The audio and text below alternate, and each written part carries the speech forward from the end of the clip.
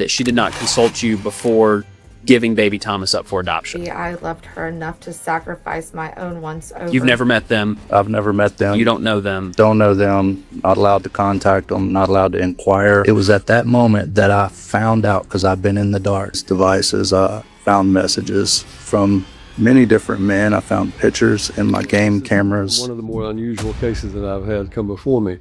This is a case where, based on alleged, which I'm understanding from Mr. Kirby, that Mr. Thomas has either pled guilty to or been found guilty of some sort of in the past, and that led Mrs. Thomas to relocate to the state of West Virginia with the party's one minor child. But she was pregnant at that time, if I recall correctly, and gave birth to that child and then placed that child for adoption with a couple in Colorado, and that there is a Colorado court exercising jurisdiction over that child, or at least attempting to exercise jurisdiction over that child. It was just an emergency motion. Father had found out that the mother had placed the child up for adoption in Colorado. He has not had contact with Scarlett Thomas, the newborn baby Thomas, or the mother in over a year. I understand Mr. Kirby's argument that that's his own doing with respect to the order of protection. The order of protection does not, however, include the minor children. Father has gone over a year without any visitation with these minor children. In his motion for the immediate return of the minor children, he prayed for general relief. The court set this hearing to determine if the father was going to be awarded any parenting time. In my opinion, it is manifestly unfair to the father, Mr. Thomas, and I know nothing about him. I mean, I know what's been alleged, and I think this is a case that I set for an evidentiary hearing to determine what is the situation between these parties, what has happened in the past, what are the conditions, like any other child custody case.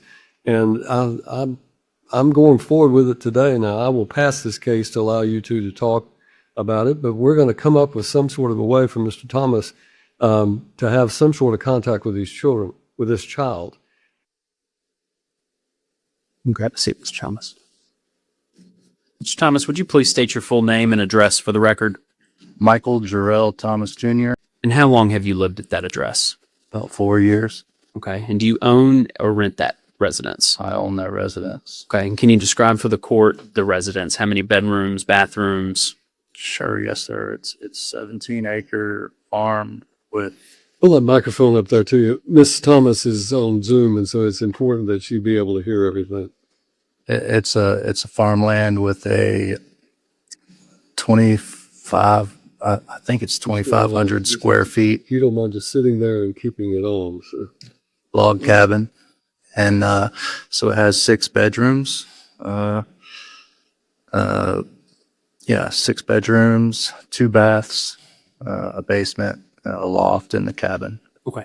And is that where you lived with Miss Thomas during the marriage? Yes, sir, it is. Okay. Does anybody live there presently other than you? No, sir. Okay. So you live at that address alone? I do. Okay. And do you have rooms set up for the children? Yes, sir, I do. Okay. And do you have rooms for both children, both Scarlett and baby Thomas, or just? Yes, sir, I do. Judge, permission to pass Right. this to. So I've already given these copies to opposing counsel. Mr. Thomas, I'm going to hear you. Yes, sir. This is bedroom number 1 that has been set up specifically for Scarlett, and you know, I've not been given the name of baby Thomas. We're referencing her. You know, so this room was set up for these girls, and this is bedroom number 1. Okay.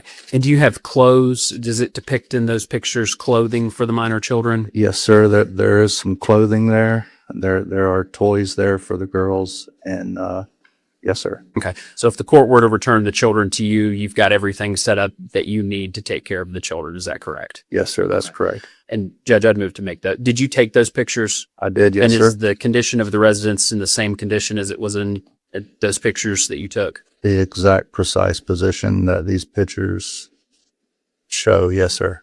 Judge, I'd move to make those All right, collective if you'll exhibits. pass that to the clerk so that she can mark it as an exhibit, please. No objection for the records. Guess I should have asked you first.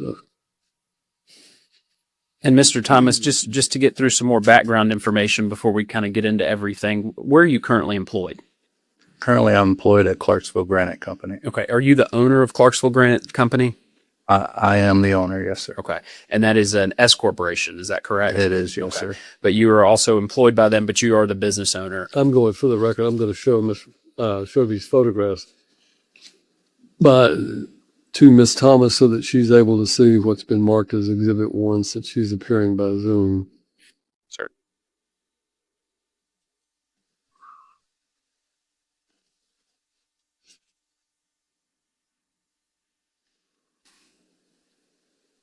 Sorry. All right, thank you. You may proceed. And Mr. Thomas, how long have you owned Clarksville Granite Company? October 1st, 2018. That would put us at 8 years, a little over 8 years now. Okay. And what do you typically do? What does a day-to-day look like there? Day to day for me looks like I handle pretty much everything at that business. These days I wear most every hat there. We sell granite countertops. We install granite countertops. We manufacture and fabricate granite countertops. And do you have employees there that work for you? I did have many employees when I was married. Well, I'm still married, but when Rachel and I were together, I had about 5 to 6 employees and 3 subcontractor installers. Yes, sir. Okay. And so do those employees no longer work for you? They no longer work for me. Can you tell the court what happened? Sure. So after the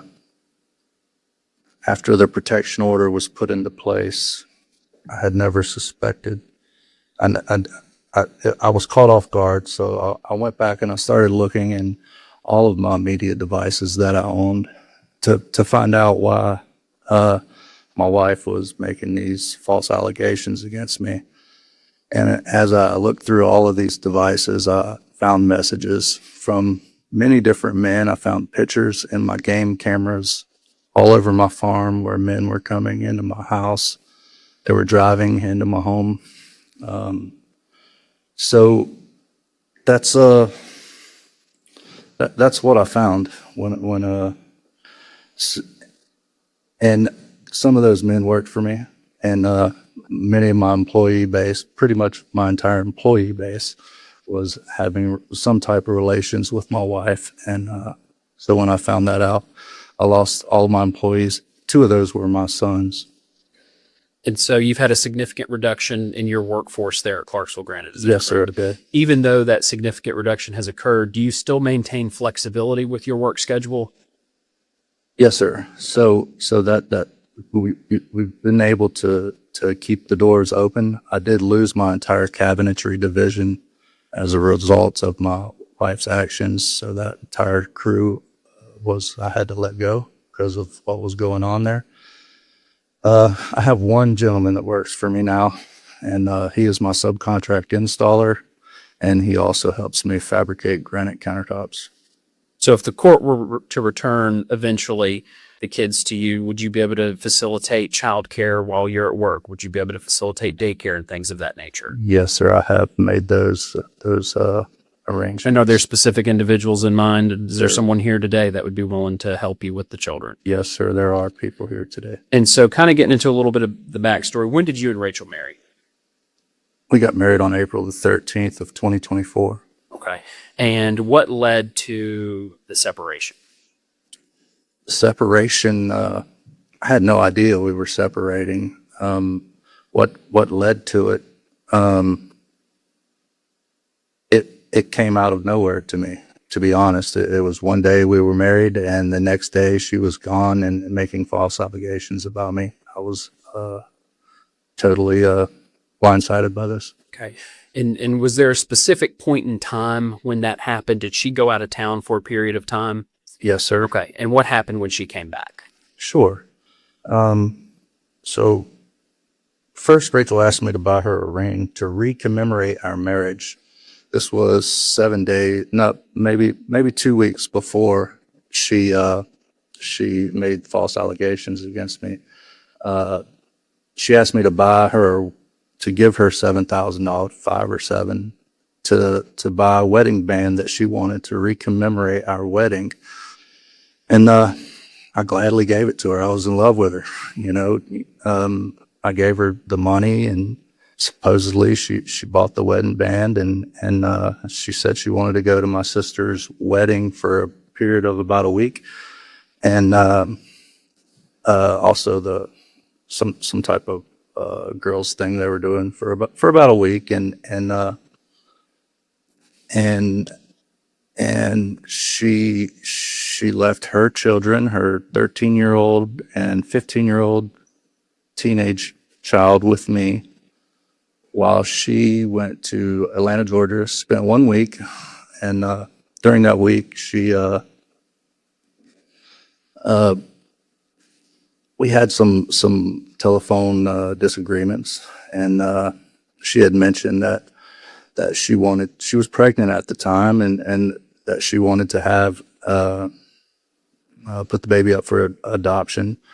And part of the argument that we had while she was there was that I did not agree to the adoption. I in fact expressed to her that I would prefer to divorce her than to adopt our child out. She did not want the child. She felt like her hands were full, and she did not want to take the responsibility of that baby. And so I several times on the phone, I probably have messages, I conveyed to her that I would prefer to divorce her than have an abortion.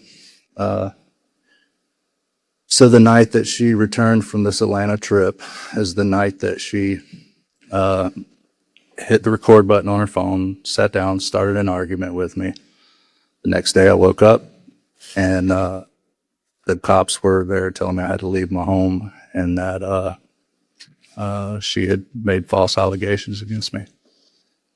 And so can you explain to the court what your relationship was? How old is Scarlett, first of all? Right now, Scarlett's 14, 15 months old. Okay. And how long has it been since you've seen Scarlett? not seen Scarlett for last September. This past September. Yes, okay. sir. And what was your relationship like with Scarlett prior to Miss Thomas leaving? It was a beautiful relationship that she had become my whole drive in life. I was presented with this little angel every morning when I woke up.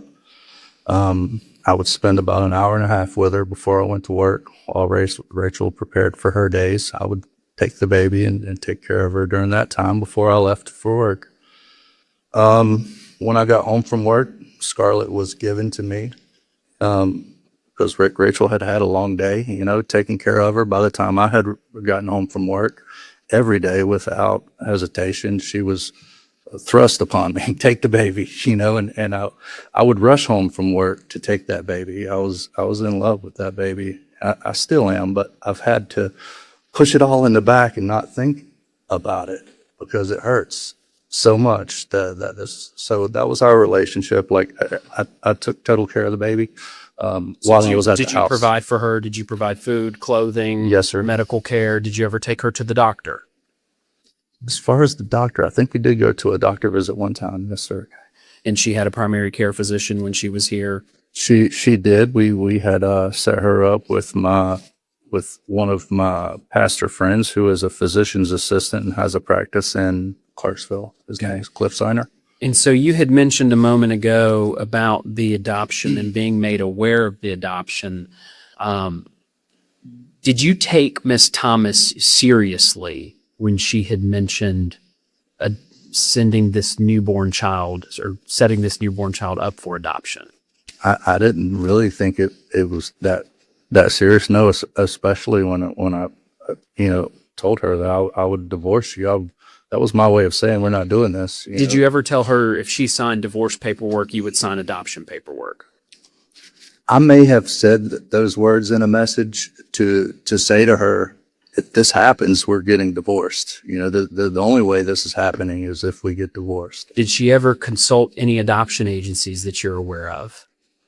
So I'm not aware that she consulted any. Were you ever a party to any of those conversations? Did you ever consult with any adoption agencies? Absolutely not.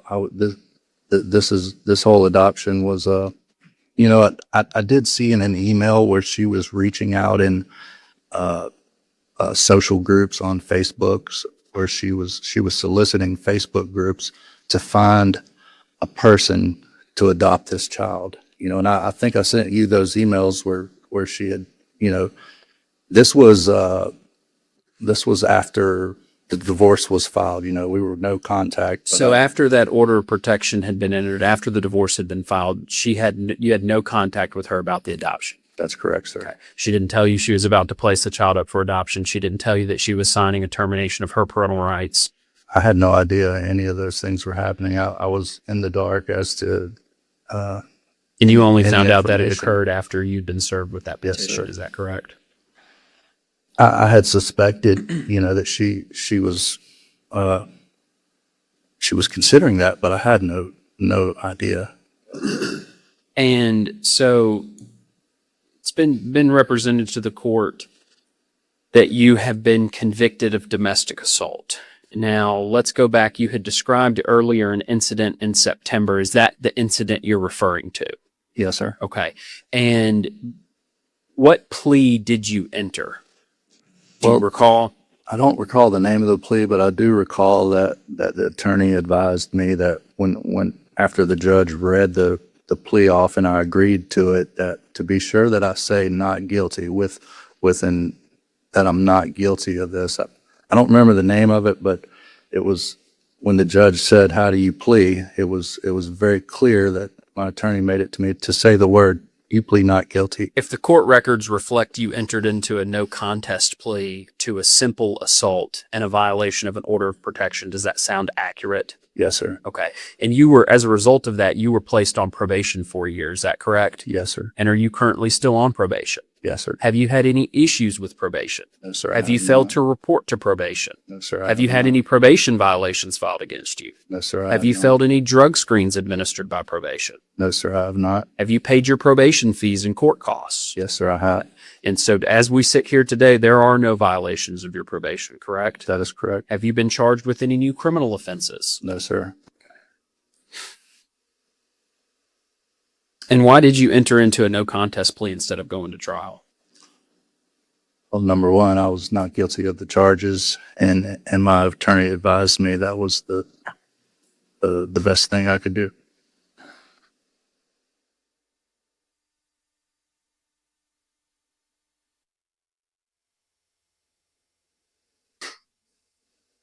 What do you want the court to understand about how you've responded to everything that's happened over the last year in your life? Wow.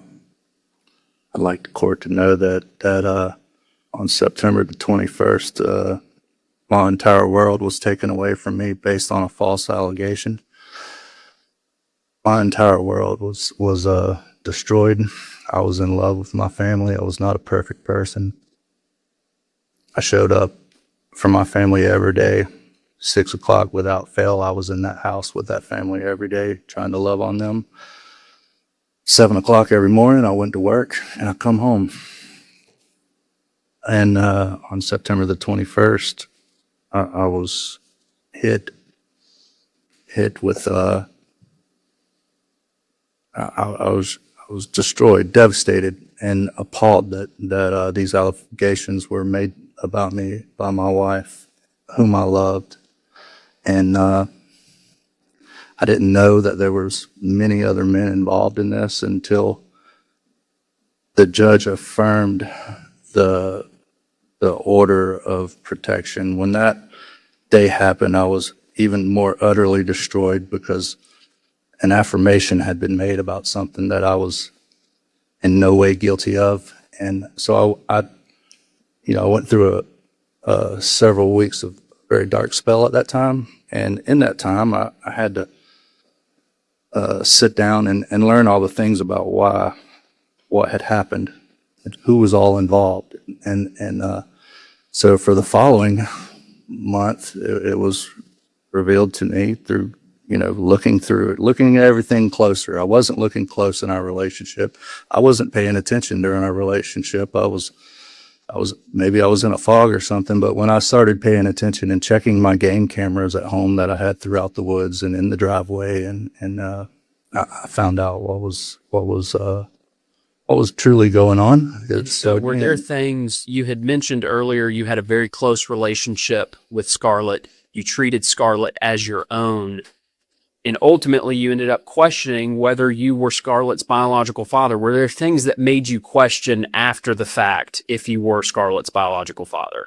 Yes, Okay, sir. what were those things that you had discovered? Those things were the text messages that I had found in my phone that my wife had made with my son. The messages I had sent to my wife in reference to her having relations with my two sons, 21 and 22-year-old, and also their friend Nathan, who's about 22 years old. And so when I received text message confirmation from her, when I sent her a message asking her about this, her response was yeah, it happened. And so Let me make sure I'm understanding you. Are you saying that your wife, Ms. Thomas, has confirmed to you that she had sexual relations with your two adult sons and a friend of theirs? that is correct, sir. You have proof of that. I have it in a text message in my phone in my car. Did she explicitly affirm that she had sexual relations with them, or did she just not deny it, Mr. Thomas? She did not deny it. She made a response to a message. I said in the message, so you've basically been sleeping around with my sons, and her response was, you've been sleeping around with my band or my sons, and her response was, they were your sons first, or they were your band first. That's the exact context. But she never made any explicit admission that that was the case, correct? To me, that's pretty explicit. She was explicitly said, yeah, it just in a different way, she confirmed it. That's one. There are other confirmations as well, and pictures and things that I have. And so if the court were to award you temporary custody or any form of parenting time with Scarlett today, are you willing to co-parent with Mrs. Thomas? Yes, sir, I am. Okay. And what is your position on keeping the two children together as siblings? That is my goal, that these two girls are raised together and that they know each other throughout the entirety of their life. Okay. And are you willing to participate in anything this court asks you to do to have visitation with your child right now, with Scarlett right now, to be determined with baby Thomas? Or are you willing to jump through any hoop that this court has? Are you willing to have supervised visits starting out? Are you willing to do anything to have parenting time with your children? The door is closed currently, sir. I have no children at all. My life was built around my sons, my children. All that was taken from me in this divorce. So to answer your question, yes, I'm willing to do anything. And why is it that you want custody of your children?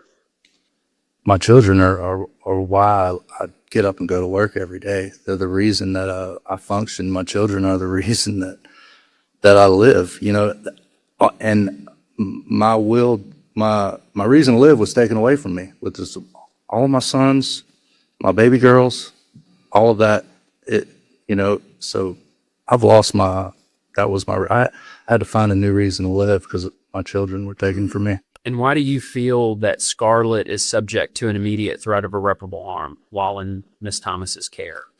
I've learned that Miss Thomas has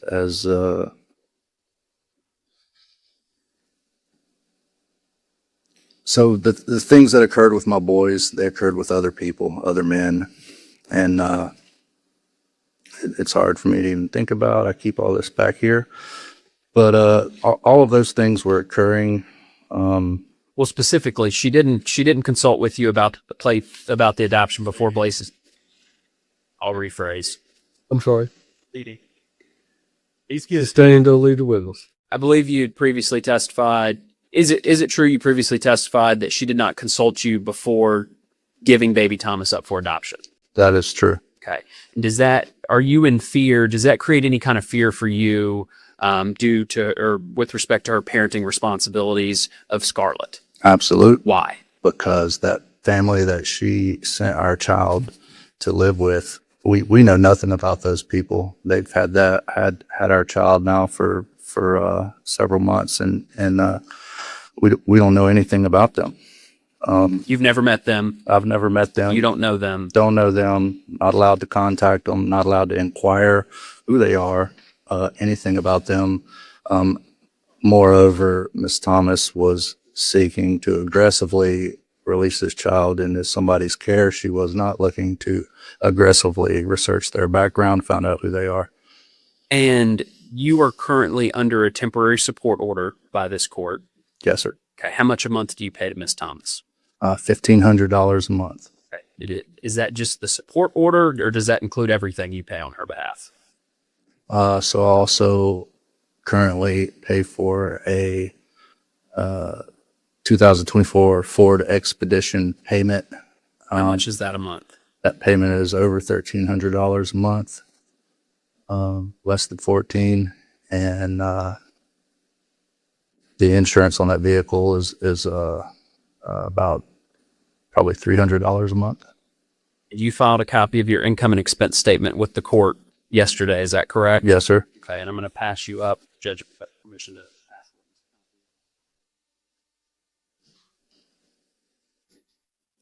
Now, you are paid a salary by your company. Is that correct? Yes, sir, I am. Okay, and how much are you paid? Is that a true and accurate reflection of your income and expenses? Yes, sir, it is. Okay, so you are operating at a deficit of $701.08, and that is before the spousal support payment is paid, before the car insurance is paid, and before the car payment is paid. Is that correct? That is correct. Okay, so are you having to rely on your savings or your business's savings to pay those things? How are you paying? How are you affording to pay for those things? Sure, it's with my savings account. Okay, and what was the balance of your savings account at the time this proceeding started?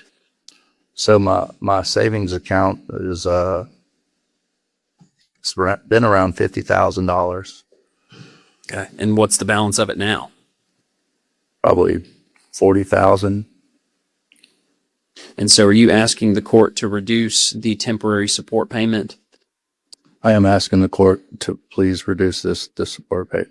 Yes, sir. And there was a previous hearing that was held. You had different counsel at the time, but is it your claim you did not have notice of that temporary support hearing? That is correct. I did not And know so that. to your understanding, the court didn't hear any testimony from you or any proof from you regarding your ability to pay any type of temporary support. That's correct. Okay. And so what are you able to provide any type of temporary support to Ms. Thomas? Yes, sir. I am able to provide temporary support. I prefer to call it child support, as she has Scarlet, but whatever we want to call And it. just to be clear, that order classified it as temporary support and child support. So is there an amount that you can afford to pay, Ms. Thomas? And what would that amount be? You know, honestly, I probably should have thought about that before I answer that question. I know what I make, and I would request that whatever the state guidelines are based on what I make, I would feel comfortable paying that. No further questions, Judge. Kirby, you may cross-examine.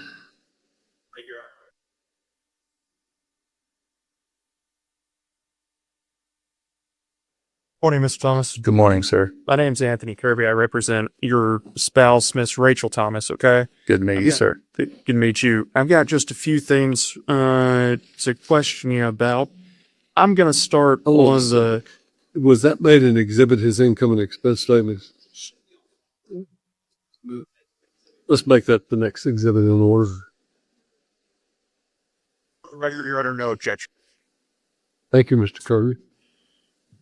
One of these times I'll get around to asking you about it before. You're perfectly fine, Your Honor. I was in a trial 2-day hearing the other day, and a counsel forgot my entire name while they were doing closing arguments. So I'm used to it at this point. Ms. Thomas, I got a couple questions for you, okay? So I'm looking at your income and expense affidavit, and I apologize. I was trying to write down things, but I did not get this down. What is your salary that you get paid? So I get a paycheck every week of about $800. Okay. And so extrapolating that out, what is your salary per year? Sarah, let me give him back his income and expense statement then if he's going to be questioned. Yeah. Did you say that there was a copy of that in the file? And so if you get paid $800, is it fair enough to say that you're paying yourself through the business approximately $41,000 to $42,000 a year? Yes, sir, that's correct. Okay. And this is a business you own, right? It is. Sole proprietorship? No, it's an S corp. S Corp? Are you set up as the sole managing member of the S Corp? Yes, sir, I am. Okay. So in terms of who gets to pay who, you get to make that decision top to bottom, right? Yes, You don't run anything else past anyone else as far as your income is concerned, correct? that's correct. Okay. And I see on your income and expense statement that it says your business pays telephone, car payment, and car insurance. Is that right? That's correct. Okay. So you use, like most people do that have a corporation or any sort of business, you use your business profits to be able to pay some of the things for your personal life that you get to use on a daily basis too, right? Absolutely not. No? No. Who pays for your car? So my car, so my personal life, I have a motorcycle that I drive. I have other vehicles. This particular car that you're talking about is my work vehicles. Okay. So do you owe anything on any of your other vehicles? So I owe money on the vehicle that Rachel drives. Okay. What about any of the other vehicles that you had? You said you had multiple vehicles in your possession. That's right. That's what I owe. My motorcycle is paid off, and I owe what Rachel is driving. What other vehicles do you have? I have a 25 Mustang. And you bought that right after y'all separated, right? That's correct. And you actually paid cash for that? I did. Okay. So No. Stop. I did not pay cash for that. That's finance. I'm sorry.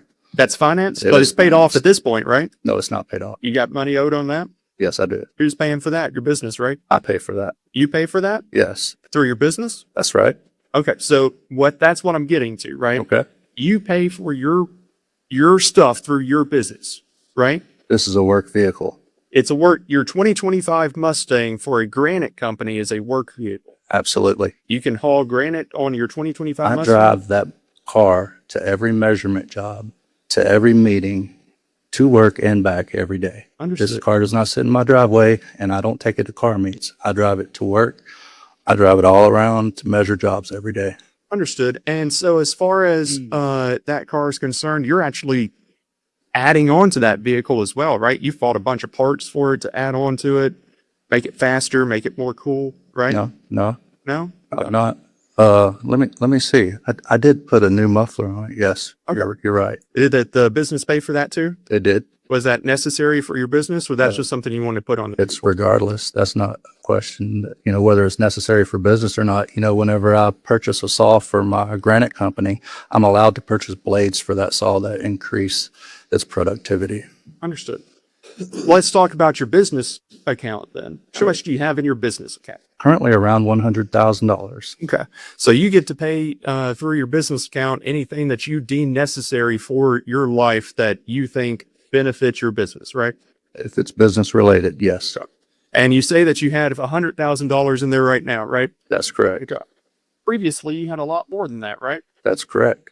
I'm going to pass up a document to you. Sure.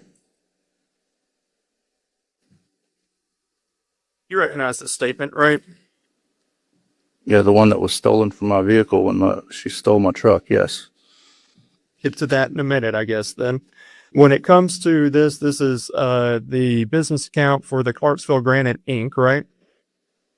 Looks like that's what this is. Yes. And just to make sure, during y'all's relationship, marriage, after the separation, my client has no access to any of these funds, right?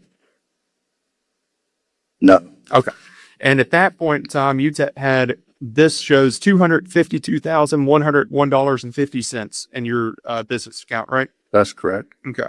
And that was right before y'all's separation statement ending July 31st, 2025. That's correct. Okay. Make that the next exhibit, if I may, Your Honor. Exhibit 3.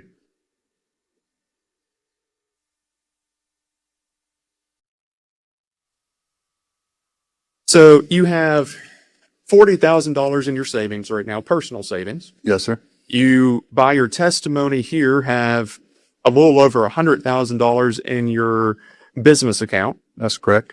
And at some point within the past year, essentially, you had over $250,000 in your business account, right? That's correct. Okay.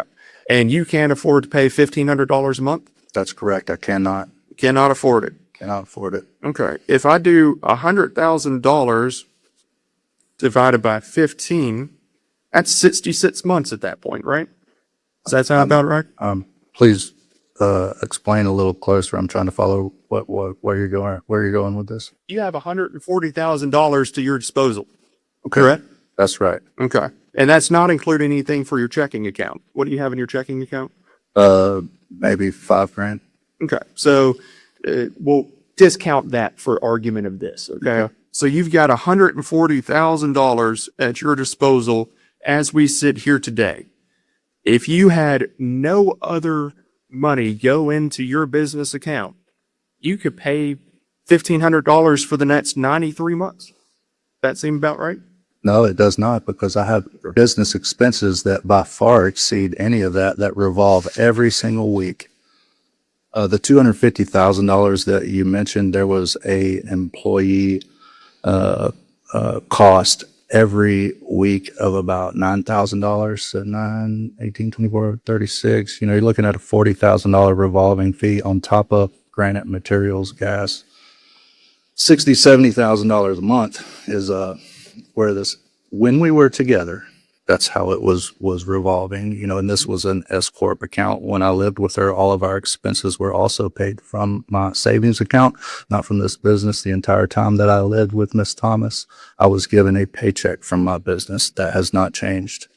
Ask you up another document as well. You recognize these statements? Yes, sir, I do. Okay, these are statements that were being deposited into your business account, correct? Yes, sir. On one of them was $45,437.38, right? That's correct. One of them was $2,270.61, right? That's correct. And one of them was $16,458.23, right? That's absolutely correct. Okay. And these aren't all of the things that you're making. These are just showing that you get significant amounts of money paid to your business that you get to continue to deposit into that $100,000 account that you get to use, correct? Significant amount of money come out of that account. You're only addressing what's going in. Made that the next collective exhibit, if I may, Your Honor.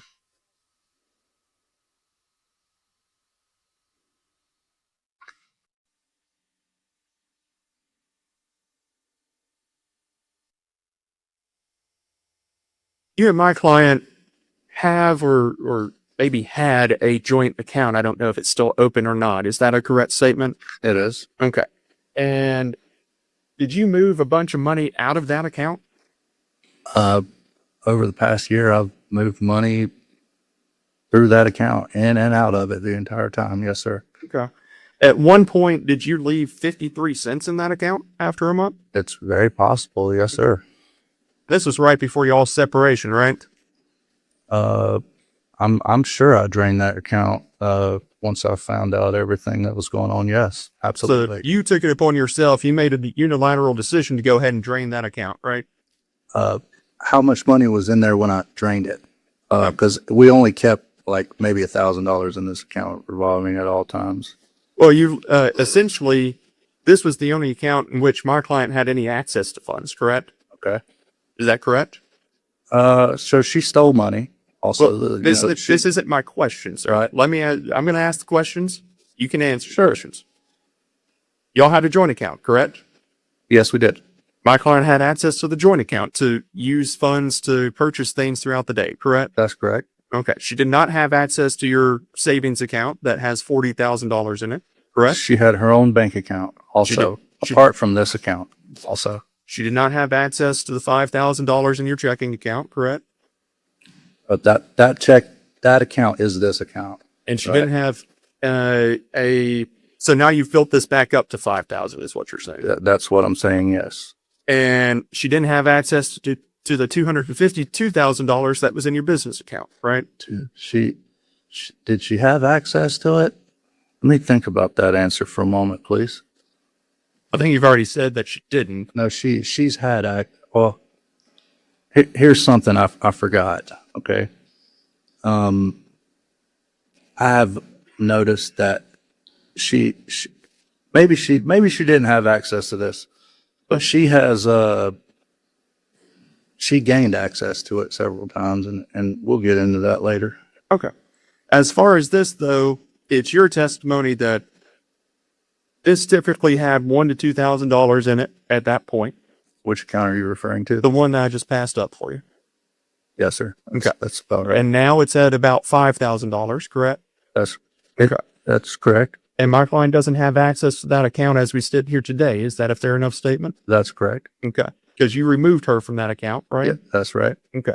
And when you find out that there was things going on based on your statements and your testimony here today, you drained this account and left with 53 cents in that account, correct? That's correct. Okay. Right. That the next exhibit, if I may, Your Honor.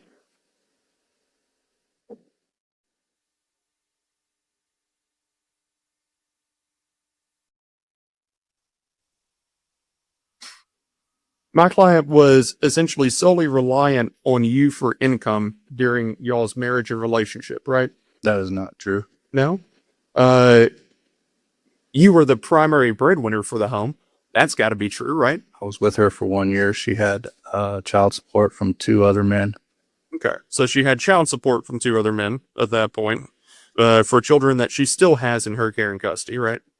That's correct. That Okay. she never used. She stored it away in a secret account somewhere nobody knew about. Nobody cared. Okay. And so in terms of money that was coming into the home, you were the one providing money coming into the home for the 2 of you, right?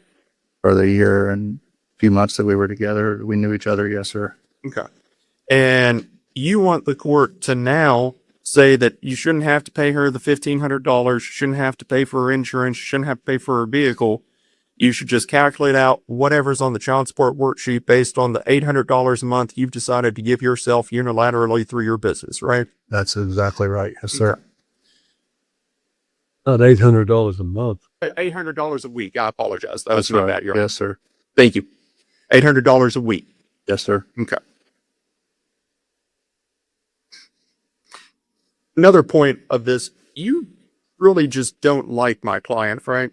I love her and I have forgiven her. There's no don't like about it.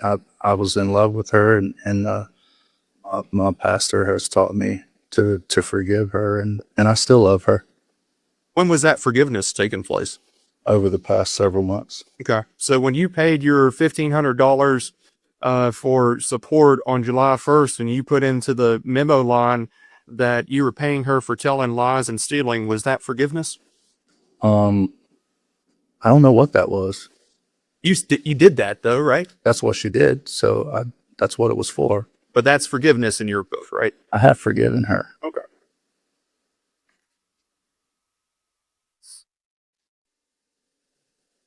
And in terms of the aspect of this hearing that happened previously, right?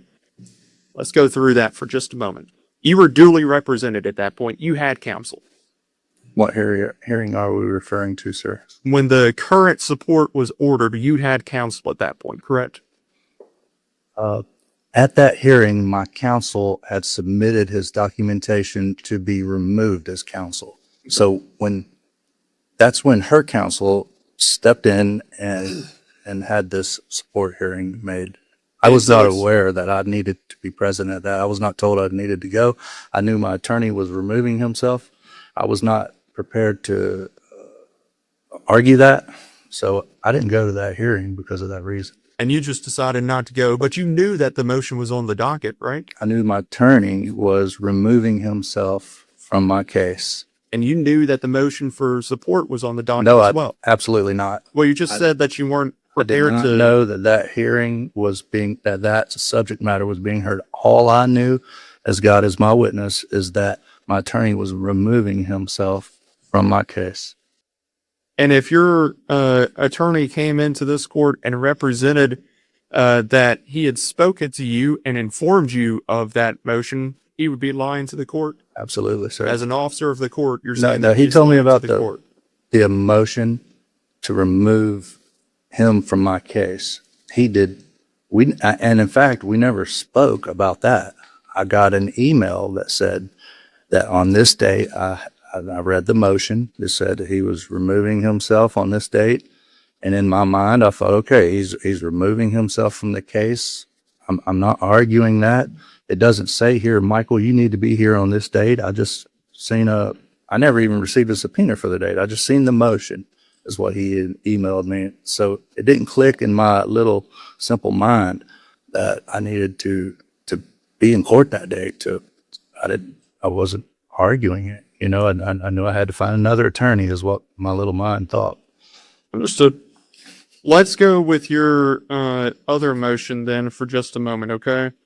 As far as this emergency motion that you filed. First off, you had told multiple people that these children weren't your children, right? I've never told anybody that. I said there was a question after I found out about some things. Some things that you inferred through my client's response based on your testimony. There was never any sort of admittance to anything on that side of things, correct? She has admitted to it. My sons have admitted to it, yes. Okay, your sons aren't here today, right? That's correct. And you haven't presented any sort of actual proof that she's admitted to it, right? I was not advised that that was something I needed to prepare today. So that was something you had issues with your previous counsel. Now you've got issues with this counsel not advising you of certain things. I have no issues with my counsel. Okay. We were here to address something different today. We weren't here to address those ugly things.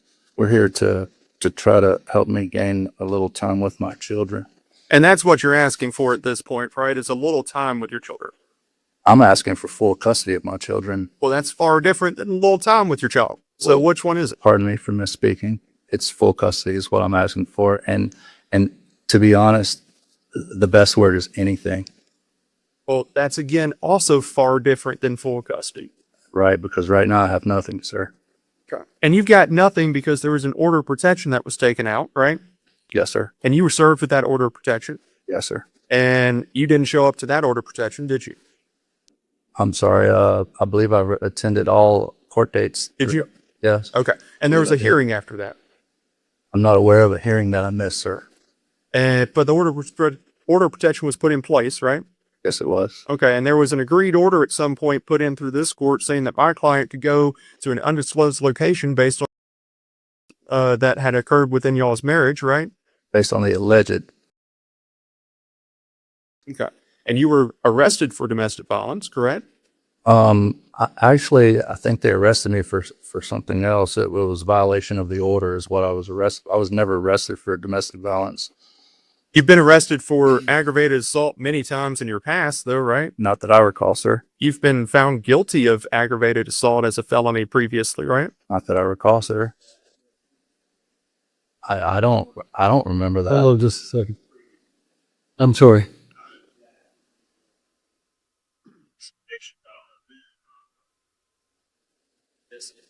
Well, he can only be cross-examined about what he may have been convicted of, not what he's been charged with, because that's the rule of evidence is that you can cross-examine a witness regarding a prior conviction of a felony if that, or a misdemeanor involving moral turpitude. So sustain the objection as to the form of the question at this point. I'll rephrase at this point. You were previously convicted and put on probation in Georgia, right? 13 years ago. Okay. And if it's over 10 years, it's not admissible anyway. I'll move fast.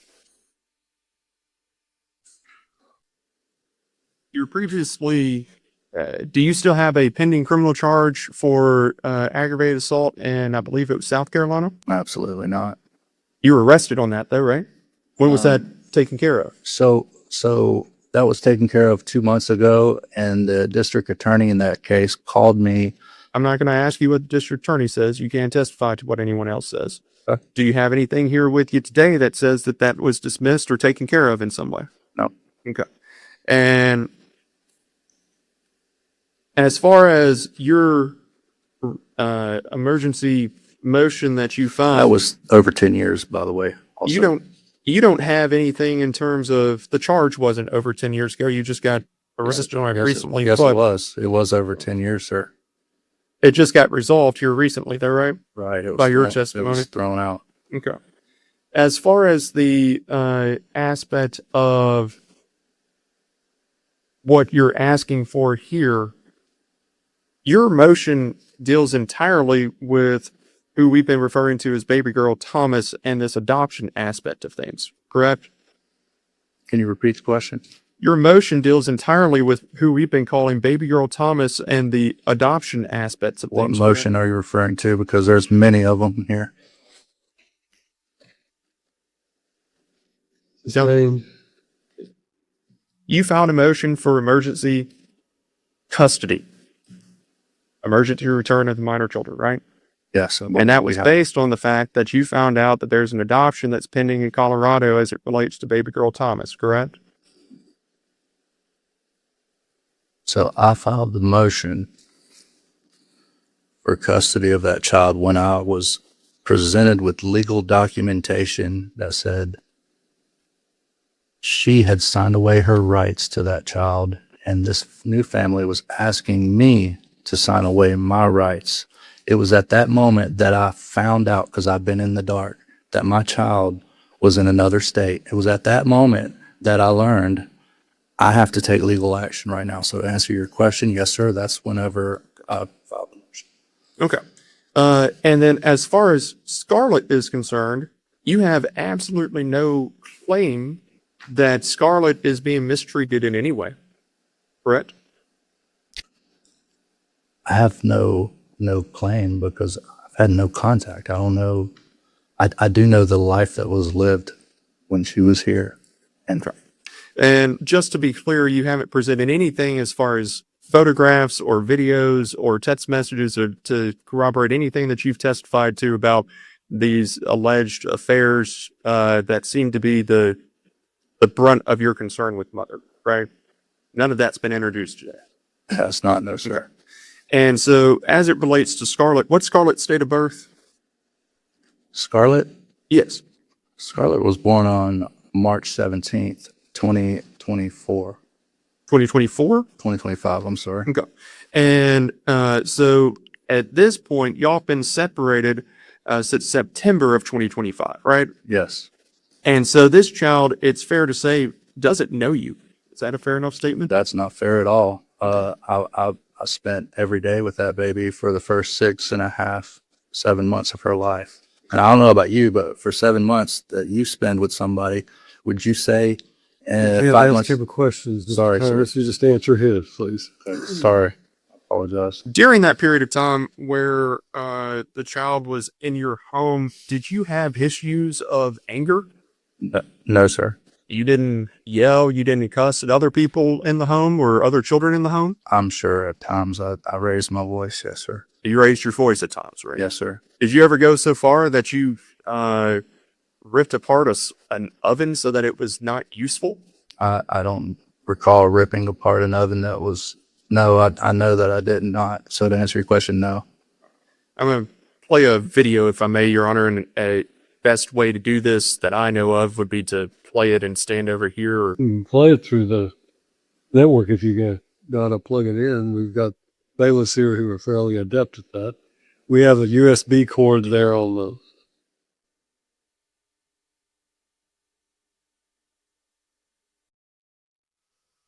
I can log into the video and share my screen. Whatever you want to do. If you're going to show him, I assume you want me to see it at some point too. Yes. Then you show him, and then you can show me whatever you want to do. I don't care. We're pushing the noon hour, and we'll be adjourning to lunch, or recessing for lunch. So what I would say is, let's get as much ground covered as we can. So. And yes, Your Honor, and I've got a final hearing in Montgomery County that's been pushed for 1 o'clock at this point, so I've got that issue as well. So let me try to play this for him, and then I'll play it for you because that'll be the quickest way of doing it. It's short video. For the record, I have shown this video to opposing counsel. I approached. Well, let me ask you a question. If you are supposed to be at a final hearing at 1 o'clock, exactly, we're not going to be finished with this hearing at that point. I would hope we would be. I'm almost done with this, asshole. I guess we're not going to be, but we're calling other witnesses. Well, I was expecting that it would be more than just Mr. Thomas. All right, go forward. I guess we'll deal with that. I will video. I don't in the video. What is the video of Mr. Video that has a foundation. What is the video of Mr. Kirby? Video is of Mr. Thomas, and you can clearly see, not see, but you can clearly hear his voice as far as what is being said through that. It is a early morning in which he is, I'm going to say, belligerent, talking to other children within the home. This would have been after the birth of the Scarlet. The video was taken by my client, but I believe that he can easily testify and identify his own voice. During the video, and he'll be asked if whether or not he can authenticate it. If he cannot authenticate it, then it cannot be introduced. I'll play it through my client at that point. May I stand up here? Okay.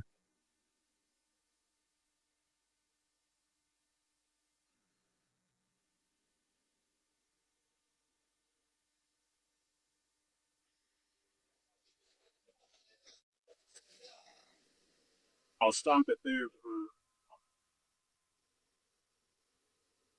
Ms. Thomas, did you hear that video? The part that play? I heard the video, yes, Okay. sir. Is that your voice in the background? That could be my son. We sound exactly alike. It could be your son. Yes, sir. His Okay. name is Dalton Thomas. Okay. So you think that it could be your son? Do you recall this exchange in any way? I do not. You don't recall the exchange? No, sir. Okay. I'll just play it through my client.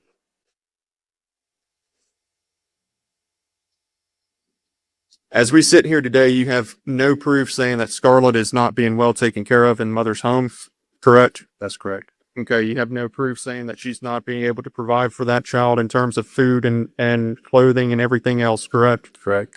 And you haven't seen your child in a year, correct? That's correct. And are you asking this court to simply take that child away from mother at this time and place that child with you moving forward? Yes, sir. And you think that's in the child's best interest, Yes, sir, I do. even though that child hasn't been with you for over a year and all of the things that have been going on here? I think that is in the child's best interest. Yes, sir. Okay, even though you agreed previously that she'd be able to relocate knowing she was pregnant at that point, right? That's correct. Okay. Nothing further right now, Your Honor. I have a couple of questions. You said that Mr. Kirby just asked you if you agreed to her relocating. I don't know that there's an order in the file here. I haven't been able to find it. Where did you agree to her relocating? I was not exactly informed that I recall, sir, of where she was going. Just out of state is how it was labeled in the paperwork that was presented to me. Right.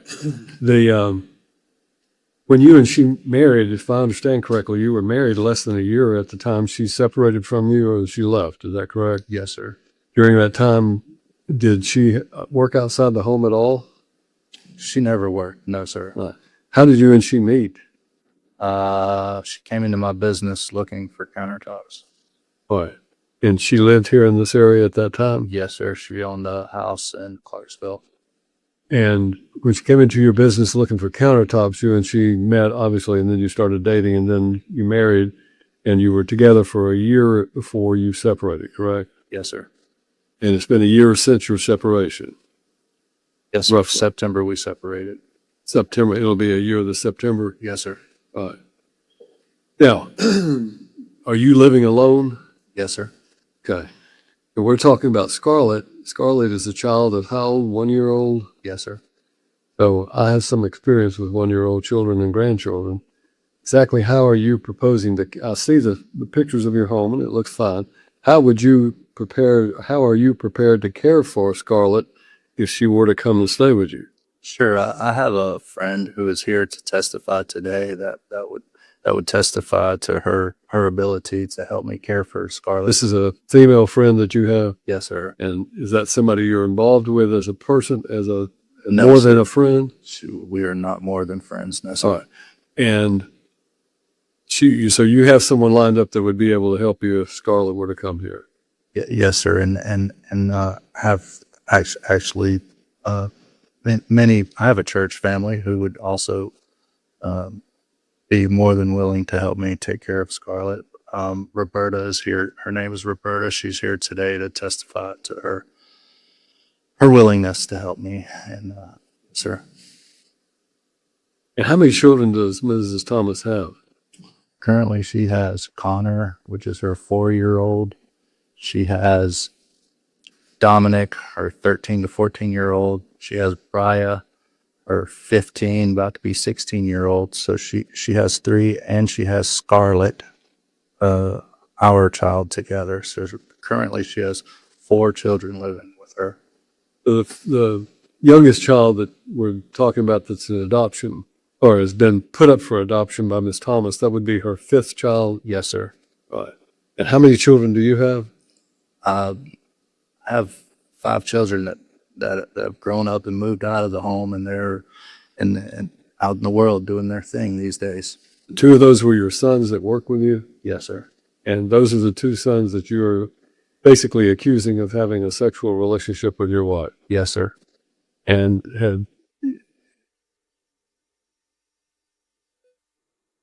how old are they? The boys are 21 and 22 now, I think. And I don't want you to tell me what it is, but you're saying you have some proof that that is in fact what has occurred. Yes, sir. I have more than some per. Yes, sir.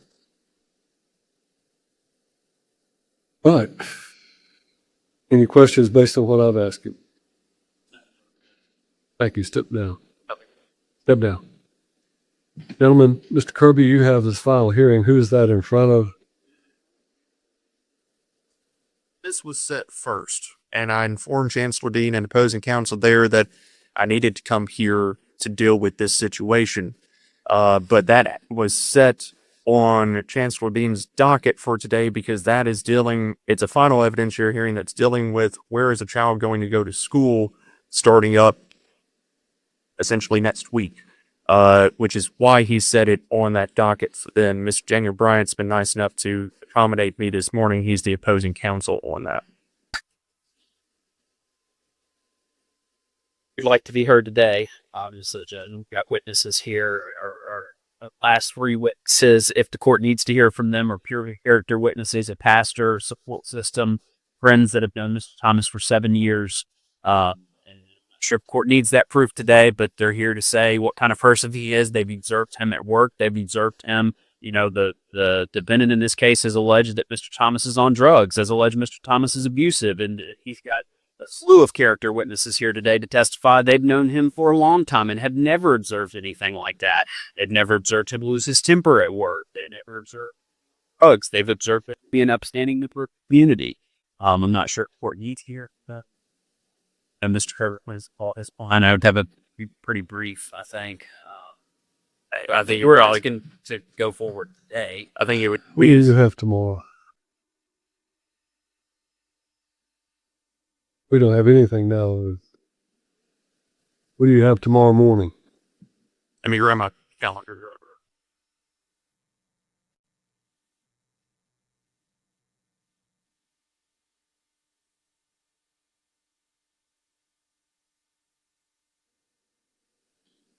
I have one motion that I can have covered, and the rest are consults that I'll move.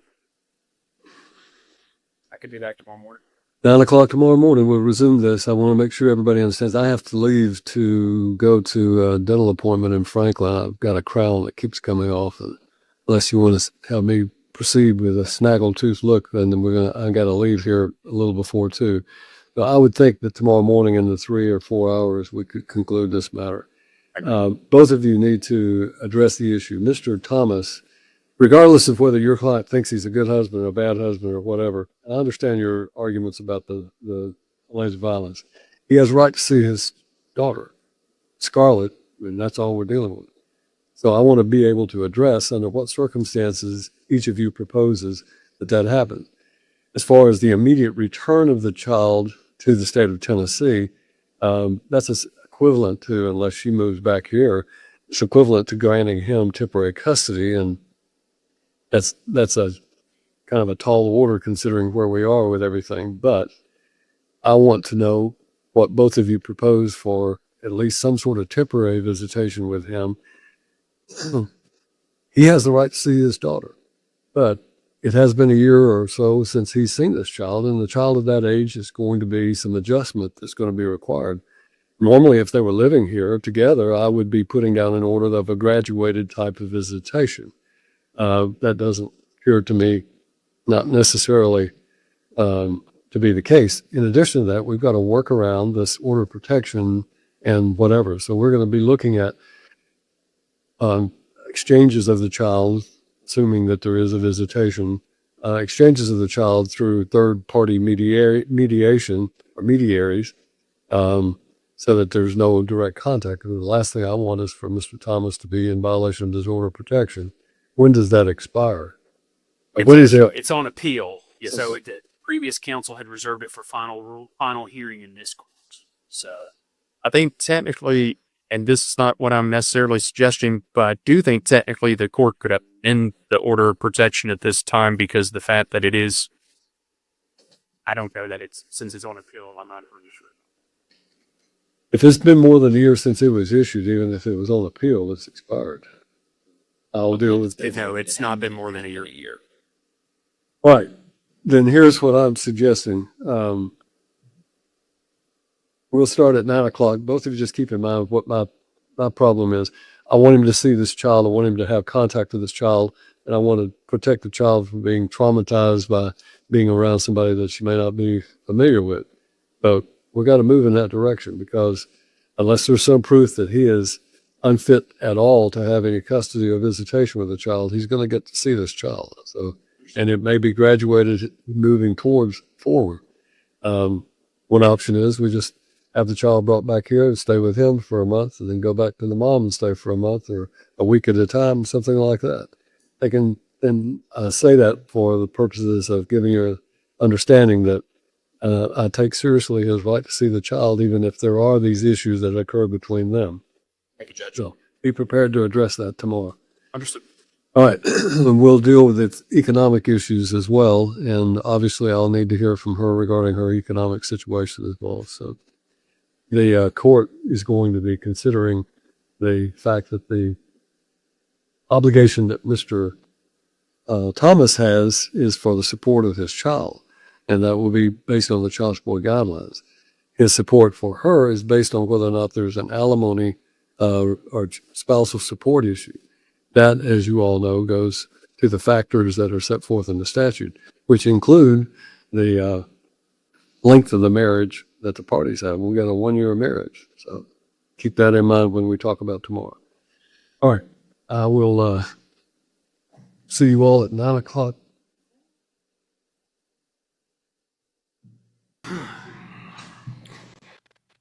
All right, everybody ready? We're back on Thomas versus Thomas. So I believe at this point we need to, you were putting on your proof, correct? Go ahead, call your next witness. You're calling Rachel Thomas. Ms. Thomas, you're being called as an adverse witness. You need to raise your right hand and let me place you under oath, please. Do you solemnly swear or affirm the testimony you're about to give in this case to be the truth, the whole truth, and nothing but the truth, so help you God?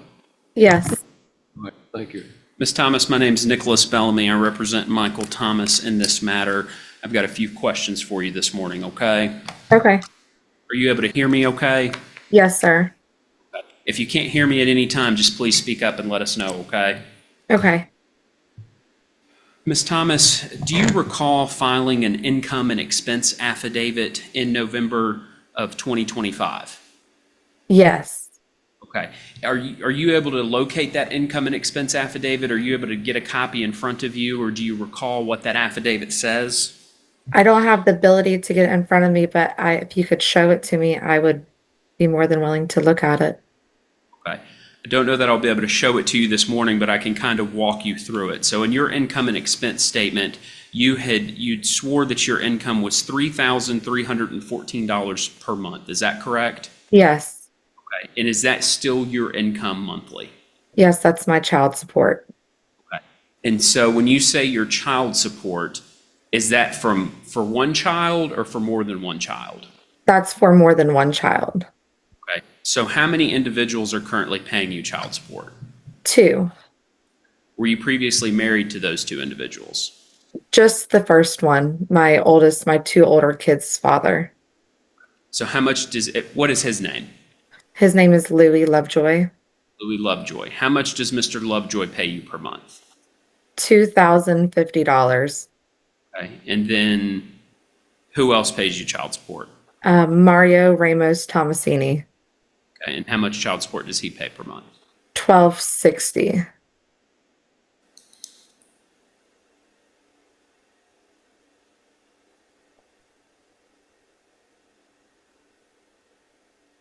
And then you have received $1,500 a month for Mr. Thomas since the court's entry of that temporary support order, correct? Correct. And in addition to that, Mr. Thomas is paying for the Ford Expedition, is that correct? Yes. And the Ford Expedition costs approximately $1,300 a month, is that Yes. correct? And he's also paying for the car insurance for that vehicle, is that correct? Yes. Is Mr. Thomas currently paying any other of your expenses? No. And so on this income and expense affidavit, you swore that you were paying $2,000 a month for food, is that correct? Yes. And an additional $1,000 a month for eating out. Yes. So it's your testimony before this court, you pay $3,000 a month for food. Yes. And that's for you and how many children? That's for me and my parents and my children because I live within their home. So you pay for your parents' food as well. Yes. Okay. So how much of that $3,000 per month goes towards your parents? Oh gosh. I don't know because I do like when I go grocery shopping, it's boxed. So I mean, I wouldn't know how to break that down to how much they get a month for the food part. And your parents don't provide you any money for the food? No. Are you paying your parents rent to live in their home? So I give them money when I can. So sometimes it's 400, sometimes it's just when Michael started paying me the 1,500, I started giving them money back because they were helping support me during the time that he was not. And you swore that you were paying $1,000 a month in breast milk, is that correct? Yes. And are you still paying $1,000 per month for breast milk? No, sir. So that expense is completely gone. Yes.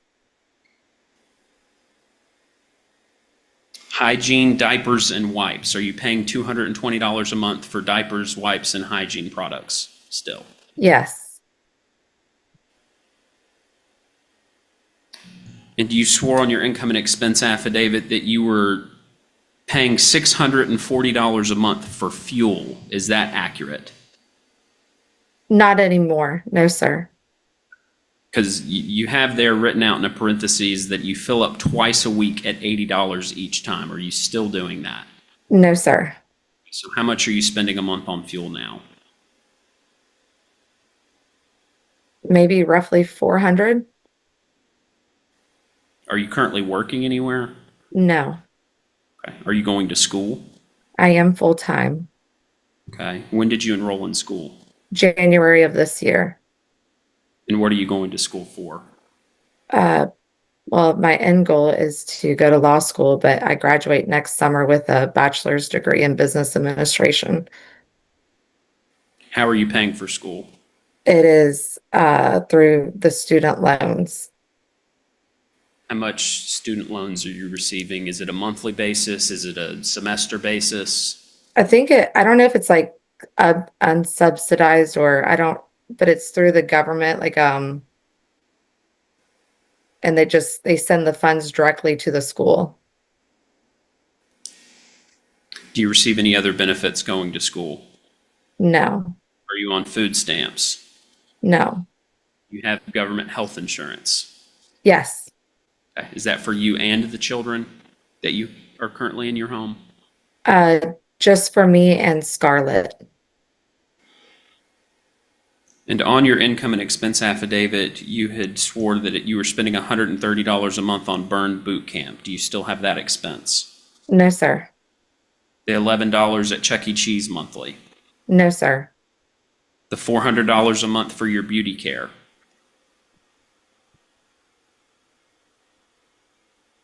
So I usually get my hair done every 6 weeks, and I would say that's 250 every 6 weeks is what I usually spend on my hair.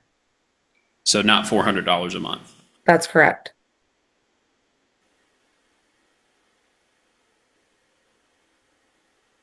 $200 a month on family outings. I would say that's accurate.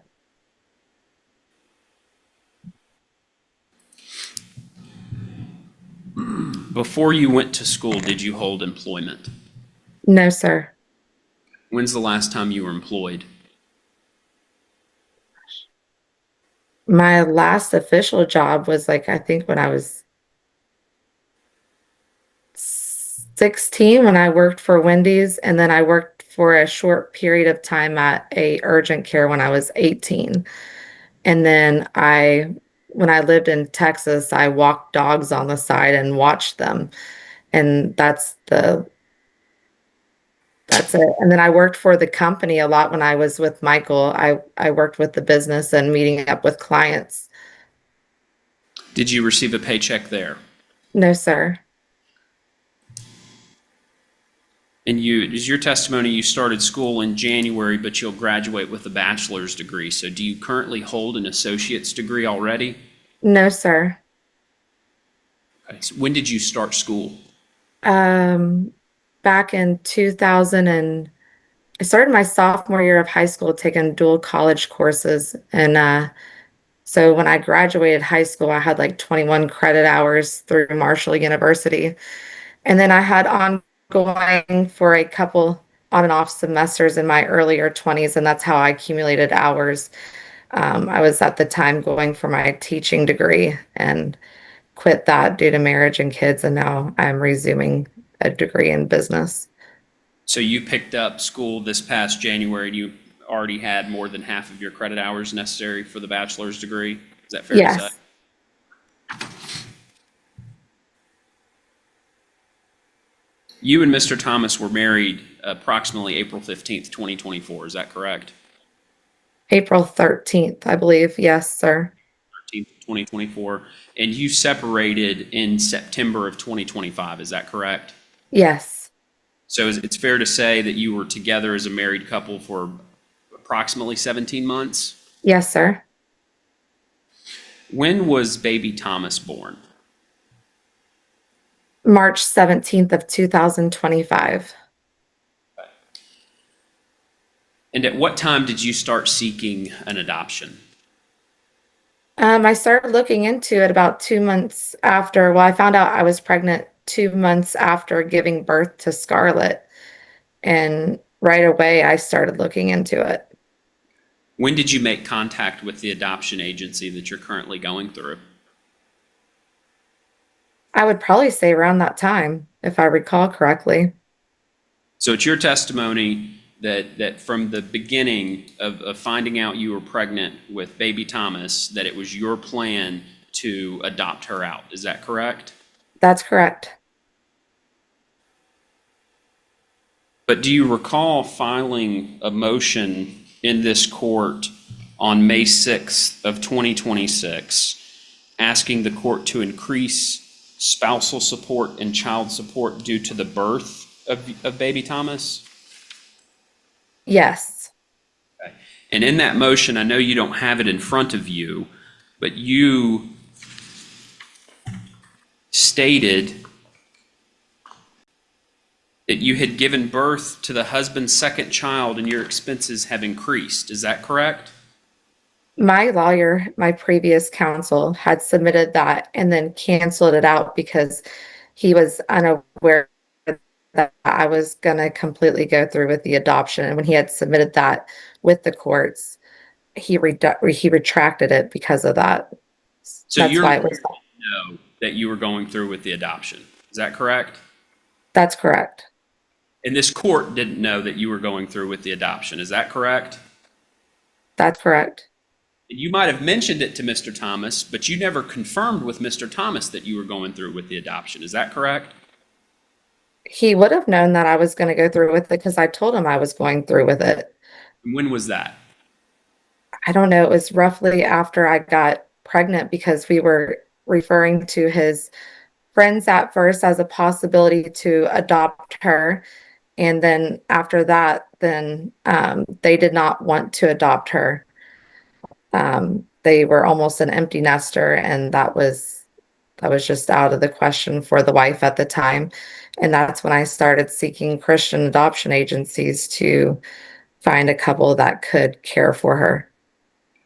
And that was all prior to September of 2025, your contact with Mr. Thomas, correct?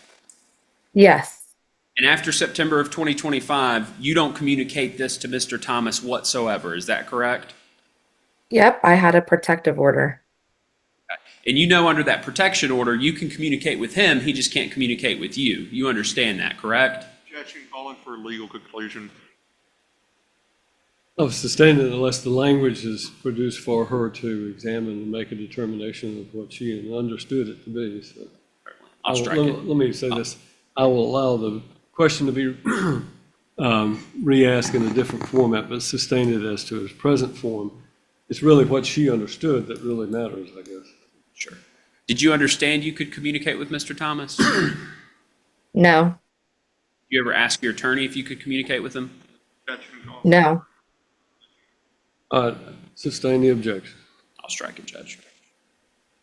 But you never informed Mr. Thomas, you never talked to him after September of 2025, correct? That's correct.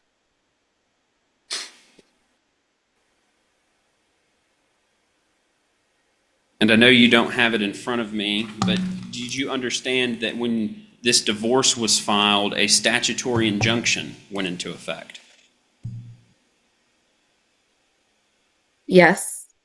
And you understand that that statutory injunction prohibits you from doing certain things without the approval, permission from this court or an agreement of the parties.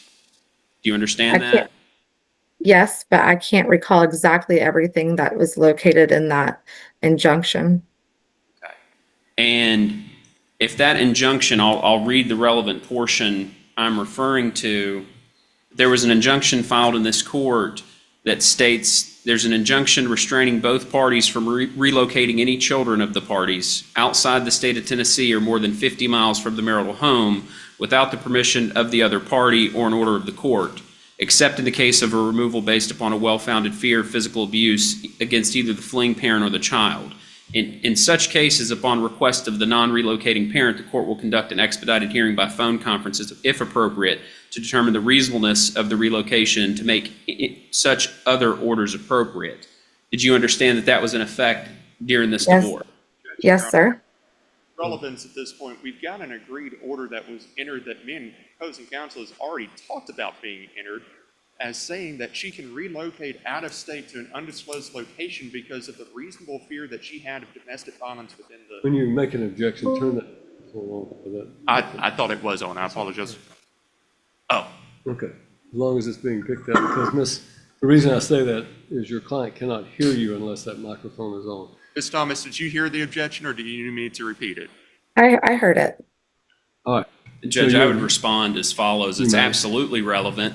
The agreed order allowed Ms. Thomas to relocate with Scarlett to an undisclosed location, but it did not permit her to take baby Thomas and move her to Colorado without informing anybody, her attorney, this court, or Mr. Thomas. So it's absolutely relevant. She's violated the statutory injunction.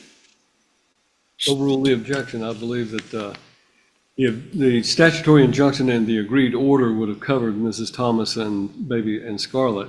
Baby Thomas, as we're referring to that child, was not a life in being, I suppose, at the point in time when that order went down, and as a result, that order could not have applied to her. As I think counsel has pointed out, the question becomes then whether or not that's a violation of the statutory injunction for her to ship that child off to Colorado.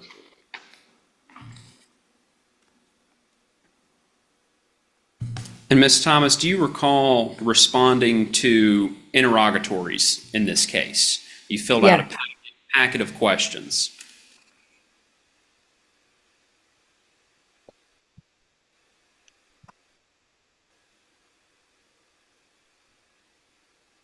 And Ms. Thomas, I know you don't have these in front of you, but I would direct your attention to question number 31. It asked, please state the specific days and times that you propose the husband have parenting time with the minor children, and attach hereto as a request for production your proposed permanent parenting plan in this matter. Do you recall what your response was to that interrogatory? I do not. Okay. If it was 0 out of 365, would that be an accurate response? Yes. Okay. So you propose Mr. Thomas have no parenting time whatsoever, is that correct? At that time, due to his behavior and what was going on within the relationship for the safety of our child, absolutely. So it was your goal at that time to cut him out of the children's lives completely. Is that fair to say? Not forever, sir. Not if he got better.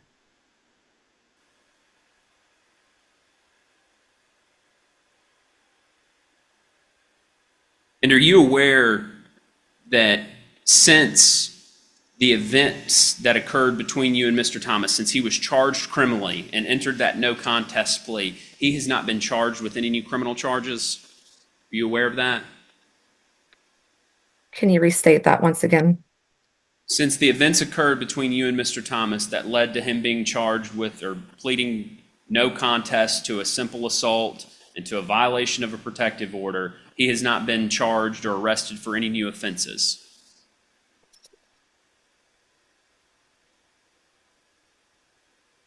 No, sir.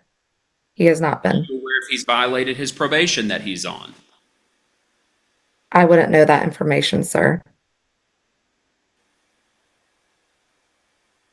So as you sit here today, you have no new information from September 2025 to current with respect to Mr. Thomas.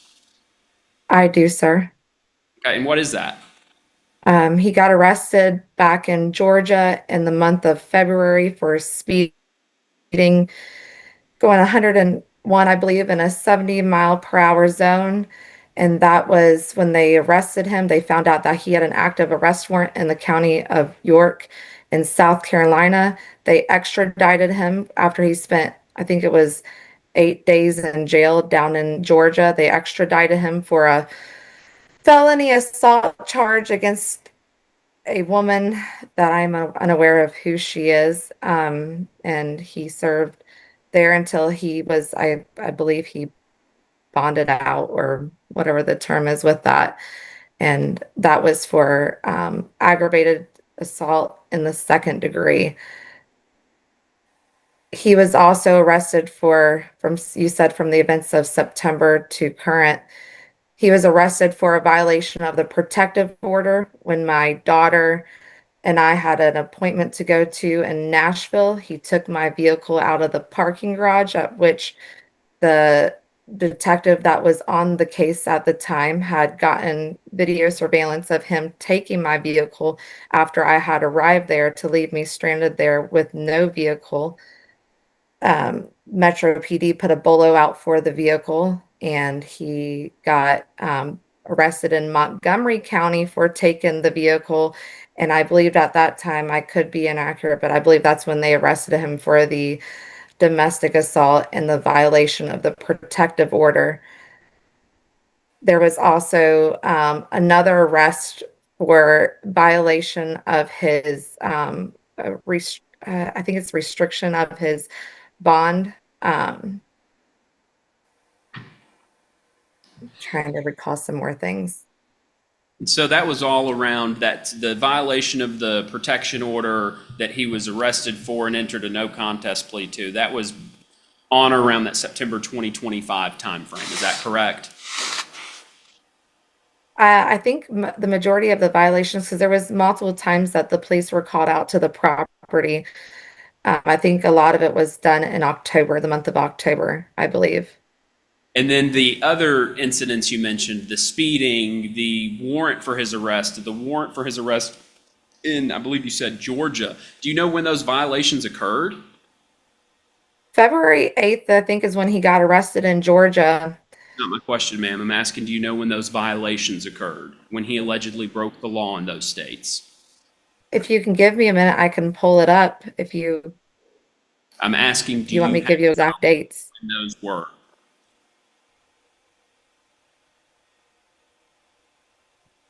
I'm sorry, can you repeat yourself again? Thomas, I'm asking if you have personal knowledge as you sit here right now, not without looking at anything. I'm asking if you have personal knowledge of when those violations allegedly occurred. February 8th was when he got arrested, Thomas, best I'm to going my to ask, recollection. And February 16th was when he got extradited to South Carolina. I request the court direct her to answer my question. I'm not asking when he was arrested. Ms. Thomas, for those you need to offenses. listen to what he's asking. He's asking you if you know, when is it alleged that he actually violated the law that led to those warrants being arrested? Not when he was picked up, but when, Oh, how old were the charges is I think what is being uh, asked. If you know. If you don't know, that's okay. I want to say April 17. I just can't recollect the day. Well, rather than look at something that we can't see, you just need to answer from your memory. If you have That's memory, that's my memory, sir, is April of 2017. April of 2017. Yes. That was before you met Mr. Thomas, is that correct? Yes, sir. Before you had children with Mr. Thomas, is that correct? The video cut off. I'm sorry. What was that? Okay. That was before you had children with Mr. Thomas, is that correct?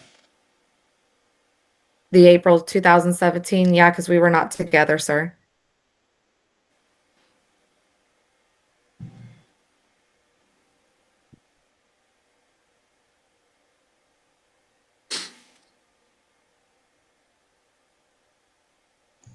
The adoptive parents in Colorado, do you know who they are? Yes, sir. Do you have a personal relationship with them? Yes, sir. Do you know who they were prior to the adoption placement? No, sir. So did you meet them through the adoption agency? Yes, sir. let's make clear, those are potential adoptive parents. This court is Certainly. of the opinion, and I have ruled that this court has jurisdiction over the custody of that baby Thomas, and that in this court's opinion, that Colorado does not have the authority to grant an adoption. So when we refer to those folks out there in Colorado, they are potential adoptive parents. They are not adoptive parents. Thank you, Judge. I'd also, at this point, I know we're going down this line of questioning. I'm just going to. Is your microphone on? It still? is, Your Honor. Okay. I'm just going to. Thank you. Yes, that's right. I just wanted, you can pull it there closer so that Mr. Thomas can hear you. So. I also might be just height-wise too far away from it, but when it comes to that, I'm just going to object to the relevance of what we have going on here. The court's already entered a stay as far as the issues of that child that's going through the adoption. I think it's well established at this point that adoption proceeding is going on, but in terms of what we have here today, I don't think that it has any relevance. Let me make clear one thing. This court today is considering what sort of parenting plan that I should put down in this case. And there's no question, the parties have conceded that I have the right to make a parenting plan for Scarlett Thomas, who is the biological child of these two parents. I have deferred to an interlocutory appeal on the question of jurisdiction to avoid any kind of long-term issues, but I fully expect the Court of Civil Appeals is going to affirm what I have ruled as far as the jurisdiction. I may be wrong. But in this case, we all know what the statutory factors are, and the statutory factors are that I have to consider who should be the primary residential parent, and that's what I'm going to be doing today. And part of those factors are going to be what kind of relationship each of them has with the child that I'm going to be entering an order on, and whether one of the parents has encouraged a healthy relationship with the other parent.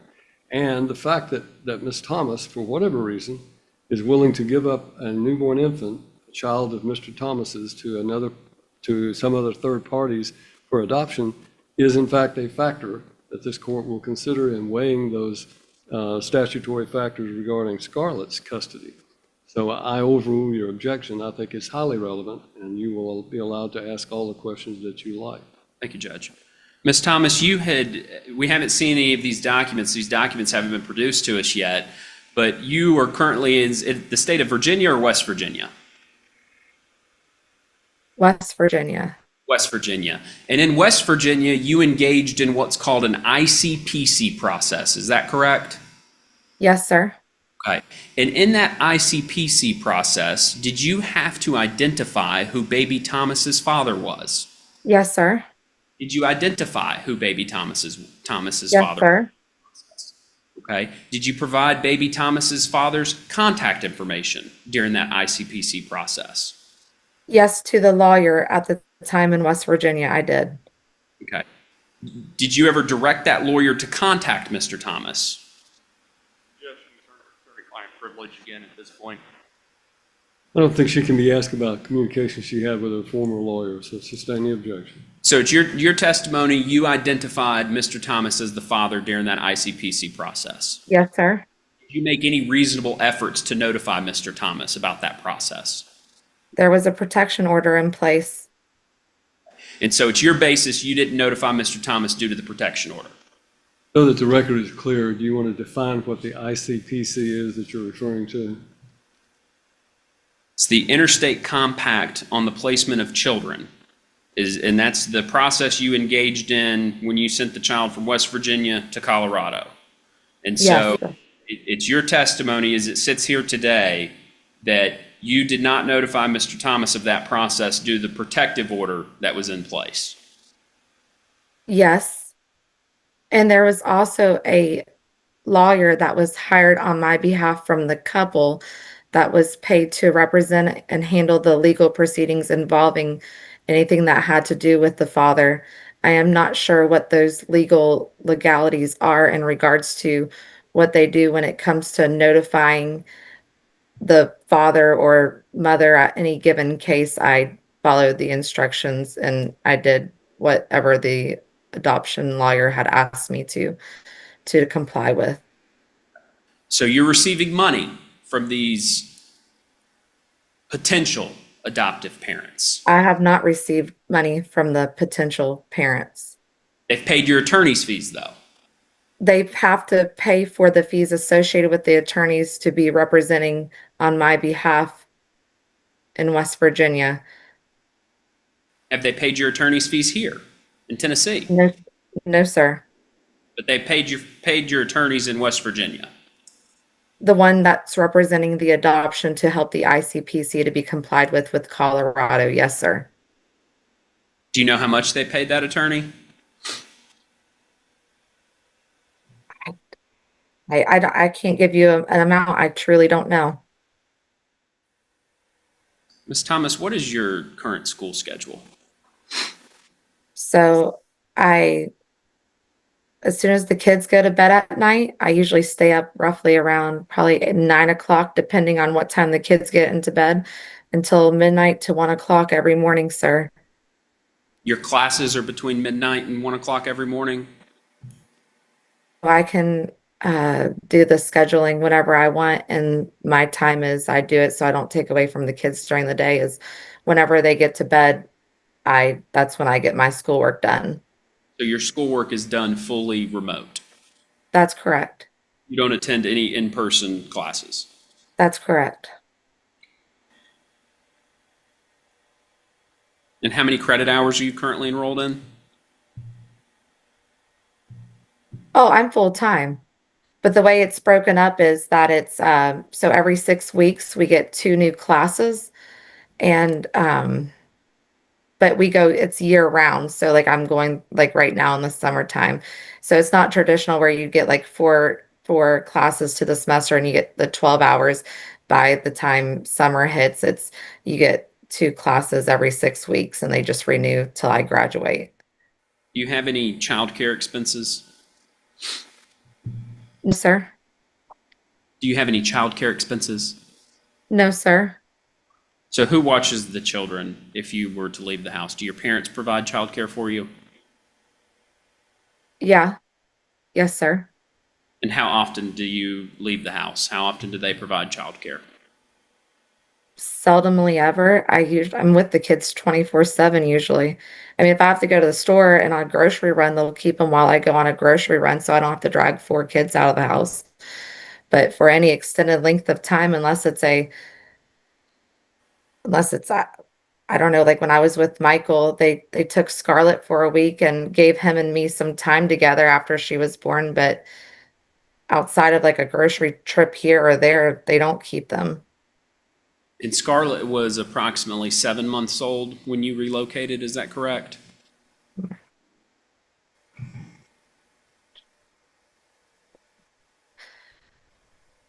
Yes, about 7 months old. And during those 7 months, did Mr. Thomas interact with Scarlett? Yes, sir. Did he help feed her? Yes. Did he help change her diapers? No. Did he provide for her?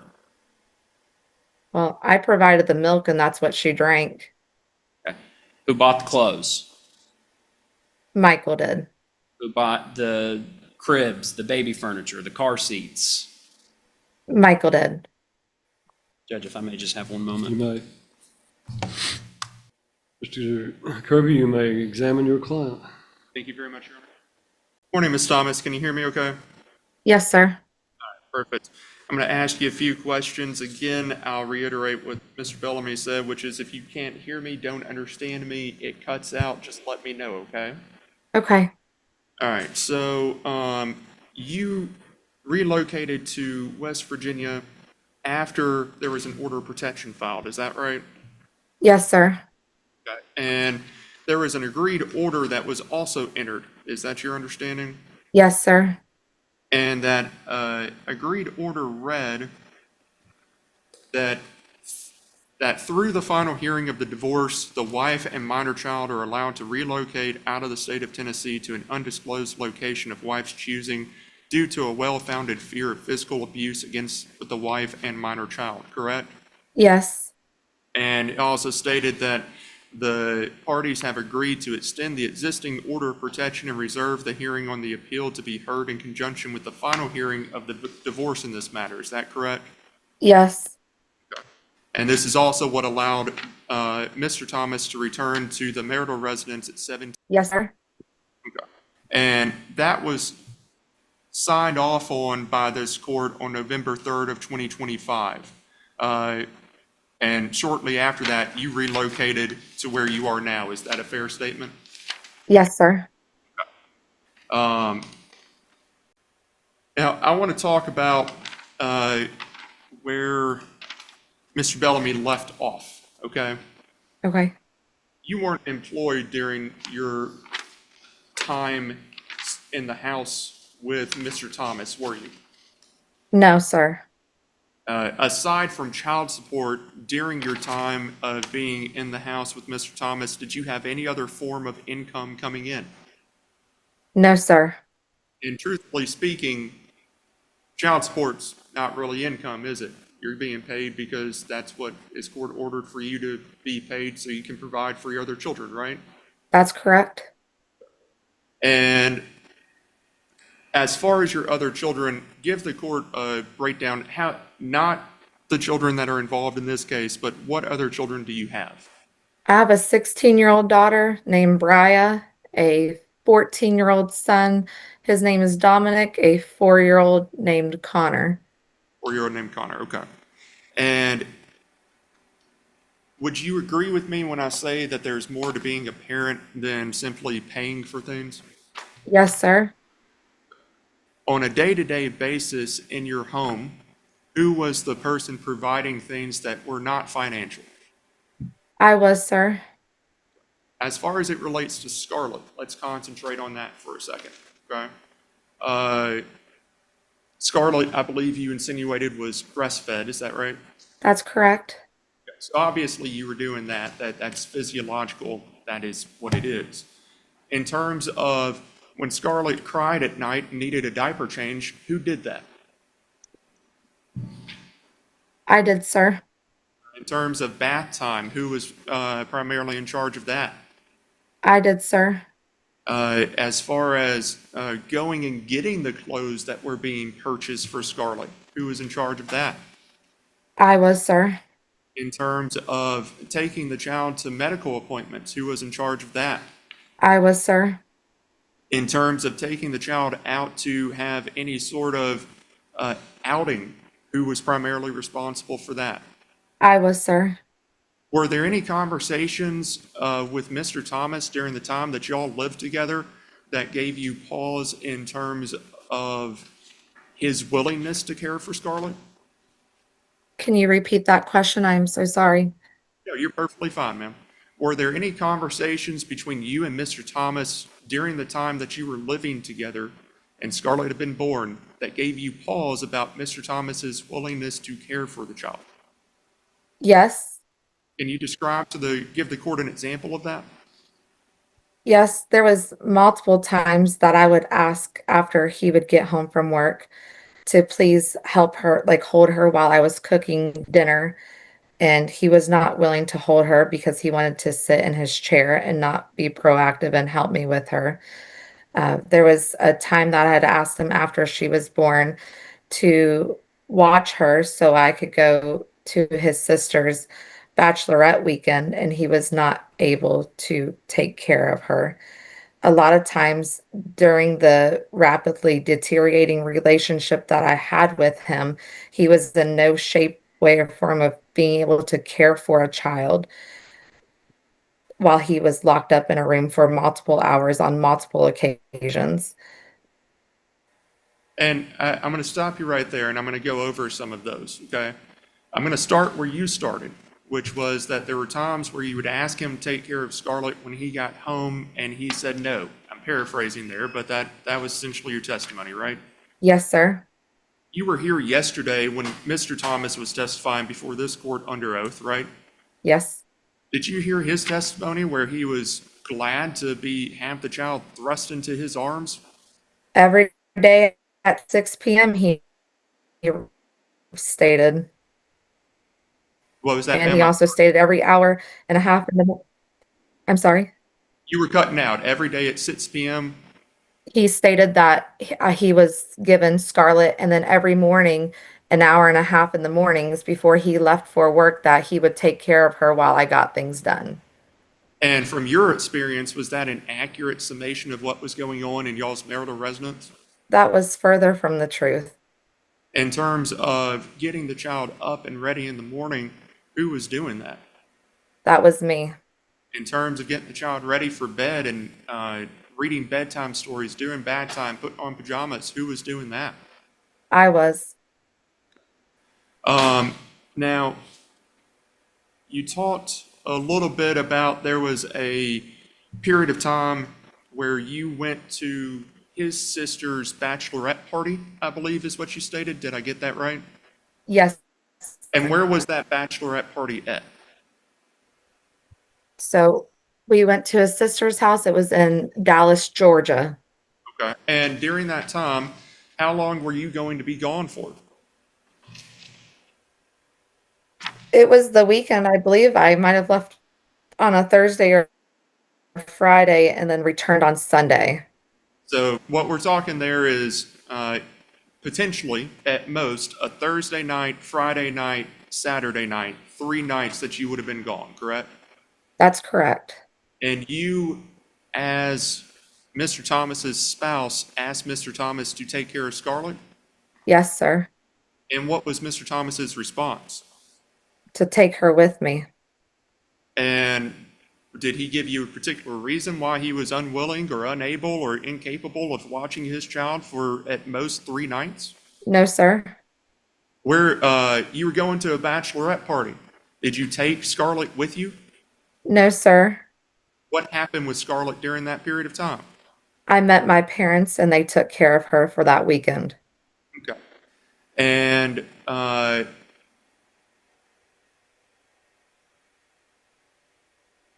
my laptop shut off there. I apologize. Did any of your other children go with you during that period as well?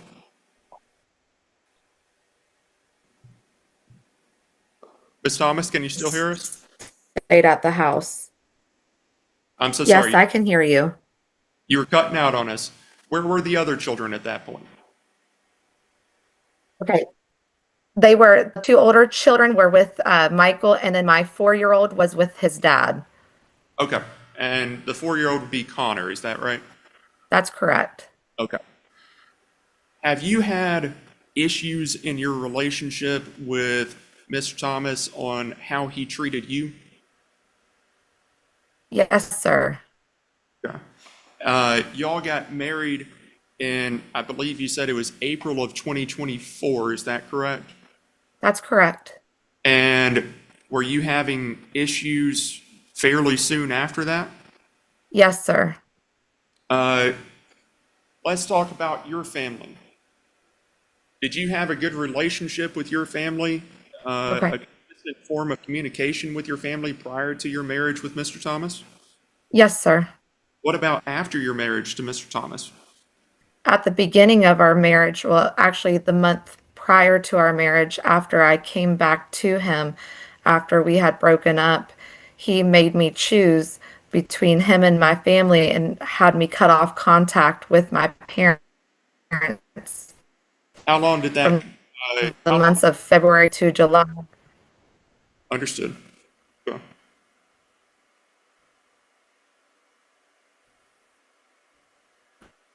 From February to July of 2000. From February of July of 2004? 24. 24, okay. I said 2004, I meant 2024. I apologize. Thank you for correcting me. Was there at times where Mr. Thomas would leave you stranded in some way, shape, or form?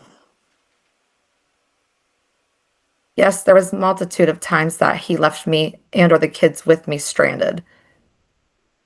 Uh, let's take maybe a lesser part of this, but was there a time in December of, on or about December 12th where he did something to the residence? Yes, December. There was a period of time in December of 20, it was 23. It was right after we first met. We met in September of 23. In December of 23, he had left me stranded at the house for 3 days. He took the keys, my wallet, my cell phone, shut off the Starlink Wi-Fi, and left me there at the house with my 4-year-old with no way of getting out of the house. Is On it? the 4th, I'm just I laying a don't think it's foundation. relevant if it's prior to the marriage. Just laying a foundation for this one. I'm moving past it I very understand, quickly. but she knew what had happened and she still married him, so. Well, let's talk about something that happened during the marriage. Was there a time that you went to Virginia in December of 2024? Virginia in December of 2024? Yes. Yes, sir. And what happened while you were in Virginia in December of 2024 after the marriage? After the marriage, he had basically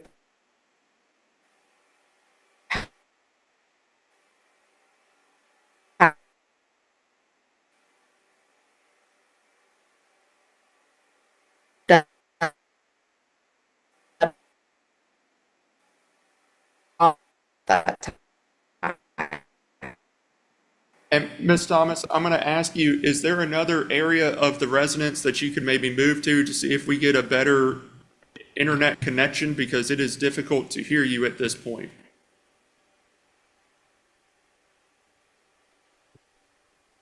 Yes, sir. Okay, I can Can you hear you hear me better. now? Yes, yes, ma'am, I can. Okay. And just for the Okay. record, because I know I had you move areas, just for the record, is there anyone else that is around you in the area that you are at right now? No, sir, I'm in a basement. Okay, so there's no one else that's there to interfere with your testimony? No, I can show you if you all would like. No, you're under oath. That's perfectly fine. Now, you were describing the incident that Okay. took place in Virginia after y'all's marriage. Please start that again because I did not hear any of it. I apologize. Yes, sir. It was just another one of the times where he would threaten to kick me and the kids out. And at that time, he was telling me he was going to get a U-Haul and move all of our belongings outside of the house. And that we were going to have to figure out and to have daddy come and get our stuff to move it back to West Virginia.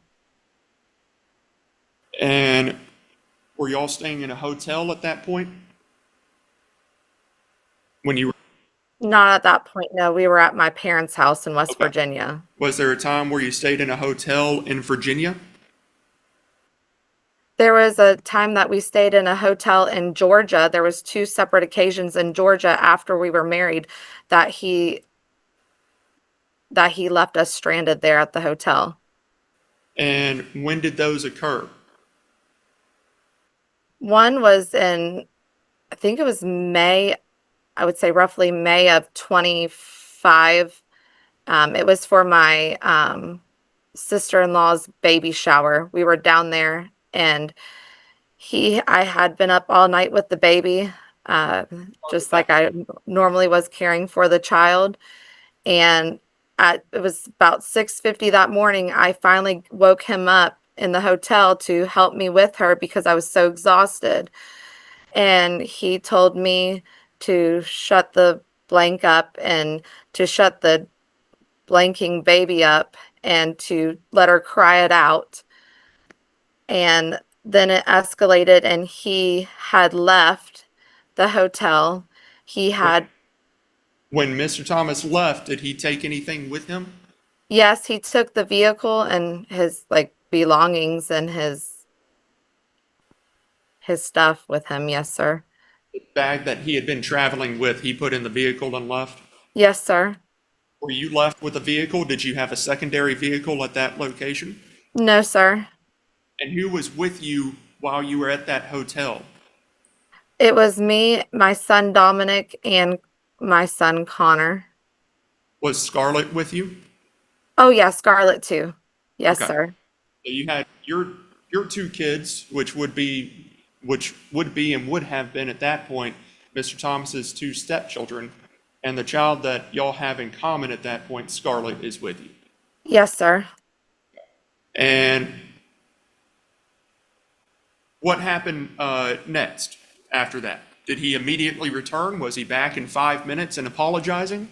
No, he wasn't. He actually packed up and headed to his sister's, and I went and tried to call him numerous times. He wouldn't answer my calls. And at that time, I was trying to figure out how am I going to get out of here because he had took our vehicle that we had drove down there with away. And when I went to go try to purchase the kids and I lunch that day, he had drained the account.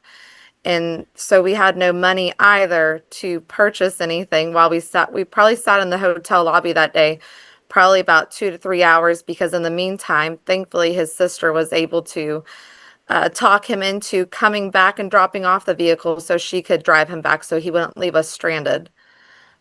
And to be fair, you had asked to go anywhere that day or go see a site with the children or anything like that? Yes, I wanted to go to the Georgia Aquarium. And is that what sparked this incident with Mr. Thomas? Initially, before the trip, I told him I wanted to go to the Georgia Aquarium, and he was fine with it at the time. And then after we got down there, the whole waking him up at 6:50 in the morning to take care of Scarlett, I think was the escalating spiral. And then it spiraled into, then he blamed it on me wanting to go to the aquarium, that he was not gonna, since he was the man of the house, that he had charge of what was going to be financed on trips, and the aquarium was not one of those items that he was willing to finance, and that was his reasons for shutting off my ability to pay or to get our food or anything, was because I went against what he said and about going to the aquarium. And when you say that you tried to purchase lunch for you and the children, were you going to a steakhouse and having a $300 lunch? No, sir, I was at the hotel with no way to get anywhere, so I tried to DoorDash us some lunch. And is that when you found out about the funds being insufficient? Yes, I went to go check out and the card was declined, and that's when I found out he had zeroed out the bank account. How did you end up getting lunch that day? I did, sir. How did that happen? My parents sent me money. And you went down there for his sister's baby shower, if I remember correctly from your testimony. Is that right? That's correct. Did you go to his sister's baby shower? Yes, sir. You said that there was another incident as well. When did the second incident take place that you referred to? Yeah, so there was another incident where I went down there for his sister's bachelorette party, And when about did that occur? September of 25. Understood. So this was not long before everything filed with the order of protection, separation, things like that. Is that correct? That's correct. Okay. So what, were you going back to Georgia? I was going back to Georgia, yes, to the same one that had the baby shower. Okay. And uh, tell us a little bit about what happened when you were down there for the bachelorette party. So I go down there, and prior to going down there, he had he had went the prior night, when I had asked him to, well, not even the prior night, it was prior to even leaving that I'd asked him to take Scarlett, and he said no, and he was willing to keep the two older kids there, but to Well, me, let's back up. Let's back up for a second. This was the start. This was the time that you had talked about previously, where your parents kept Scarlett because he was unwilling to for those 2 to 3 nights, right? That's true. Yes. All right. And so you go down to Georgia at that point, and what happens when you're in Georgia? He cuts off the funds to the bank account the morning that we were supposed to do things for the bachelorette trip. Had you were you providing certain things for his sister, considering it was her bachelorette trip during that period? Yes, sir. And what sort of things were you providing? Well, I was in charge of, I was going to pay for her half of her spa, like her spa day, because no one makes the bride pay for her stuff. And then we were going out to dinner, and I was going to be paying for her meal as well. And had you talked about that with Mr. Thomas ahead of time? Yes, sir. And was Mr. Thomas in agreement with that prior to? Yes. Yes, sir. And did you actually check the bank account at some point, and to make sure there was money in there prior to going to Georgia or while you were in Georgia?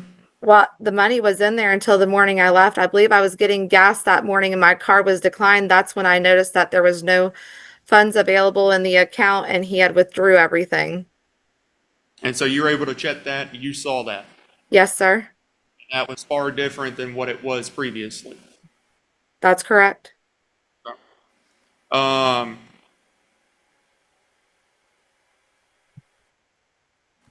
these are two events in which your testimony is that he zeroed out these bank accounts. Are these the only 2 times that happened? No, there was been a multitude of times that he has emptied out the bank account unless I meet certain stipulations that he has me meet, and then he'll end up putting it back in. Did he do it? Did he empty out the bank account in May of 2025? May of 2012, sorry. Yes, sir. May of 2025 or? May of 25. Let me recollect, sir. May of 25. Yeah, that was when his the baby shower was. That's when he emptied out the bank account at the baby shower. Was there another time in August of that same year? Yes, sir. Was there another time later in September? Yes, sir. Were there times before that as well during the marriage? There were several times, most of the time when he would get in his rages and he would get angry and lose control, then he would cut off the finances and or take my car keys with it. When you say that there were certain stipulations that you had to meet in order for him to then put money into the account, can you give the court an example of what those types of stipulations were? Yes, send him nude photos of myself and or perform favors for him. I would say sexual favors. Yes. And I'll note for the record, Mr. Thomas laughing in the background as she's testifying. When it comes to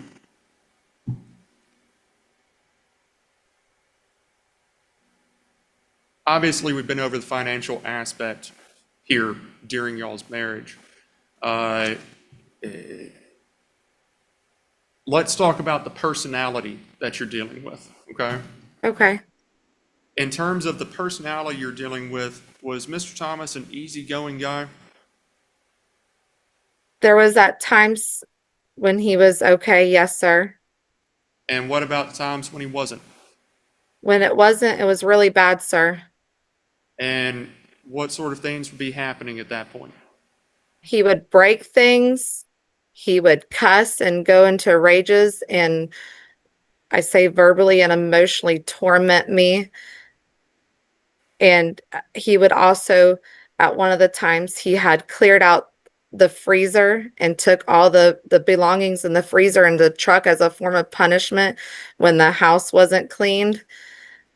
There was a time when he had the 3 days that he had left me stranded at the house, that he too at that point had cleared out the fridge. There was a time which I believe we have the recording, where he took the oven cord and ripped it out of the wall and left us without a working oven for 7 days because the house wasn't cleaned right after I had Scarlett as well. And I want to lay a couple extra questions on you for all of the things you just described to the court, okay? Okay. All you just described, did all of those things happen after y'all's marriage?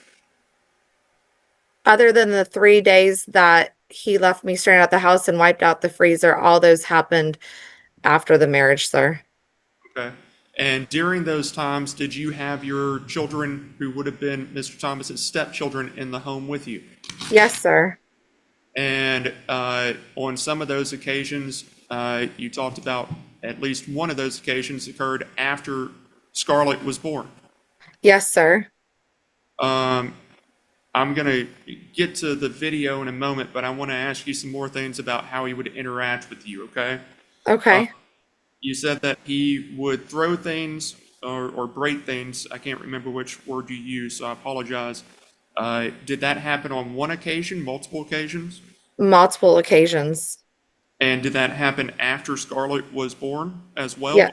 Yes, sir. Did that happen in front of Scarlett? There was a few times that it happened in front of Scarlett. Yes, sir. Did it happen on those occasions where it happened in front of Scarlett? Did it happen ever when you were holding Scarlett or while you were trying to take care of Scarlett? He threw a vape pen bottle at me when I was holding Scarlett. Okay. He had also tried to wrestle papers out of my hands when I was holding Scarlett. And so we understand that Mr. Thomas is here asking for his motion is asking for basically emergency custody of Scarlett, correct? Yes, sir. You understand that as far as why we're here today, right? Yes, sir. And during those times that y'all were having these issues, did Mr. Thomas appear to be worried about the safety of Scarlett? No, sir. Did Mr. Thomas appear to be worried about the safety of Scarlett when he left you stranded without any money and food? No, sir. Hold on just a second. Appear to be worried, I think it does call for speculation. If that is on, you've got to touch that base of that to make sure it's on. I've got it on now, There Judge. it is. I can rephrase on that, Your Honor. When Mr. Thomas would throw things in the home, were you worried about the safety of Scarlett when he was doing these things? Yes, sir. When you were left without money and without transportation in a different state, were you worried about the safety of Scarlett during these occasions? Yes, sir. Is Mr. Thomas, when he gets into these fits, some people just break things, some people just throw things. Would he still be calm in the way that he's talking to you, or would he yell? He was a screamer, sir. Did he say certain things to you, call names, make retorts to you? I always got called an abundance of names, sir. And Your Honor, I always ask before doing this in any court, but I'm going to ask her what those names were for her recollection. Do you want her to say those outright, or do you want her That to is clean your it up? choice. I am old enough that I've heard every word that you can imagine having been used between two people. So if you want it as a part of the record, then go for it. I do, Your Honor. Ms. Thomas, I know that it might be awkward and it might not be what you want to do, but can you give us examples of names that Mr. Thomas would have been calling you? I know it's childish, but can I please spell them? I do not like to cuss. You can clean them up however you need to. Okay. CUNTBITCHADICK, spear chucker. Well, the horror word. Let's see.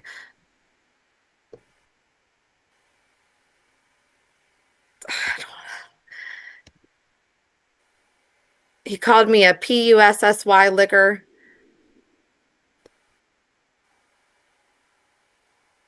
And I know this is, I can tell from your face that this is a little bit of a struggle for you, so I'm going to stop you there, okay? These things that you've described, as far as these names that you were being called, were these happening in front of your children, Mr. Thomas's stepchildren? Yes, sir. Were these things, I know that Scarlett was young, I get that, but were they happening in front of Scarlett as well? Yes, sir. You sent me a video at one point of an interaction that you had with Mr. Thomas. Do you remember that video? Yes, sir. And do you remember about when that video was taken? I think it was about May of 25, sir. I'm going to play that video for you. Do you recall the video itself? Yes, sir. I'm going to play it while I'm sitting here next to the microphone so that you can identify it, and then I'm going to play it for the court, okay? Okay.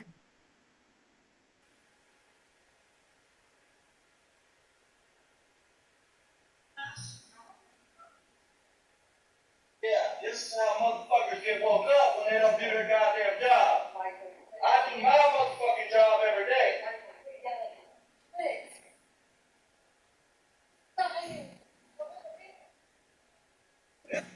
Now, I'm going to stop it right there, okay?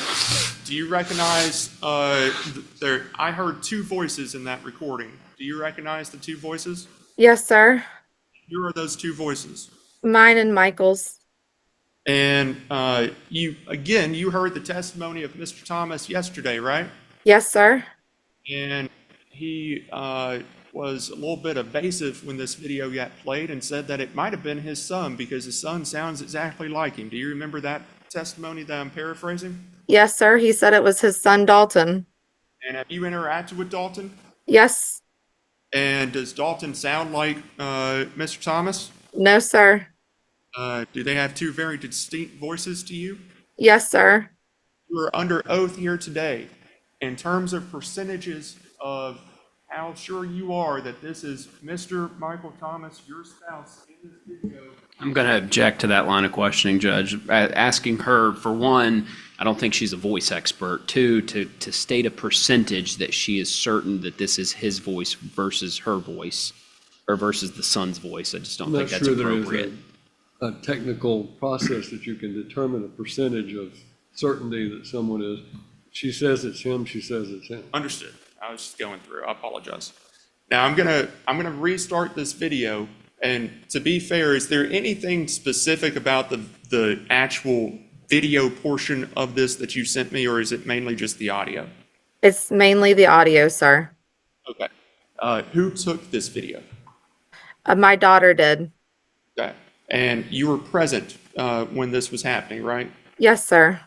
And does this video capture truthfully the situation that you found yourself in on that day? Yes, and in multiple other occasions. Understood. I'm going to restart it and then play it for you, okay? All right. This is bullshit. You see this nasty fucking mess? Yeah, this is how motherfuckers get woke up when they don't do their goddamn job. I do my motherfucking job every day.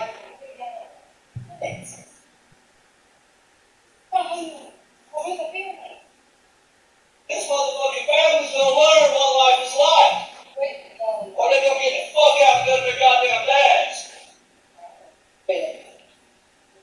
See this shit right here? This is pigs. This is fucking slop right here.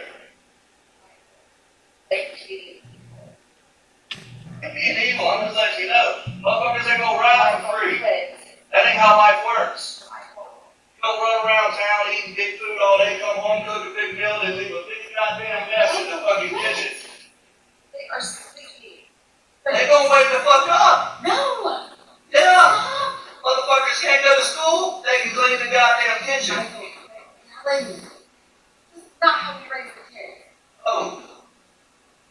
Maybe not how you raise them, but this ain't even right, man. I got up in the corner and I knew. When I seen this shit, matter of fact, I done took the fucking detail off the stove. That stove don't work no more. This house, all we cooking is cold motherfucking meals so we can learn how to help clean.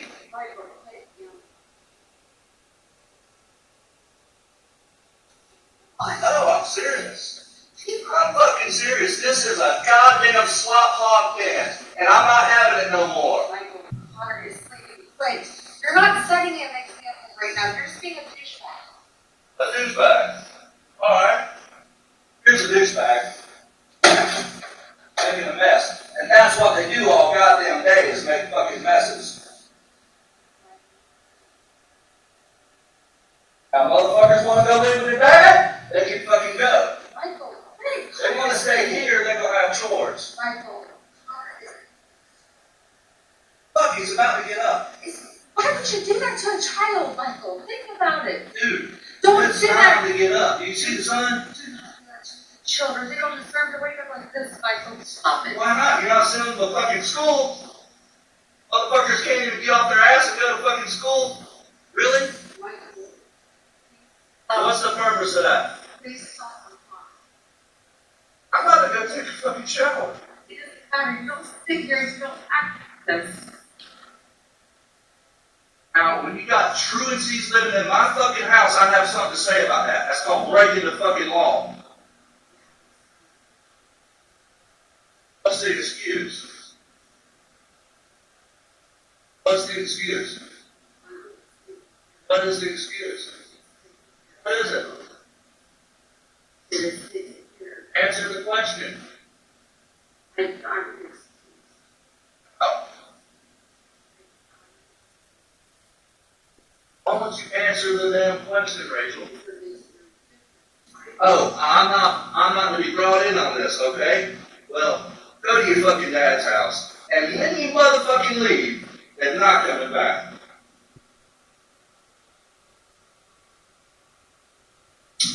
This ain't how I'm gonna live. It's one of the night like the red coat.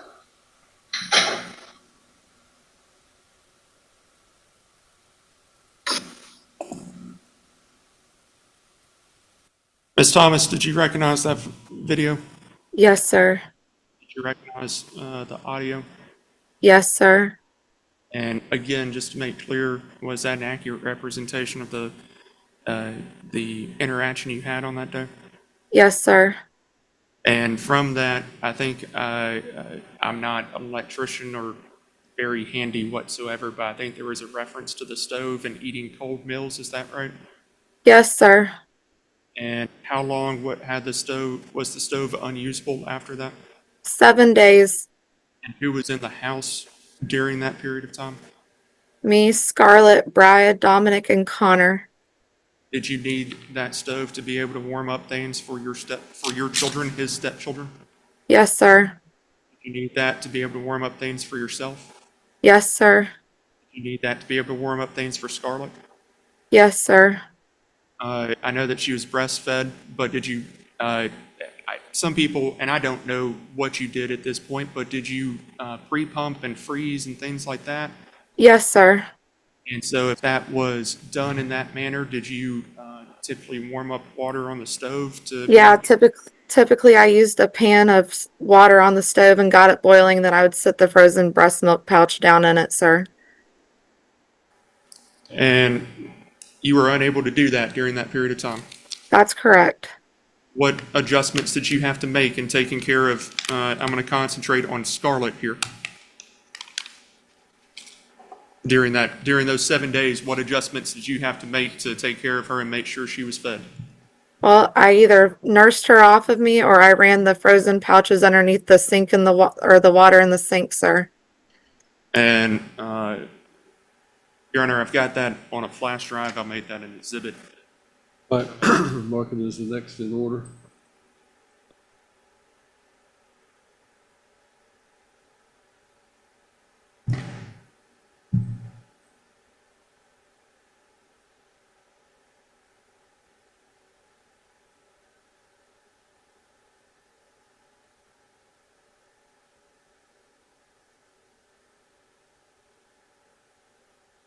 Just making sure the court was ready. I apologize.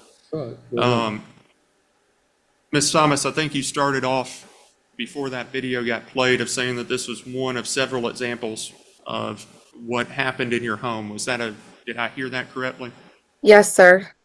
Was the behavior that we heard on that video, was that out of the ordinary? No, sir. About how often would you say that your spouse would get angry and behave in a similar manner? I would say it probably at least 4 or 5 times a month, sir.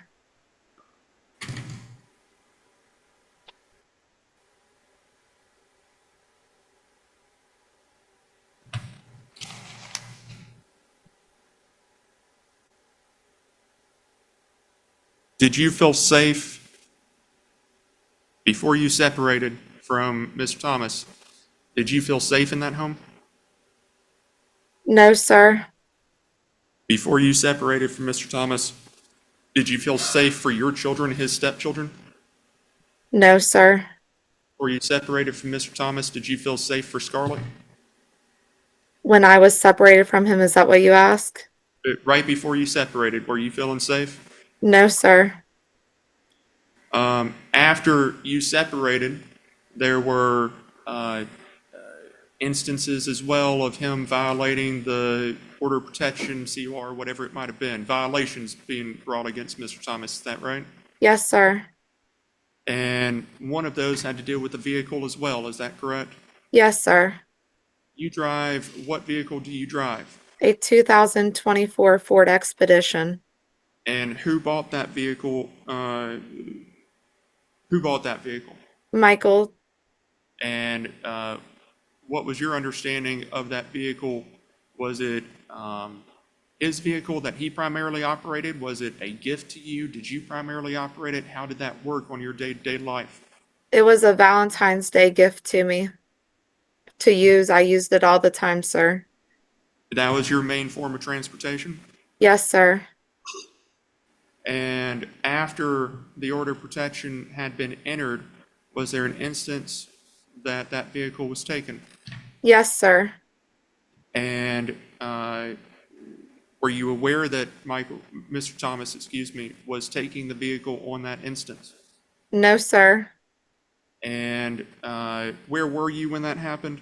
I was taking my 16-year-old daughter, well, she was 15 at the time, up to a orthopedic appointment up in Nashville at the doctor's office. Now, during that time, you had no communication with Mr. Thomas, is that correct? That's correct. And during that time, you were going to an appointment for what would have been his stepchild at that point, correct? Yes, sir. Was Mr. Thomas listed on the paperwork for the stepchild, or should he have gotten any sort of notification about the appointment being made for that day? No, sir. And so you went there, and I'm assuming you drove the Expedition, is that right? Yes, sir. When you came out, was the Expedition there? No, sir. It was gone. And did you see another vehicle there? Yes, it was his white Ford Super Duty truck. And do you know, sitting here today, how Mr. Thomas found out that you were there on that day at that time to take the Ford Expedition?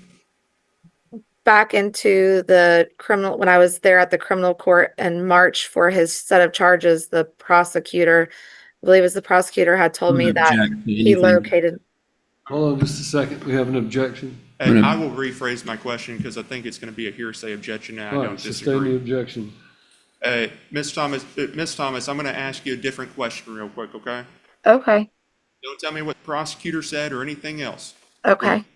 when you walked out of the appointment that day, did you know how or why Mr. Thomas knew where you were to come and steal that Ford Expedition from your No, possession? sir. Did that cause you concern? Yes, sir. Was there anyone else with you when you were going to that appointment? Yes, it was all of us. I think Connor was with us. So it was Bria, Dominic, Scarlett, and Connor. We were all there. So at that point in time, again, this was a vehicle that you had used to transport the stepchildren and the biological child at issue, and that Yes, was sir. taken from you, right? Yes, sir.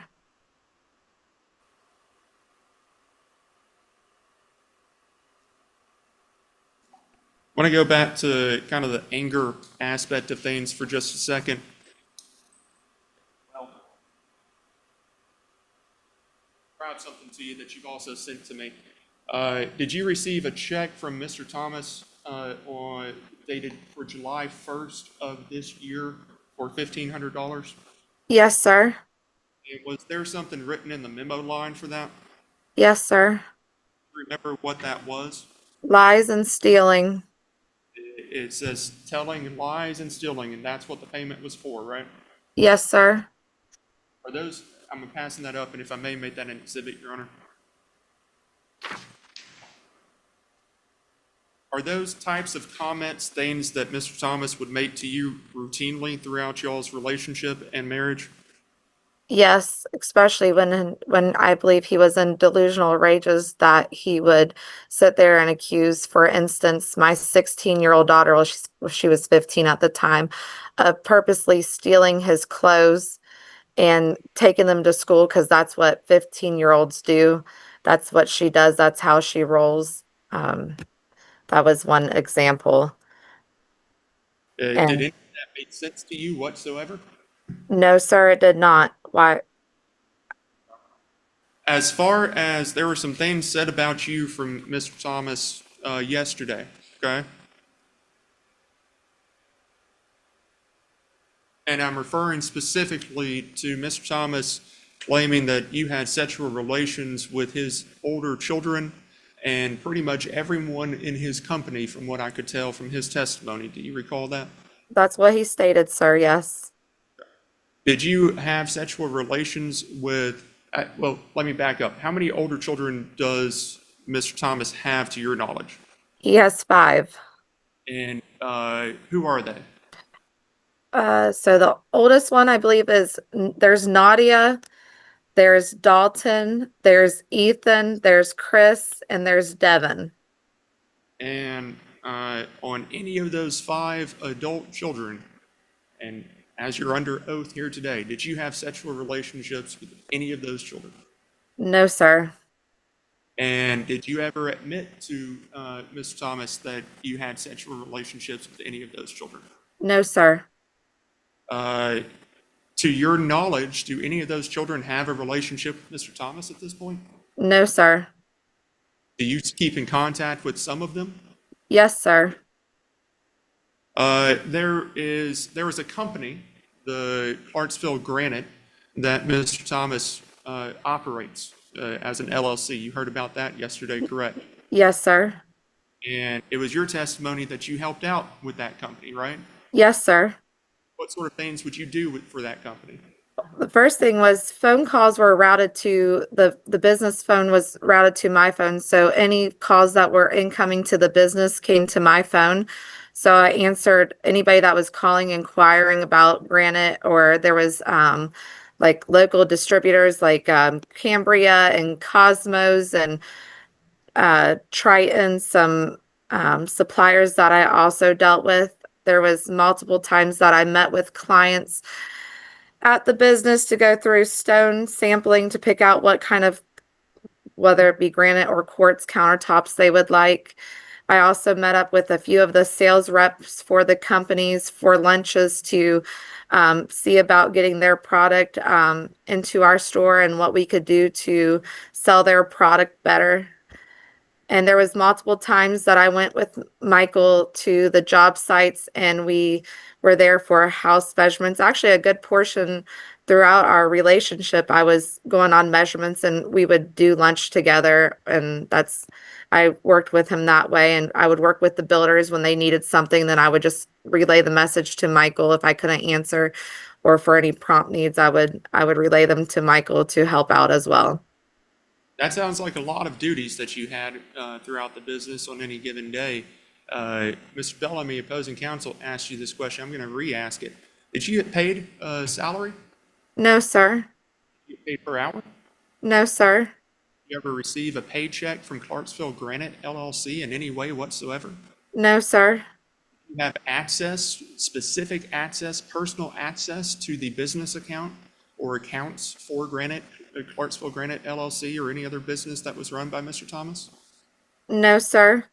There was times that he would give me the business credit card to go make purchases with. Outside of those times he gave it to me, I had no access to the account, sir.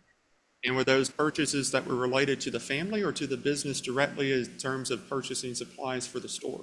It was a multitude of reasons for both business and for private use. Because I also heard, I want to make sure you heard yesterday the testimony of Mr. Thomas about how he's able to use that, and he uses that for business expenditures. Did you hear that? Yes, sir. You were with Mr. Thomas for some time. Y'all would do things as married couples do, I assume. You would go out to lunch and dinner and entertainment, things like that, correct? Yes, sir. And on those occasions, do you know how Mr. Thomas would pay for those outings? Mostly on his business credit cards or debit cards, sir.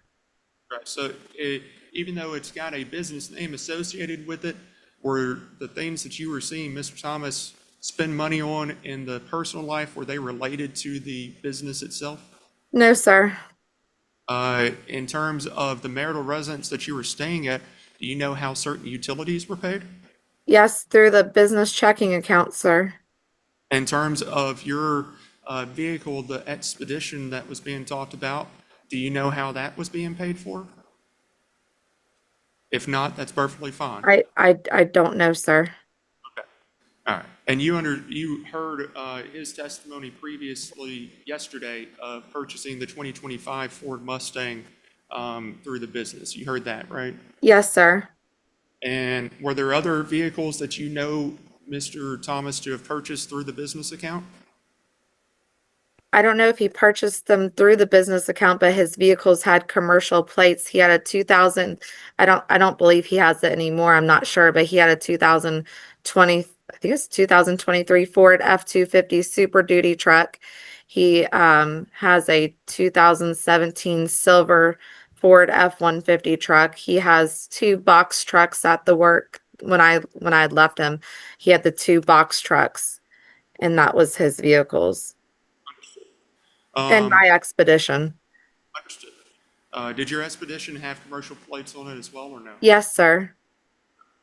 And well, strike that question. I apologize. Going back to the business, I've got to ask this uncomfortable question too, Ms. Thomas. It was insinuated that he had to fire the entire, I believe, cabinet department, if I recall correctly, because there were sexual relations that you had with the entire cabinet department. Do you recall that testimony? Yes, sir. Was that in fact true? No, sir. Did you have relations with any of those individuals? No, sir.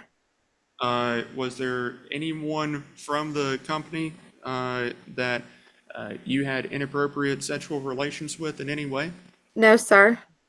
When Scarlett was born, or after Scarlett was born, did Mr. Thomas deny paternity? Yes, sir. And is that why there was a paternity test that had to be done? That's correct, sir. Did he do that to you? Did he say anything about him denying paternity prior to this litigation beginning? No, sir. Did you have any doubts as far as paternity in terms of Scarlett? No, sir. Give me just a moment, Your Honor.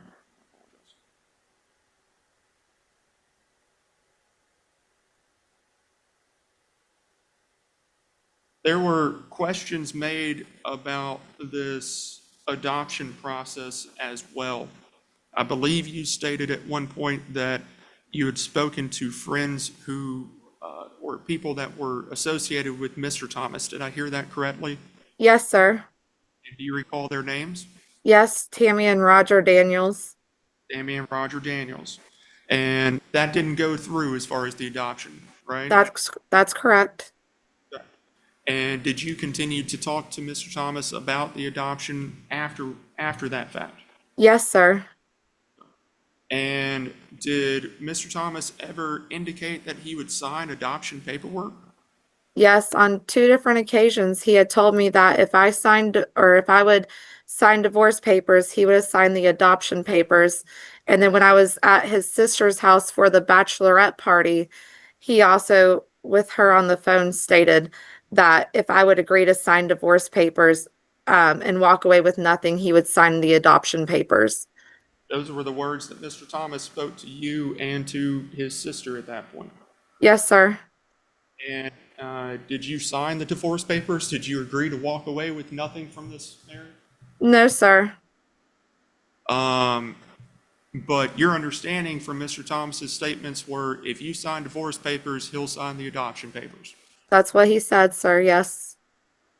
Now, were there other communications where Mr. Thomas talked about not adoption, but abortion? Yes, sir. And how many times did that occur? Was that a one-off or did it occur on multiple occasions? It probably occurred around 2 to 3 times, sir. And can you recall what sort of conversations Mr. Thomas had with you about potentially having an abortion prior to that child being born? Yes, when I was in Texas in the summertime, that's when I figured out I was pregnant when I took a pregnancy test on that trip. And I had called him to let him know the news. And that was his response, was to abort it. That was the immediate response. Yes. There wasn't any happiness or jumping for joy or anything like that? No, sir. It was just immediately, this child should be aborted. Yes, sir. Did you agree with that position? No, sir. What was your response to that? I was really sad. I did not want to do that. And so that's when my mind immediately went into versus that, finding a family that could provide the environment that the child needed. Now, Ms. Thomas, you have in your care and custody multiple children. You are a mother. Yes, sir. Why did your mind go, as you said, why did your mind go to the adoption side of things? Because of the amount of times that the abuse was occurring, it was becoming more frequently due to the erratic behavior that was occurring at that time period of locking himself in the bedroom for multiple hours and withdrawing himself from the family.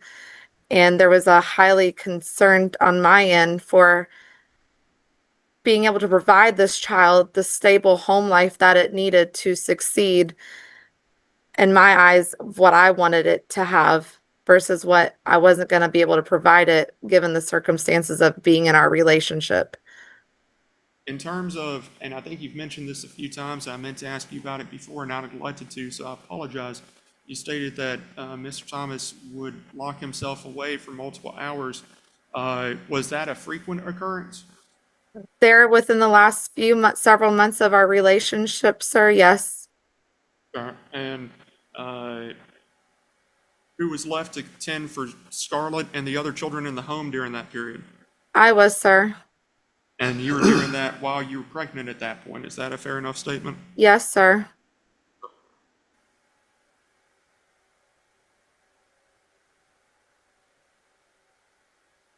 I believe that Mr. Thomas was charged with certain criminal actions. Is that your understanding? Yes, sir. And those actions stem from the relationship that y'all had together. Is that right? Yes, sir. And I may be wrong about this at one point, but was there an allegation of sexual assault? Yes, sir. When did that allegation, do you recall that incident? Let me start there. Yes, it happened the night I got back from the bachelorette trip. That would have been the night that you got back from the bachelorette trip that you talked about, where he didn't have Scarlett. Funds were taken out. It was 3 days. All of that we've been over. Yes, sir.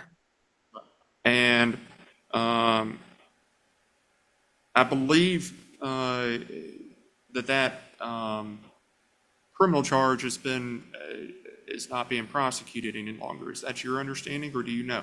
That's correct, sir. No matter whether Mr. Bellamy asked you about things in terms of whether or not Mr. Thomas has been violated on his probation, or whether or not he's been arrested for certain things after September 2025, were there things that Mr. Thomas did that never resulted in criminal charges being brought against him Yes, sir. in terms of the relationship between the two of y'all? Yes, sir. Call the police every time he picked something up and threw it? Can you repeat that, sir, please? Of course, of course. Did you call the police every time he picked something up and threw it through the house? No, sir. Call the police when he threw the vape cartridge, I believe it was, while you were holding Scarlett? No, sir. Did you call the police when he made it to where the oven wasn't working? No, sir. So there were times where the police just weren't called. Is that a fair enough statement? That's correct, sir. The police were called, and you did make statements to police regarding the sexual assault aspect of things, right? Yep. Yes, sir. And you understand you're under oath here today. Can you tell the court what happened during that? Yeah. So I came home from the bachelorette trip and he was going on a rage. Well, prior to that, he had left me. One of the times he had financially cut me off was I was about 45 miles out from the house, and he had emptied the account to where I had no gas money to make it the rest of the way home. And my parents had afforded me the money so I could make it back home from the bachelorette trip. And then I get to the house, and then he's accusing, I believe it was like $4,000 when I got in, that was stolen from his truck. Well, I physically wasn't there over the weekend. And it escalated on that conversation because I said, who would steal $4,000? I wasn't here. Well, I said the kids wouldn't do it. Well, he's like, I think he mentioned a ghost. Well, then it was a GD ghost that did it then or something. And I said, Michael, that's the craziest thing I ever heard. For one, he always sleeps with his keys. He never lets his vehicle keys out of his possession. Does that with his phone and his keys. So you don't get them out of his arm's reach. And so the conversation escalated, at which he kicked the living room table at me, the side table. And then A side table, you said? yes. And Yeah. then I tried, after that incident, I tried leaving the house so I could go to the sheriff's department because he became very, honestly, that was probably one of the worst night. Well, it was the worst night that I had with him. And I knew that it wasn't, I knew his temper, and I knew it was worse that night than what I had honestly previously had seen it. And so I tried to get out by saying I was going to go to the Dollar General and take the kids with me so I could go on the back side of the sheriff's department. And he wouldn't let us leave without him. And he said, I'm going to go. We're all going to go together as a family. And so then I started to go to the Dollar General, and we went there together, and there was multiple interruptions on that trip in the short duration that it was for us to get to the Dollar General. We went and got out of the Dollar General, and then I stuffed the keys in my bra because I knew him, because when he gets angry, he takes off with my keys. So I'd put the keys when I got to the Dollar General down in my bra, and he was wondering where the keys were at. And I knew what that was going to entail because, like I said, as soon as usually he got angry, that was what he resorted to, was taking my keys from me. And so I had just gotten smart at that point after previous multiple experiences with that. And then we got back in the car and we headed back home. And then the kids were in bed. I got the kids into bed. And then he got verbally aggressive again. And then we split off. I went to the bedroom with Connor and Scarlett. No, I didn't have Scarlett at that time. I'm sorry. It was just Connor. Connor was in our bedroom. And he came in there and he basically told me that to the best of my recollection, because it's been a while for verbatim wording. But basically that he was sorry that that wasn't Michael. Michael didn't say those things, and Daddy's sorry. And then he proceeded to put himself upon me, and Connor was right there. I told him I didn't want to do it because Connor was right there and no. And then he says, "You come out now or I'm going to wake him up." And so I didn't want Connor to be woken up. And I went out there, and then he proceeded to try to take my bra off. And when he tried to take it off, my bra broke. And then I wanted to get away, and he told me to follow him into Connor's bedroom, because Connor slept with us, or with me, that he slept in our bedroom. And so he told me to get into Connor's bedroom, and then that's when he put himself upon me. And that's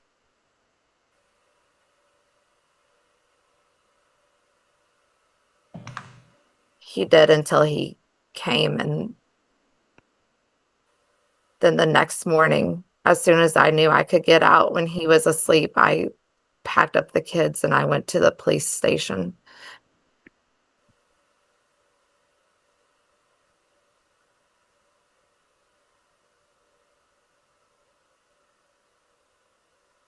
Thank you, Ms. Thomas.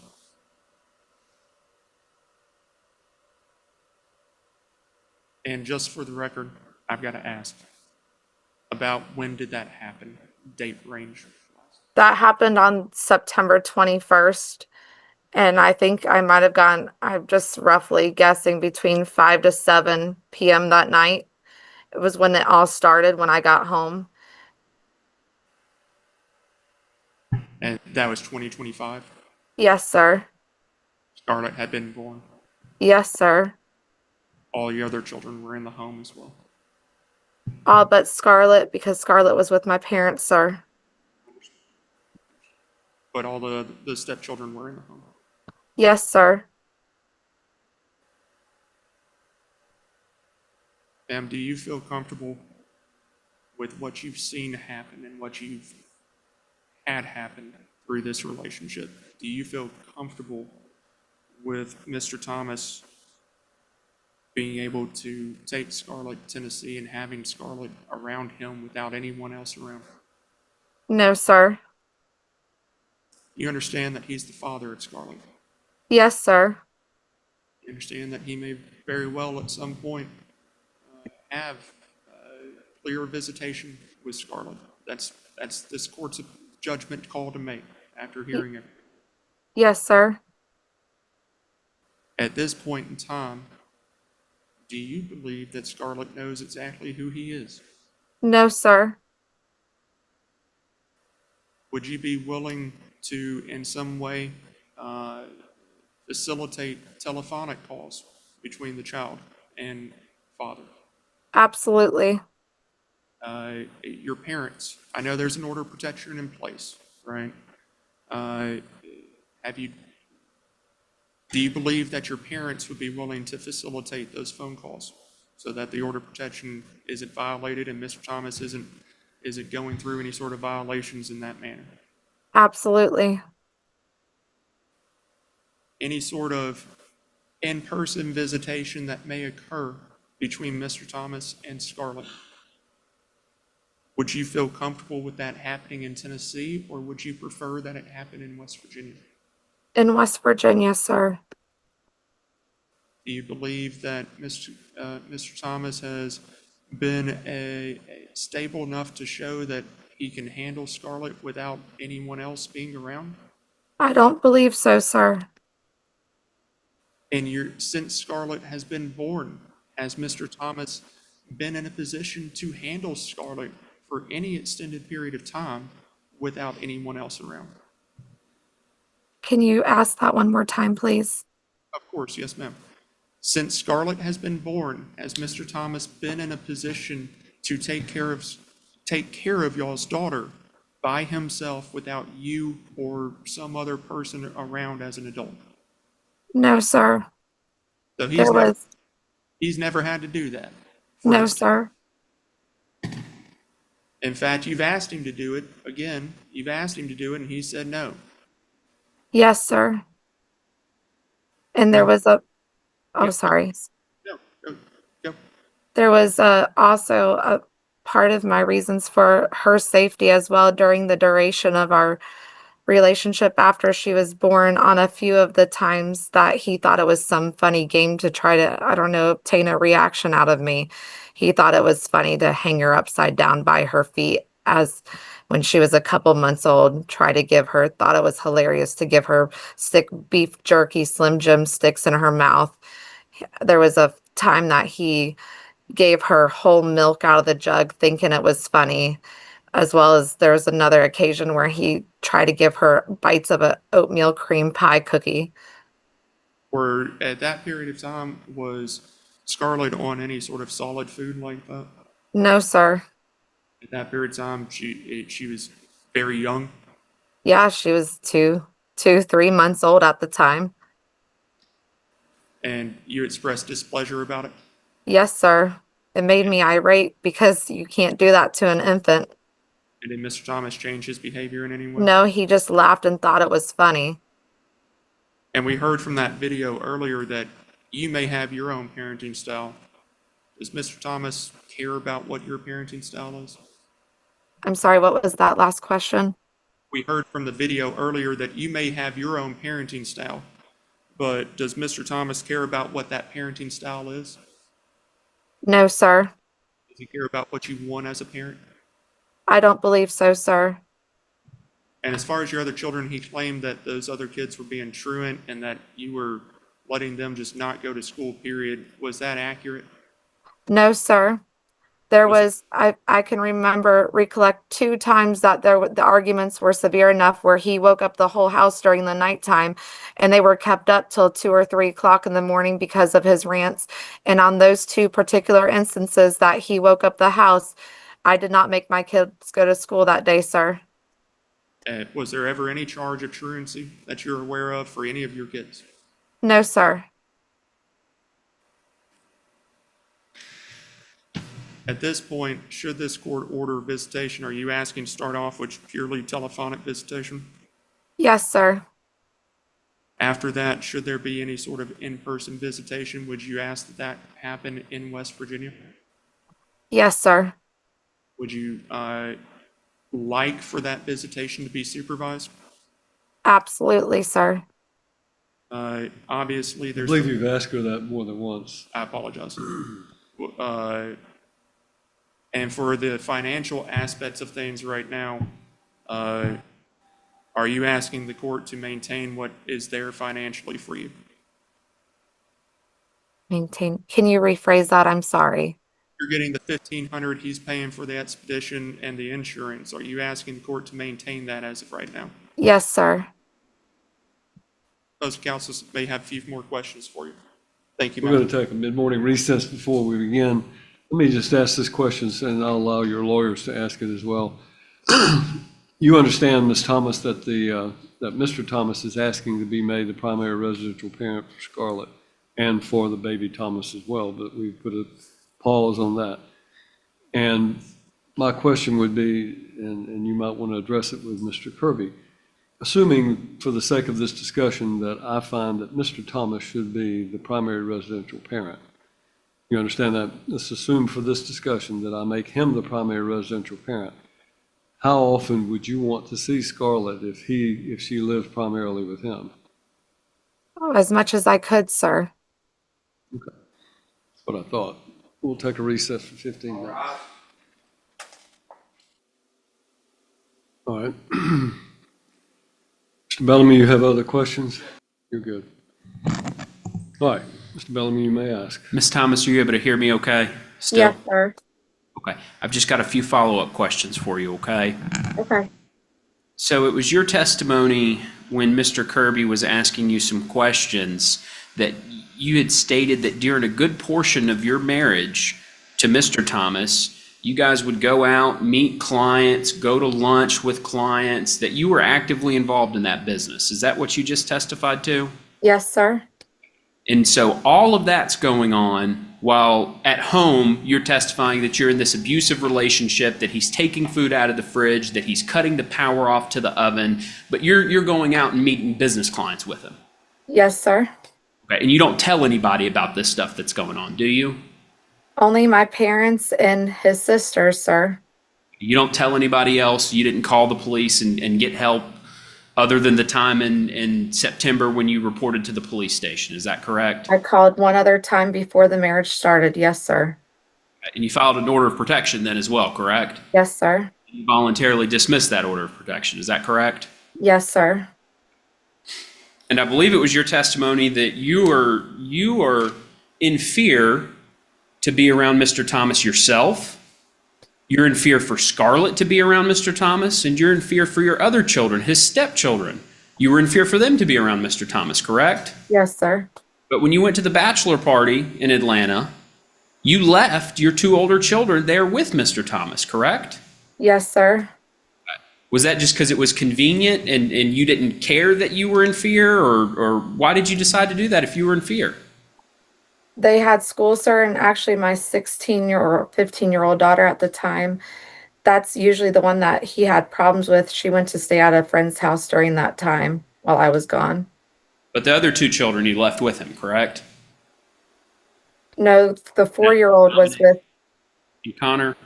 Dominic was with him. Yes, sir, not Connor. Okay.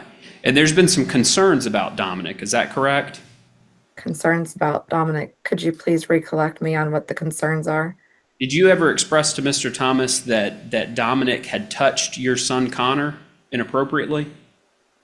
Connor, at a portion of our marriage, had said that he'd say, Dominic, cut my pee-pee. Yes, sir. And you requested that Mr. Thomas provide extra supervision when Dominic was around, and you kind of wanted him and Connor to be separate at times. Is that fair to say? Yes, sir. You wanted him to put up video cameras because of Dominic. Is that right? No, sir. You never asked him to put up any kind of video cameras? He had an idea of putting a camera that he had within the house facing Connor's door, sir. Okay. And you never discussed that with him? When Michael brought it up, that's when it was discussed, sir. So you did discuss that with him? Yes, sir. In that context, when he brought it up, yes, sir. And you had those concerns about Dominic, correct? At that time, I thought it was odd that he was saying that, but after, then Connor's just saying, I was just playing. Okay. But Dominic's in the home where Scarlett is that correct? Yes, sir. And so I believe it was your testimony that December 12th, 2023, he took your key, Mr. Thomas, you allege, took your keys, wallet, and phone and cut the Wi-Fi off. Where were you located? Was that at the house? Were you in Georgia? Were you in Texas? Where was that at? I was at our house, sir. Okay. And so it's your testimony you didn't have any methods of communication? During that time period, no, sir. Okay. And how long did that last for? I believe it was 3 days because I think it was on the 4th day he came back and handed me back my keys, sir. Did you immediately leave at that time or call the police?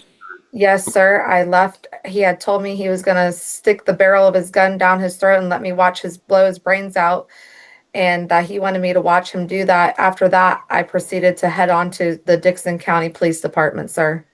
Okay. Did you file a police report at that time? Yes, sir. Okay. Do you have that with you? Did you No, provide sir. an attorney? Okay. And then in December of 2024, and that's previous to the marriage, December of 2024, you testified that you were in Virginia and he had threatened to kick you and the kids out. Is that correct? Yes, sir. So he was with you in Virginia at that time? No, he was in Tennessee and I was in West Virginia with my parents, sir. Okay. And so do you have messages where he's stating he's going to kick you and the kids out? Yes, sir. You don't have those before the court today? You don't have those text messages? You didn't give them to your... I'll strike that. But you don't have those text messages to present to the court today? I don't have them physically to give to you all. No, not today, sir. In May of 2025, I believe, was when you testified you were at the hotel in Georgia and that he left. Is that correct? Yes, sir. You testified you called his phone multiple times and he didn't answer. Is that correct? Yes, sir. You have proof where you contacted him multiple times and he never answered. Yes, that and through text messages, sir. But you don't have those to provide to the court today. I'm not physically there, sir. You had testified that the bank account was zeroed out.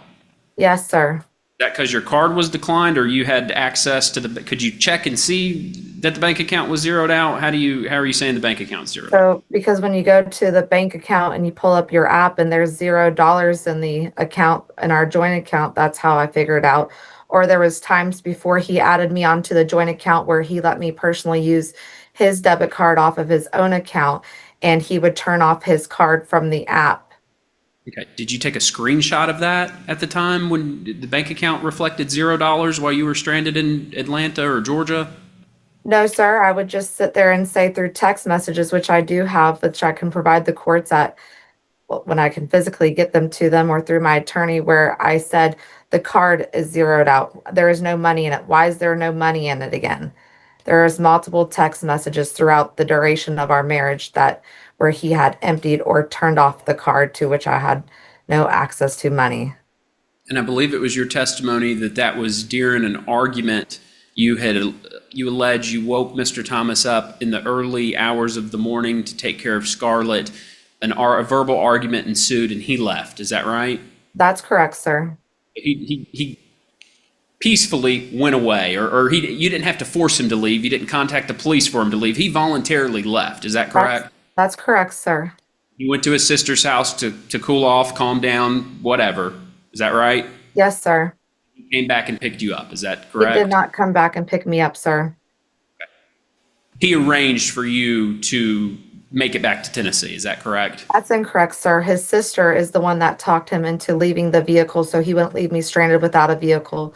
The whole plan along was to leave me in the state by myself with the children without a vehicle. Did Mr. Thomas's sister have control over his vehicle?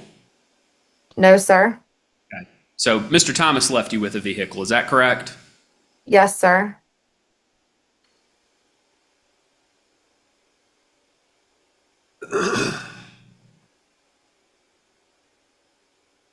You had testified that Mr. Thomas would require you to meet certain stipulations for you to have access to marital funds, correct? Yes, sir. Do you have any physical proof with you today to show the court these stipulations, requesting nude photos or sexual favors or anything of that nature? I do not have the physical ability to give the courts copies of those today, sir.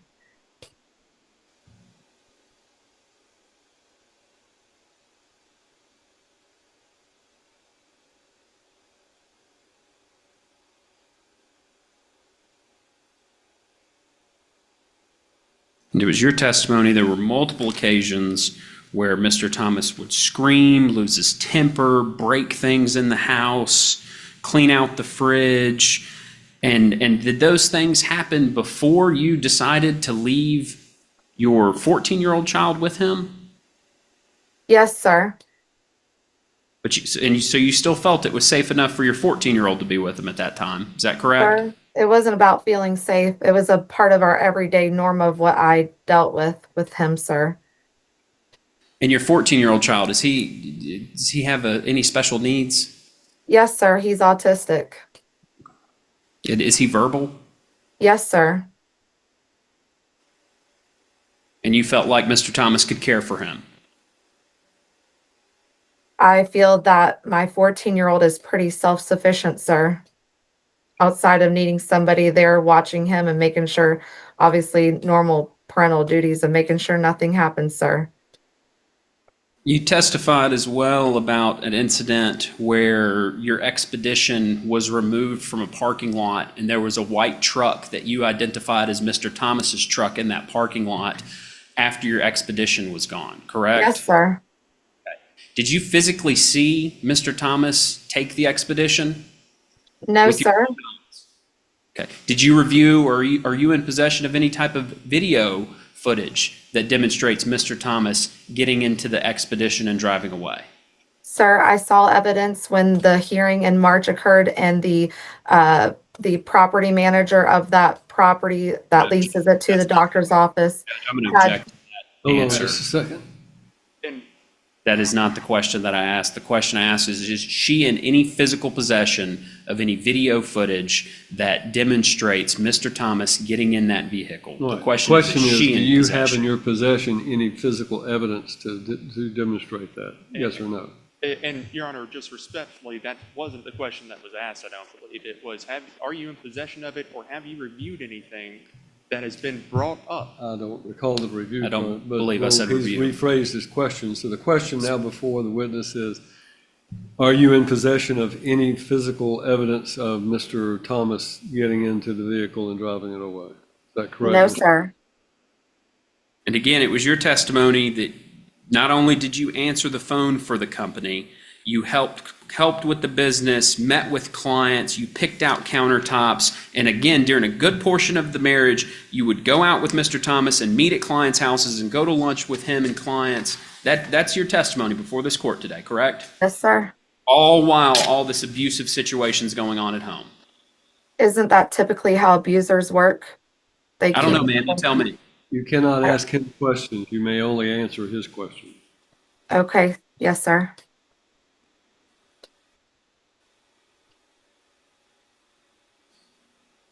Were your children, you had made a report to the police that you were sexually assaulted in September of 2025.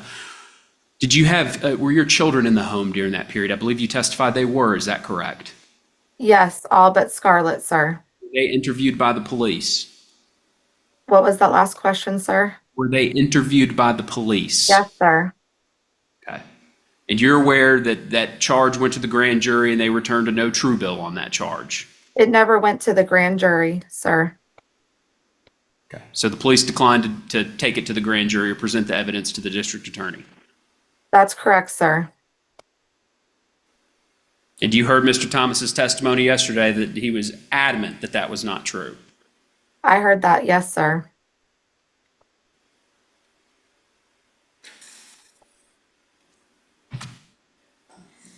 Judge, if I may just have one moment. You may.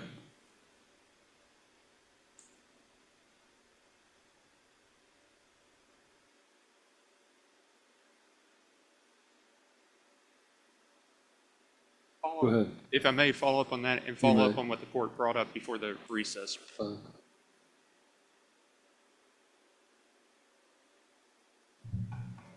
I believe there was a door that was opened that I'm going to try to walk through for just a second here, ma'am. At one point, was your daughter left in the care of Mr. Thomas? Yes, sir. It was the when I went to the bachelorette week and she was left in his care, sir. And were there allegations that were made against Mr. Thomas following that? Yes, sir, there was. She had claimed, I'm so sorry. What were those allegations? She said that he came I'm gonna- downstairs to her bedroom. Hold on just a second, Ms. Thomas. I'm going to You're object to objecting- anything that the daughter says, Judge, it's hearsay unless it comes in under 80325, which I don't think a foundation's been laid for the court to determine that I would is have to admissible. sustain it unless there's a foundation showing that it would come in under that exception. Let me ask about this. Was the conversation that had with your daughter, is your understanding that it was of a very... Which daughter are we talking about? What's the name of the daughter? Briah Lovejoy, sir. And how old is that daughter? She's 16 at this point, sir. And at this time, how old was she? She was 15, sir. And were the conversation that you were made aware of, was it sexual in nature? Yes, sir. Overtly sexual in nature? Yes, sir. And was that something that was made, is that, It was made aware to me and my sister-in-laws, which is Michael's sisters, sir. and when that statement was made, can you describe how your daughter was behaving? Did she seem scared or frightened? My daughter was panicked and freaked out because he had came down to her bedroom, sir, and she had told me that he had sat on her bed with her. And Judge, he I'm going to said- review my objection to hearsay. Under 80325, I think the court has to make a determination that this is trustworthy, that the proponent of this... Sustain the objection. I'll move on. The court asked you before we took a break if Ms. Thomas was the primary residential parent, you would want to see Scarlett as much as possible, right? Yes, sir. But you haven't been the one that has emptied out bank accounts, have you? No, sir. You haven't been the one that's been throwing things around the residences, have you? That's correct, sir. You're not the one that stranded children on multiple occasions or their spouse on multiple occasions, have you? Mr. That's Kirby, correct, sir. or that she was called as an adverse witness by Mr. Bellamy, but she is your client, and it seems to me you are leading rather than testifying for her. So I'm just going to instruct you not to testify for her. Ask her a question. Yes, Your Honor. I apologize. Do you consider yourself to be in the same position parentally when it comes to Scarlett as with Mr. Thomas at this point in time? I don't believe so, sir. Now, do you fault Mr. Thomas for wanting to be a part of the child's life? No, sir, I don't fault him. That's a parent duty, right? Yes, sir. What is your goal from all of this for the beginning part of these things when visitation is occurring? My goal is to make sure that Scarlett is safe and secure, that she is warm. I don't know what the word I should use is, but basically gets to really get to know him through what you had mentioned, possibly through FaceTime, like on the phone interaction. So she gets to know him. I don't want her to ever feel scared at this age. It's a young age, and children cling on to their caretakers. I've been her caretaker for her whole life, and she's obviously very secured to me. And I want the least trauma, the least amount of trauma possible I don't want that to happen to her. So the least amount of trauma that would not affect her is what my goal is, sir. And at the very beginning part of this, have some sort of reintroduction. I think that's highly important given her age, sir. That this is a age of stranger danger, and I know he's her father, and I respect that. I just want to make sure that her security and her safety is not pulled from her, and that is taken into consideration, sir. Nothing further, Your Honor. I have a couple of more questions. I'm a parent myself, Ms. Thomas, and I'm struggling to understand why you would want to give up your daughter for adoption. And we put a stay on the ruling only about whether or not I can make a ruling regarding custody of that child, whether or not I have jurisdiction.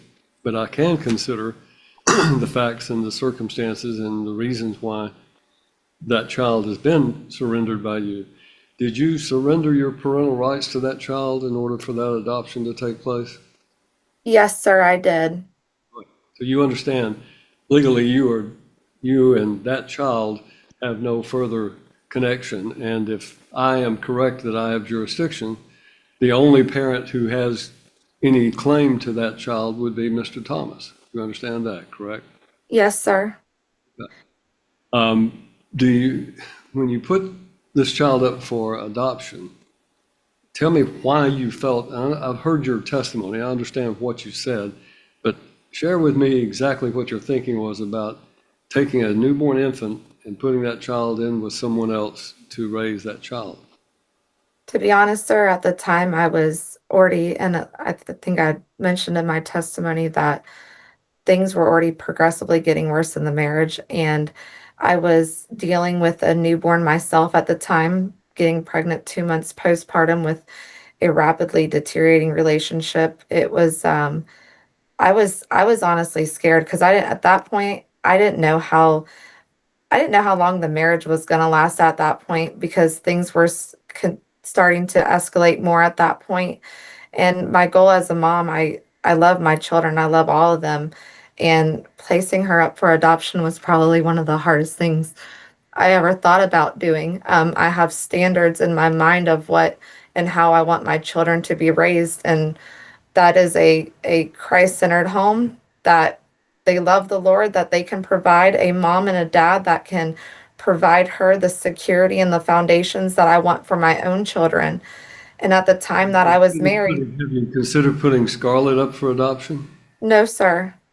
And when you put baby Thomas, as we keep referring it up for, actually went through the adoption process, you had already separated from Mr. Thomas, correct? Yes, sir. And the question I would guess ask, what connection did you have to these folks in Colorado? How did you meet them? How did that come about? Okay, so I had actually looked up on Google like Christian adoption agencies, and there was this place called Angel Adoptions, and I'd spoke to 3 different couples, and they were the third couple I talked to, and I discussed what I wanted, what I was looking for to how I wanted her life to be, and some of those was, like I said, a Christ-centered home, and I wanted her to be fed breast milk, and I wanted to make sure they had been together for quite some time. That was important to me because I wanted her to have the stability of a mom and dad that I knew were going to be able to provide that to her. And so over the course of months, we had messaged and talked almost every single day, relaying ultrasound messages and stuff. And so we developed a friend, like more than just an adoption relationship. We had formed a friendship throughout the course of the pregnancy. And so prior to even Amelia being born, I told you breastfeeding was one of the most important things to me. The couple had bought and gotten her breast milk prior to her arrival. When I gave birth to her in the hospital, I nursed her in the hospital, sir. And since giving birth to her, before they even left the state of West Virginia to go back to Colorado, I have continued providing her breast milk to make sure she still has my milk. And it was their request when I left. They said, we want to make sure she has her mommy's milk. Are you willing to give her her mommy's milk? And I said yes. And so since then, it wasn't a decision that I just wanted to pawn off parental responsibilities on somebody else.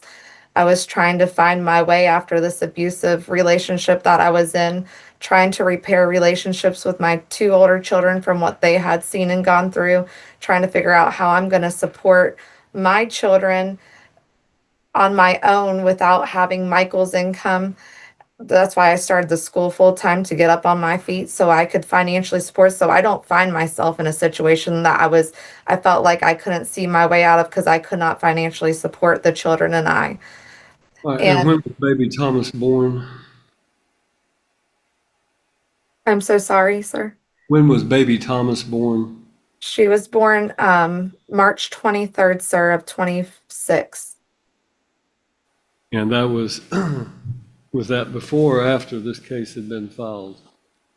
This was after the case has been filed, sir. This case was pending before this court when, and there was already an order down, I think, at that point for support of you and Scarlett when baby Thomas was born, correct? So I think the support was in February, when I believe, to the best of my recollection, was February, and I think I got my first payment in either March or April, sir. All right, and my last question is this. Did you consider the long-term effect on baby Thomas as well as Scarlett about separating these 2 sisters and having them grow up apart versus growing up in the same home? Yes, sir, I did. I personally, I was adopted myself, sir, when I was a couple of days old out of the hospital, and I myself have 6 personal siblings out there that I've never met. And out of love for the child, I put her interest above my own. And I knew I live with my parents, sir, and I was forced out of the house because of repeated violations of the protection order, which Michael was given an ankle monitor on. Well, let me stop you. I've heard all of that, but I guess my question was, you had testified a moment ago that you were worried about the trauma for Scarlett. Yes, But sir. as far as any trauma to the child you were surrendering, putting up for adoption, my experience has been, and you may know this because you were adopted, but my experience has been that children who were put up for adoption, when they learned they were adopted, one of the questions they ask is, why was I given up? Why would my parents not love me enough to want to stay with me? And have you thought about the fact that that may affect baby Thomas? And my answer would be I loved her enough to sacrifice my own wants over. All right. Anything else for this witness? I have based on that. Ms. Thomas, the judge asked you that you signed your parental rights away. You executed a voluntary relinquishment, is that correct? Yes, sir. And as a part of the proceedings, should any of the proceedings fail in terms of the adoption, the agreement, what does it say happens with the child that was born? That baby Thomas gets brought back to me and not the biological father, sir. And that was part of the agreement. Yes, sir. And so if anything were to happen with this family, if anything were to happen with this adoption, you would still have the rights to have that child in your home based on what you were executing at that point. Yes, sir. That was the only way I was willing to proceed with the adoption, was to have those safeguards in place. And so at this point, you've executed a voluntary relinquishment, but the adoption has not been finalized by any stretch. We all know this, right? Yes, sir. So there has not been a final order that has terminated your parental rights in any way. That's correct, sir. And so at this point in time, you still have all legal standing to have that child back in your care and custody. Again, you are testifying on behalf of your client, Mr. Kirby, which I find to not be an appropriate way to ask the questions. Understood. In your opinion, do you still maintain your legal rights to that child? Yes, sir. No adoption has been finalized, sir. Thank you.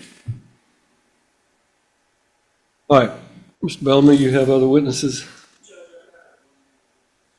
Roberta Gilman, this will just be solely for the purpose, it's a character witness that has known Mr. Thomas for 2 years. She's willing and able to assist and help him if the She court here in person? She is here in person, Right, Your bring Honor. her The in. court wants to hear from her.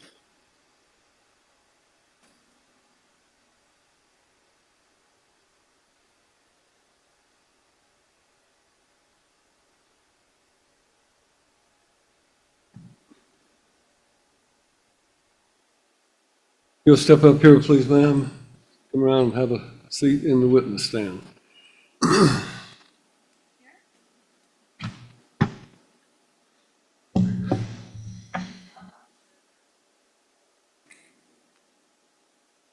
So help me God, yes. Thank you. Just have a seat there and speak into that microphone, please. May need to pull the base of the microphone towards you, so. Ms. Gilman, would you please state your first and last name for the court? Roberta Gilman. And Ms. Gilman, how long have you known Mr. Thomas? More than 2 years. Okay. And tell the court a little bit about yourself. Do you live here in Dixon County? I live in Clarksville. Okay. I've been in the area for about 18 years. Okay. And are you currently married? I am. Okay. Who are you married to? Scott Gilman, Okay. And how long have you been married? 43 years. Okay. And do you, Mr. Thomas, and your husband, are you guys friends? Yes. Okay.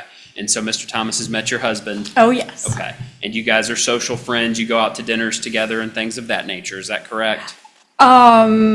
My husband hasn't been out to dinner with Mr. Thomas, Sure. but yeah. Okay.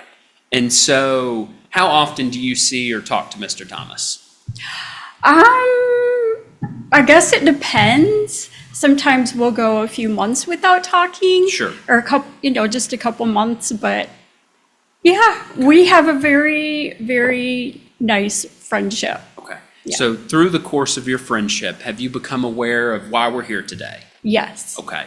And you understand that Mr. Thomas is seeking to gain parenting time of his children? Or of Absolutely. his child at this Yes. time, is that correct? Yes. Okay.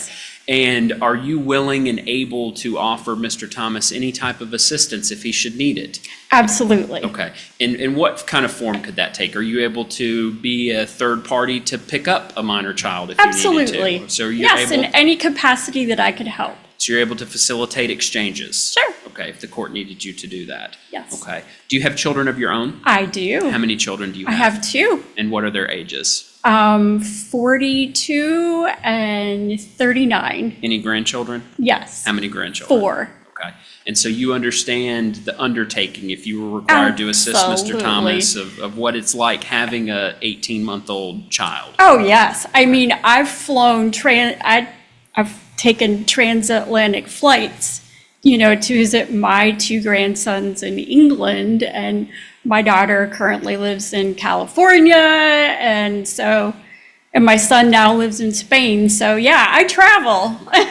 And so during the course of the 2 years that you've known Mr. Thomas, have you ever observed him to be angry or frustrated or scream or yell or have any kind of outburst when you were around? Never. Okay.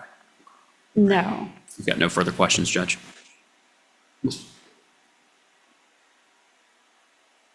Kirby, you may cross-examine. Thank you, Your Honor. Morning, ma'am. Morning. My name's Anthony Kirby. I represent Miss Rachel Thomas, okay? Yes. Do you know Miss Rachel Thomas? I do not. You've never spoken to her, never I met her? All right. So Yeah. as far as your opinion, you don't have an opinion of Miss Rachel Thomas? I do not. Okay, understood. Does Mr. Thomas speak of Rachel Thomas? On occasion, yes, he'll talk about, you know, the children and how he would like to see the children, and Does he speak about her personally? Does he make any personal statements about her and share his feelings on her? he's mentioned a few things, What would those things be? just about how they just didn't get along. But initially, when I spoke to Mr. Thomas, I think the second time I saw him at my home, because I was contemplating getting new countertops and everything. So he was talking about how what a blessing his marriage was, and how God sent her into his life, and he was just totally blissfully happy, and it was just wonderful. It was like, yes. So based on those interactions, there is a period of time where Mr. Thomas appeared happy in his relationship Oh, 100%, just like over the moon. and happy And with I was Miss so happy for him as well. Perfect. Yes. And happy with Miss Thomas as a parent and things like that. Oh, he didn't go into, I mean, because it was like in Fair my enough. foyer, we were having this conversation. Fair enough. And there was another gentleman present, so, Fair enough. yeah. And you haven't seen him yell or anything like that, is that correct? No, I Okay. haven't. So you wouldn't know anything about any testimony about him making a stove inoperational for 7 days, even though there's a small child that's breastfeeding. No, You wouldn't know anything about him throwing things in the home during the marriage. absolutely not. You wouldn't know anything about him locking himself away in rooms for hours on end to be away from the child or his spouse or anything like that. No, I've never heard any of this. And No. because all of your information is coming from Mr. Thomas at this point. Of right? course, Right. absolutely. So whatever sort of picture that Mr. Thomas wants to portray to you or anyone else, that's the picture that he wants to portray, and that's all the information you get, right? Correct. Okay. You travel a bunch? Yes, I do. How often do you travel? Every probably couple months I travel. Yeah. It sounds like you got family that's overseas, California, I think you said Spain and things like Yeah. that. That's wonderful. And all of your children are adults now. Oh, yeah. And so you have a close relationship with them. Oh, yeah. You think that's important for a parent? 100%. You think that if a parent has a close relationship with children that are adults, that means they probably raised them to be pretty good and were a good parent themselves? Sure. I mean, it's our legacy, isn't it? Would it concern you at all do you know, well, scratch that question. Do you know how many adult children that Mr. Thomas has? He has 4. Okay. Would it surprise you to know that he doesn't have a good relationship with any of them? Well, he did tell me that he felt like he was Job in one situation where his children were alienated from him. So, and he was devastated, obviously, as any parent would be if his children were alienated from, And when he says alienated, he was talking about his adult kids at that point? yes. Uh, I think it was just two sons, though, that he was alienated from. Yeah, Did to he my recollection. Did he say who made the alienation choice for these two sons to not have a relationship with Mr. Thomas? It was a bit sordid. But no specifics that you recall.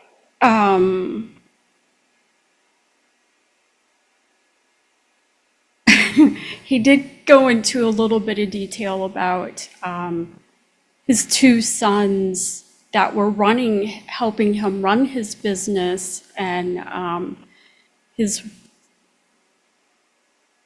soon-to-be ex-wife. I'm going to put it Rachel. bluntly. He told you that his soon-to-be ex-wife had had sexual relations with his sons? Yes. And that she had had sexual relations with other people? Did he say any other people or just his sons? He did. Okay. Did he say that he thought that Scarlett wasn't his child at any point or no? No. Okay. He didn't express that to you. No. It was always Scarlett's my child. Oh, absolutely. Would it surprise you to know that he made statements on multiple occasions that Scarlett was not his child and requested a DNA test? No? It would not surprise you or? No, I mean, no, I didn't know about it. Okay, Yes, it understood. would surprise me. Understood. Again, you're getting the version of Mr. Thomas that Mr. Thomas wants you to get at this point, right? It's, I mean, You- correct. Yes. Nothing further. Anything further, Mr. Bellamy? Thank you, ma'am. You may step down, you may have a seat in the courtroom, or you may leave. Call your next witness. None of the other witnesses made it back from yesterday. All right.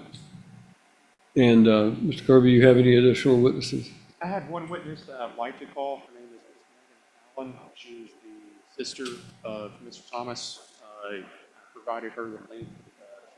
Allow her. Did you file the motion under Rule 43.01 to have her come in by Zoom? No, Your Honor. Pardon? And calling this because that rule has not been complied with. No, not Did on it the- for your client, but not for the witness. So. Well, we just learned of the witness, which is why I couldn't comply with that as far as that is concerned. I understand why Mr. Thomas might not want his sister to testify to corroborate things, but that's all she's providing at that point is corroboration of the instances the court's already heard of. All right, well, I'm going to sustain the objection to any additional witnesses that would come in on Zoom, so. And then at that point, we have no one else that would be in the state of Tennessee Right. to call at any point. Mr. Bellamy, you wish to make a closing argument?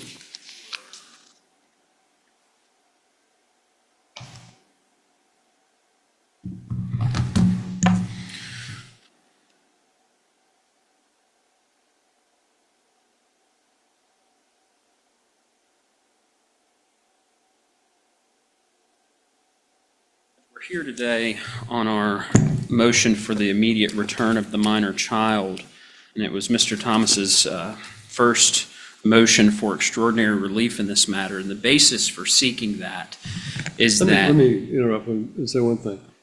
I've reviewed this file 3 times, and there is no order that permitted her to leave the state of Tennessee that's contained within this divorce action.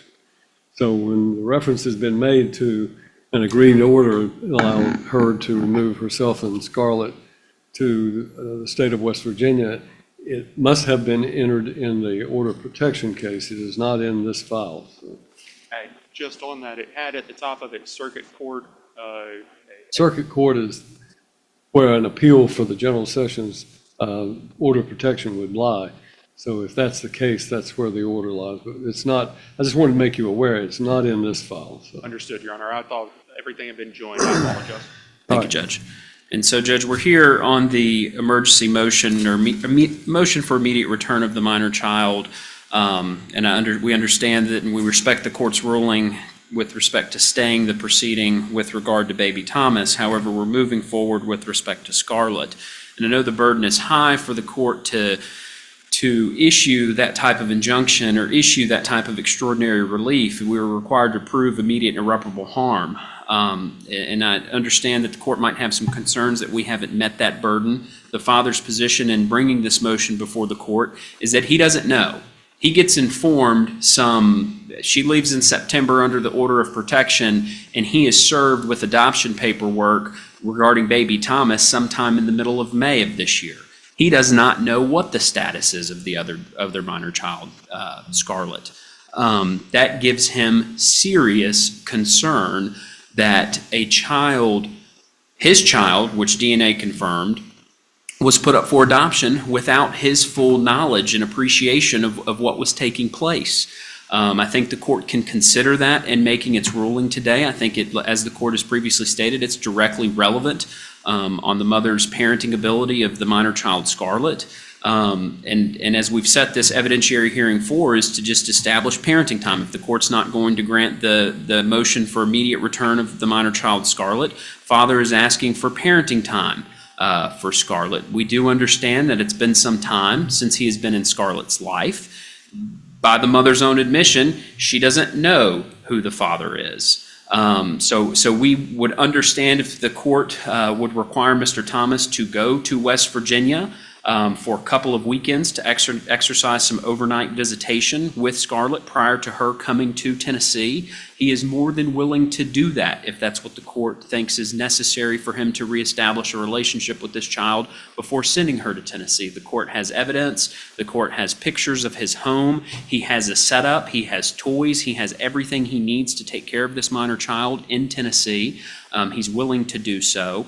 Again, Mr. Thomas is on probation. There's been no violations. The court has heard of, there's been some criminal charges. We're not sure when those were exactly. We think those all predate the divorce with respect to the speeding and the aggravated assault in North Carolina and then the one in Georgia. But Mr. Thomas has been on probation in this county, and he has not been violated for that probation in this county.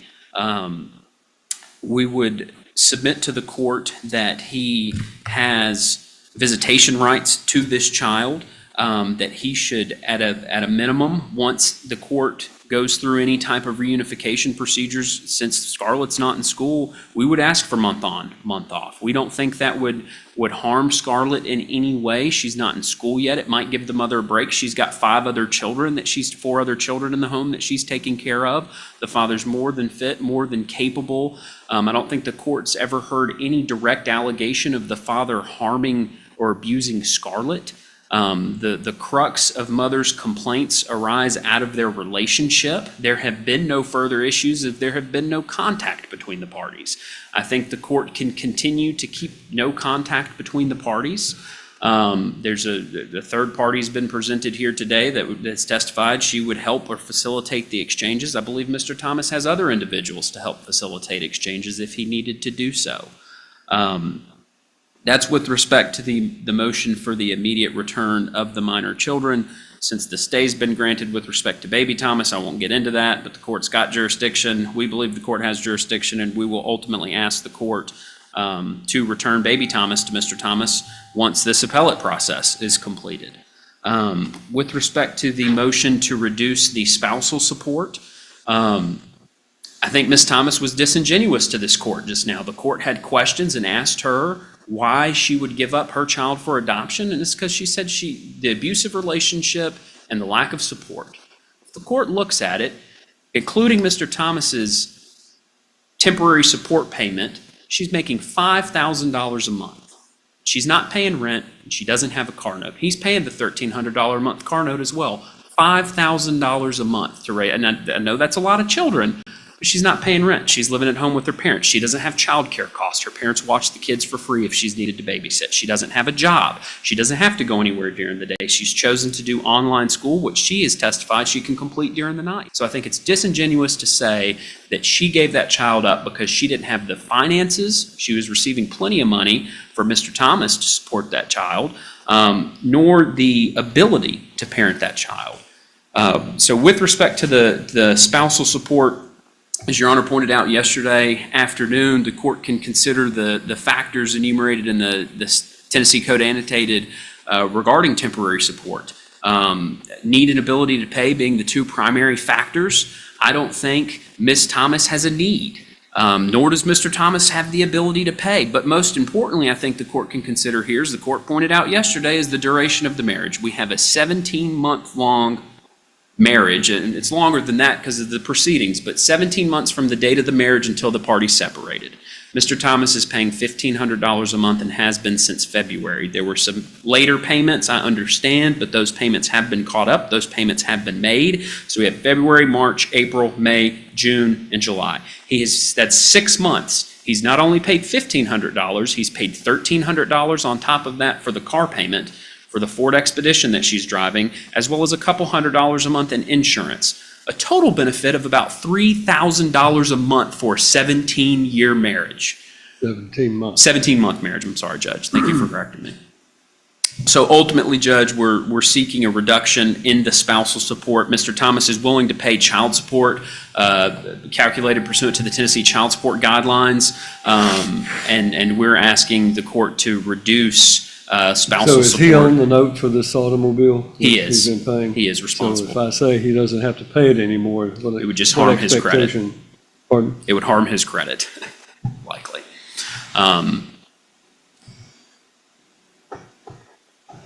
And I don't know if there's another vehicle that he could provide to her. I don't believe there is. But certainly we're asking the court to reduce the spousal support. He's willing to pay child support, and some temporary relief with the vehicle. I believe the reasoning was for getting the big vehicle. She had so many children. She gave one of the children away. I don't know that she needs the Ford Expedition any longer.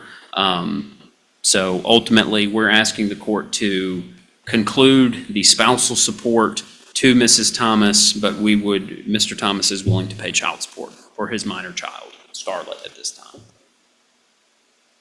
Mr. Kirby? Thank you, Your Honor.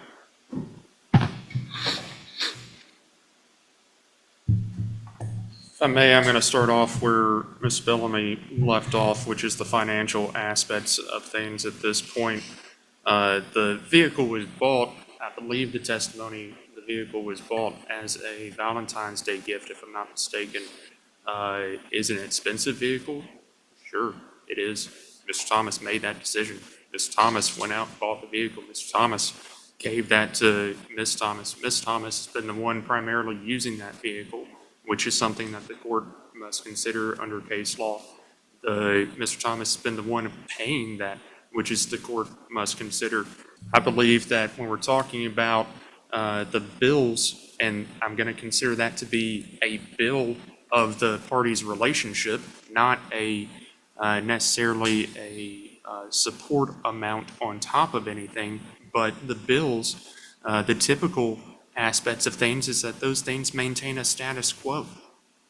Mr. Thomas is the one that was making money to the point that he thought I should go out and purchase a vehicle that has a $1,300 car note on it. And on top of that, after purchasing that vehicle for Miss Thomas, Mr. Thomas went out and purchased another vehicle, a brand new Ford Mustang, to which by his own admissions, he's at least put on a new muffler for. He didn't have to do that. He had a Super Duty, he had another truck, he's had a Harley Davidson. He has taken out this money. He is not in any way hardship for this. He talks about what was in his bank account. I believe testimony was that he would keep $1,000 to $2,000 in that bank account, joint bank account, checking account, while the parties were together. Now that Ms. Thomas has left, it's up to over $5,000 just based on his testimony, if we believe his testimony, which I'll get to in a little bit. He testified that he's got, I believe it was between $40,000 and $50,000 in the savings account. We presented proof of significant, sizable deposits that were being made into the work bank account. We submitted proof that just before their separation, he had over $250,000 available to him. $250,000, of which Ms. Thomas had absolutely no access to.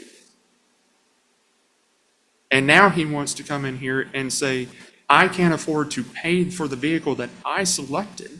I can't afford to pay for the support that was previously ordered when he didn't show up in the first case. And he wants a second bite at the apple to make sure that he doesn't have to pay her. He can afford to pay her. He could have come that day.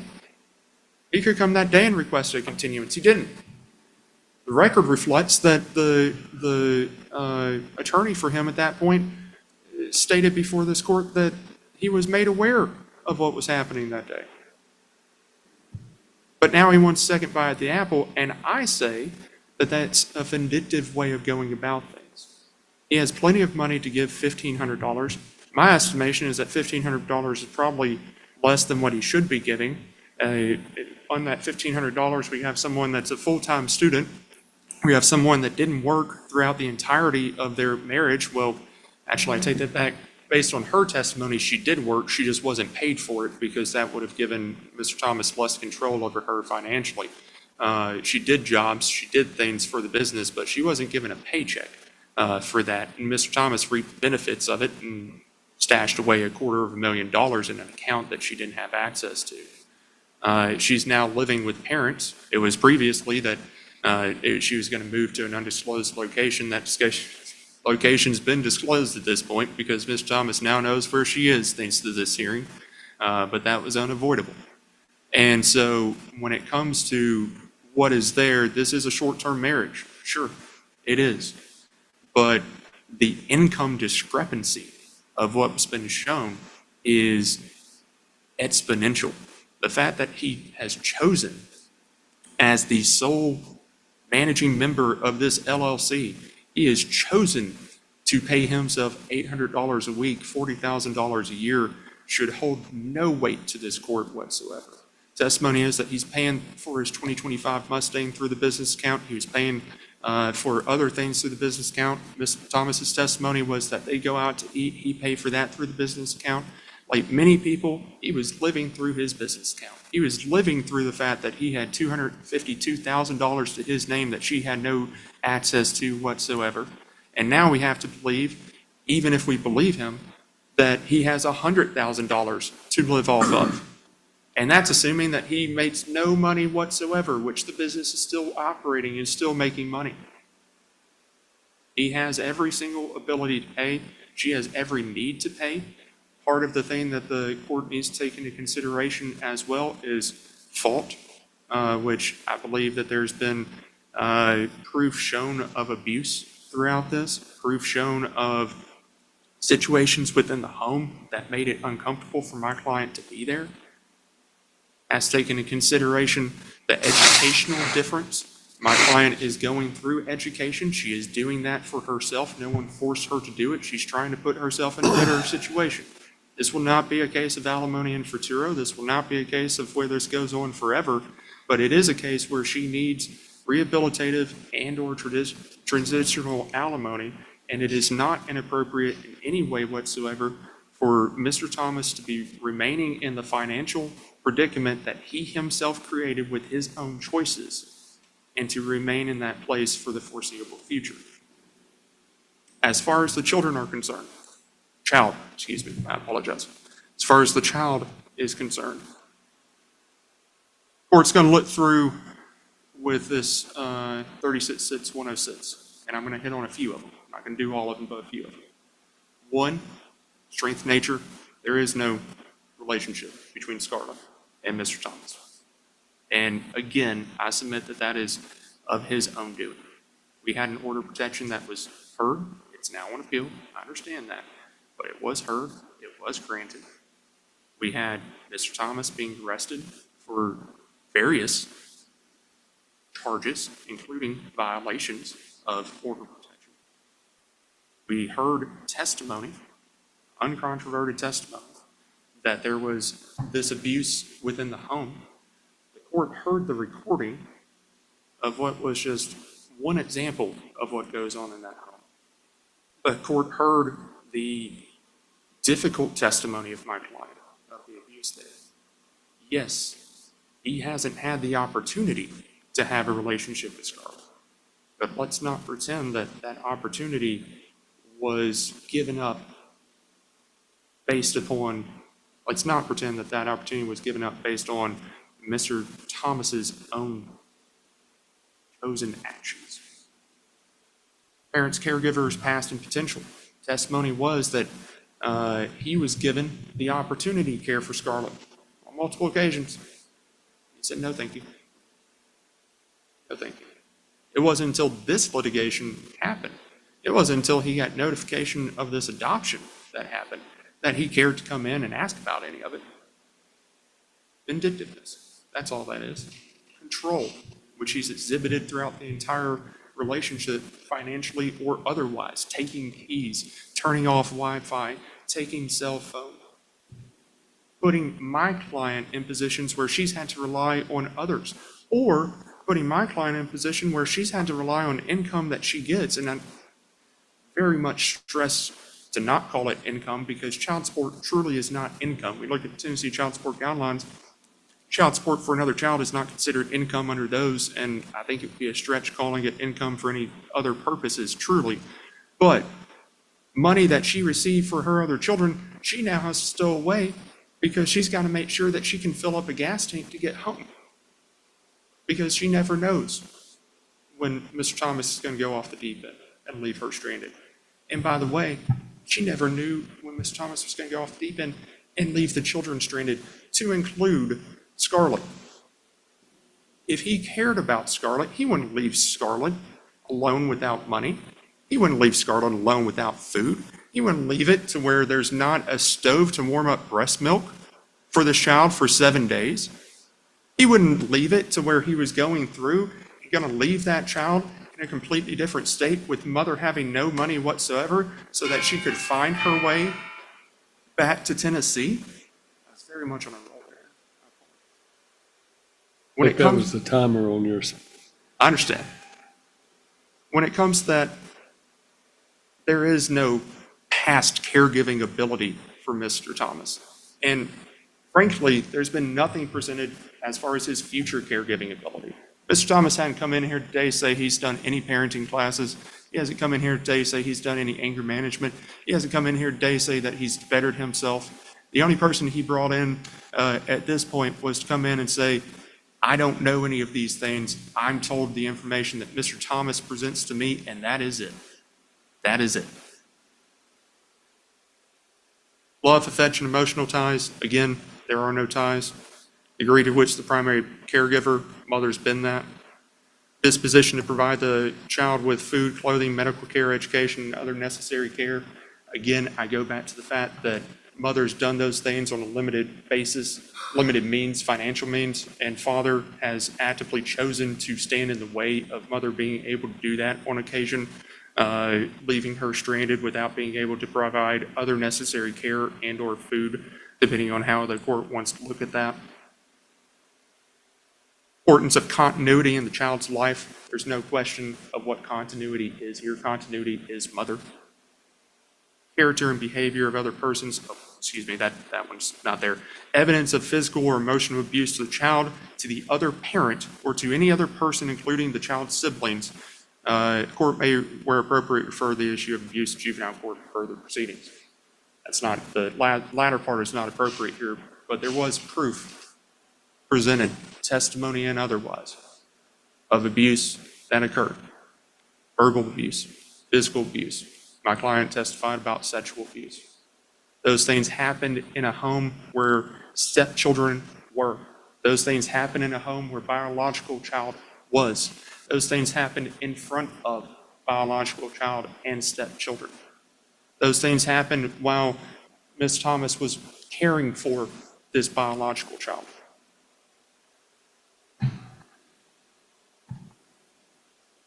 Any other factors deemed relevant by the court? This is the last thing that I want to say here.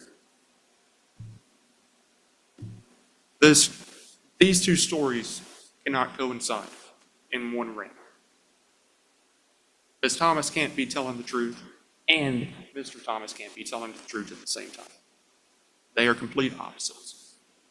The court has to make a decision on who has more veracity as they sit here today.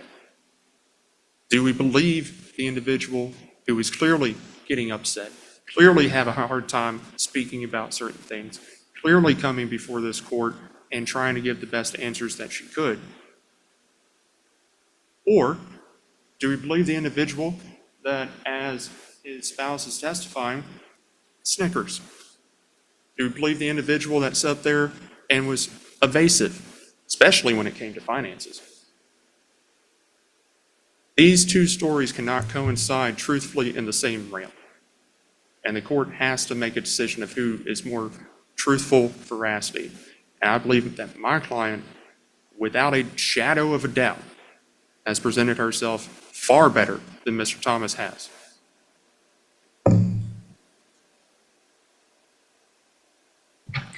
Well, this is here before the court on a motion for emergency return of the minor children, or minor child, I guess, and all we're all dealing with right now is Scarlett.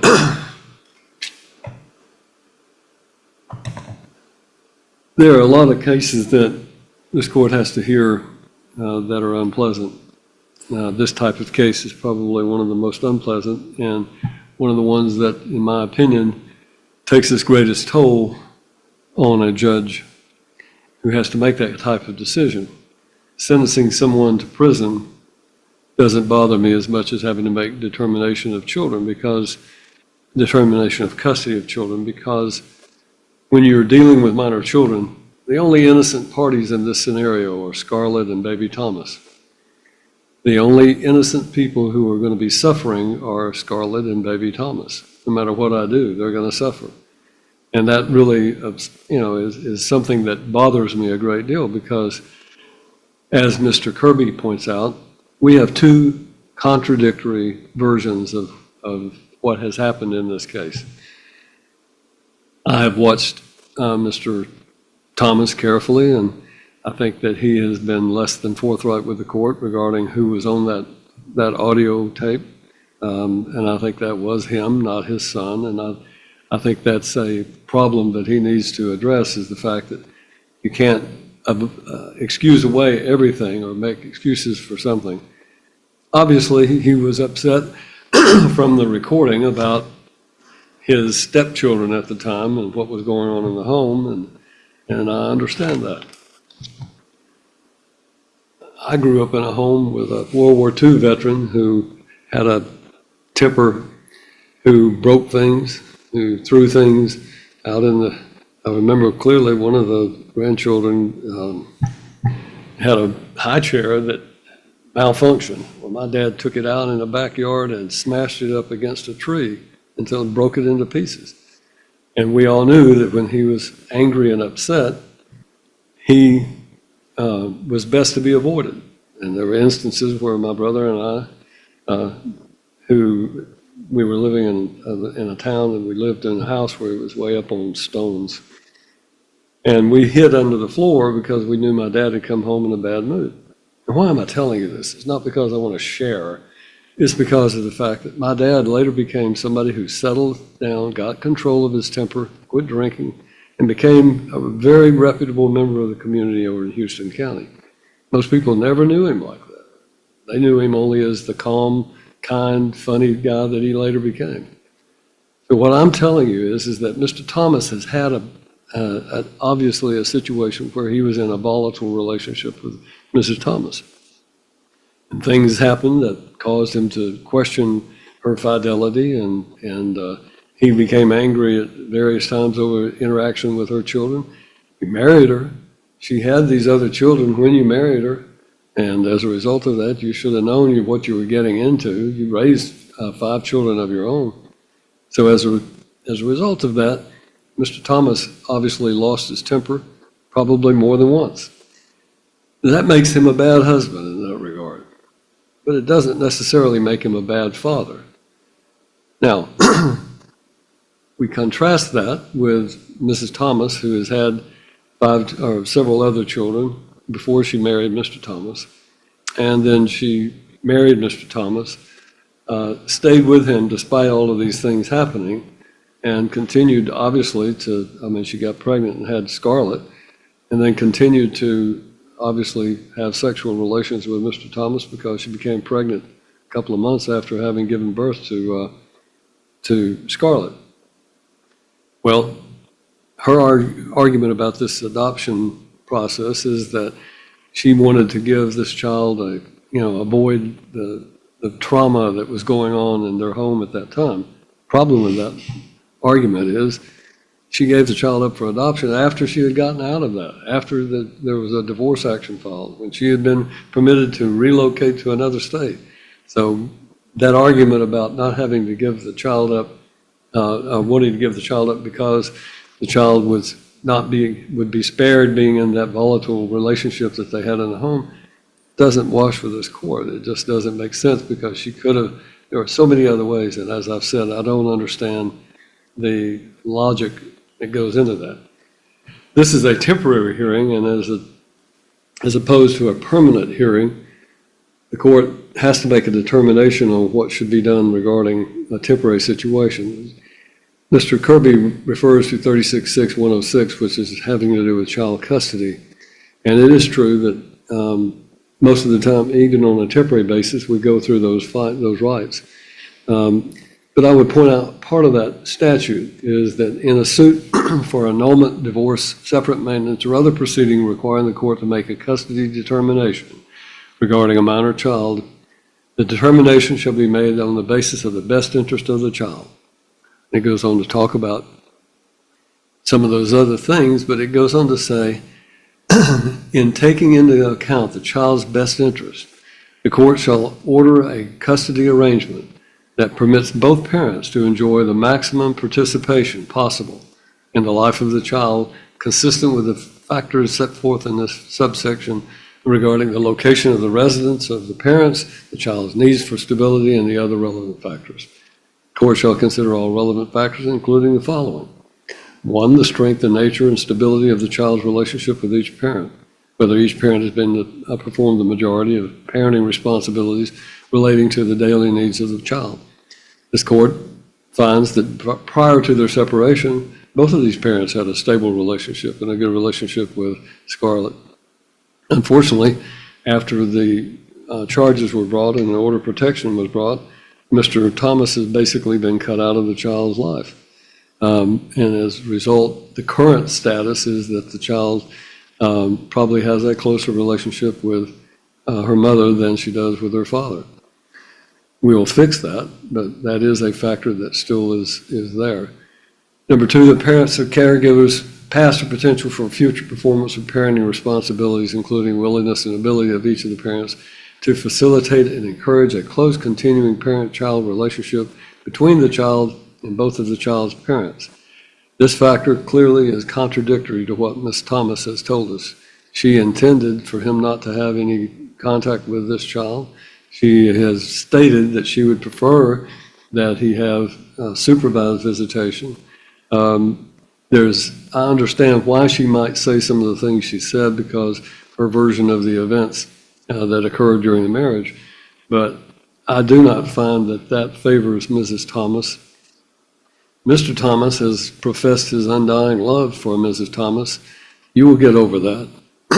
Trust me when I tell you that with time, the only thing I hope is that instead of having this undying love for your former wife or your soon-to-be former wife, that you will not let it devolve into the hatred that I see so often. I don't find that Mrs. Thomas has the potential right now to encourage and the willingness to encourage a close and continuing parent-child relationship between Mr. Thomas and Scarlett. She certainly doesn't have that inclination regarding baby Thomas because she has put the child up for adoption instead of simply saying, hey, I don't want this child. I can't take care of this child, Mr. Thomas. We're getting a divorce. Here you go. Michael, this is your child to take care of. You take one, I'll take the other. That's an easy way out, but she didn't do that. I don't have any information to indicate there's either one failed to attend an educational seminar, disposition of each parent to provide the child with food, clothing, medical care, etc. Mr. Thomas, both of them have provided for the children, but Mr. Thomas was the primary breadwinner, and according to the testimony, Mrs. Thomas wasn't working when they married. She didn't work during the marriage except for helping him with his business, which he owned prior to the marriage, and she's not working now. So whatever providing of the children with food, clothing, and so forth has been by Mr. Thomas during the marriage and by Mr. Thomas paying support after the marriage and any kind of government assistance. keep in mind that this court does not consider the issue regarding her child support for her other children. That's not before the court. She's not working, she's going to school. She's not providing support for these children. She's relying on Mr. Thomas to do that, or for this child at least. The degree to which each parent has been a primary caregiver, I do find Ms. Thomas has probably been primary caregiver simply because of what has happened in this case thus far. The love, affection, and emotional ties existing between each parent and the child.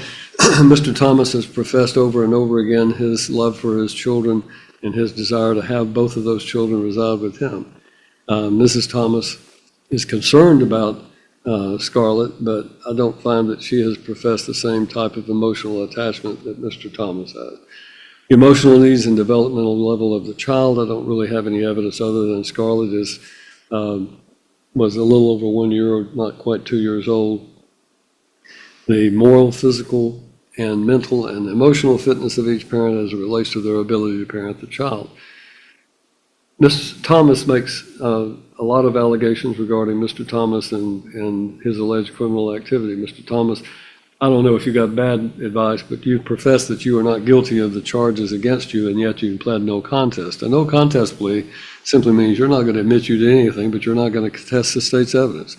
You may have gotten bad legal advice if you're truly not guilty of that, but that has been dealt with, and that is in the past.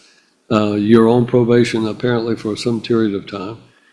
So as a result of that, whatever that situation that arose, I find that it was a factor that the court has considered, but also considers the fact that there is nothing pending against Mr. Thomas presently.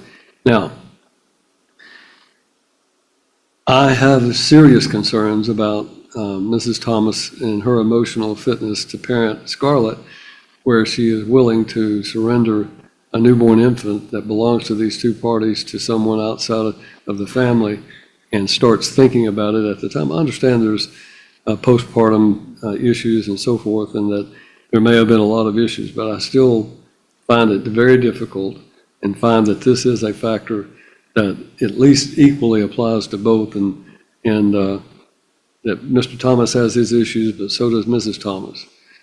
Child's interaction and interrelationships with siblings, other relatives, and then step relatives and mentors and so forth. She has family in West Virginia that she's staying with, so that's a factor for Scarlett. Here's another factor, as I pointed out to Mrs. Thomas. If I grant Mr. Thomas custody of Scarlett, and and then this child in Colorado is found to be that we have jurisdiction, then she has already indicated that she doesn't want the child because she's given the child up. I'm not saying that she doesn't want the child. She thinks a better relationship would be. Well, that's a factor that clearly is going to weigh in a custody determination regarding that child.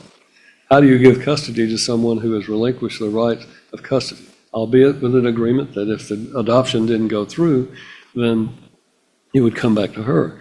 But this court has to make that determination. If I then find that Mr. Thomas should have custody of Scarlett, then he gets custody of the other child. They'll be together. The two children will be raised together in a family. That's just thinking ahead of what could lie in the future.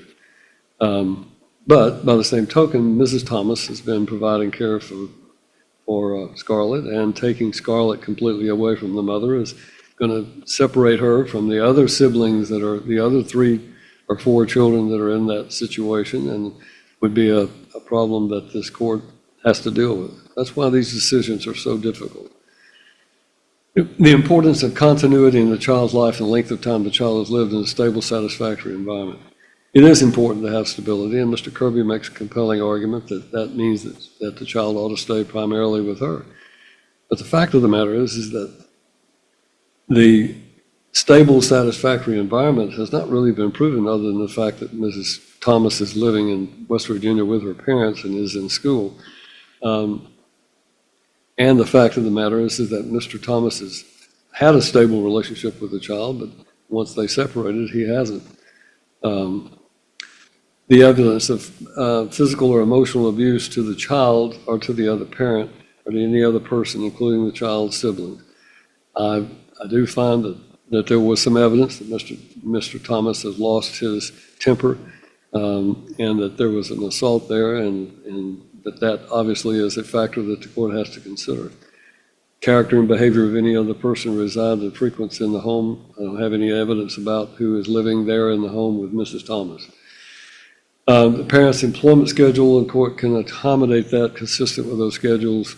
Don't have anything else about their schedules other than Mr. Thomas is self-employed and he can adjust his schedule.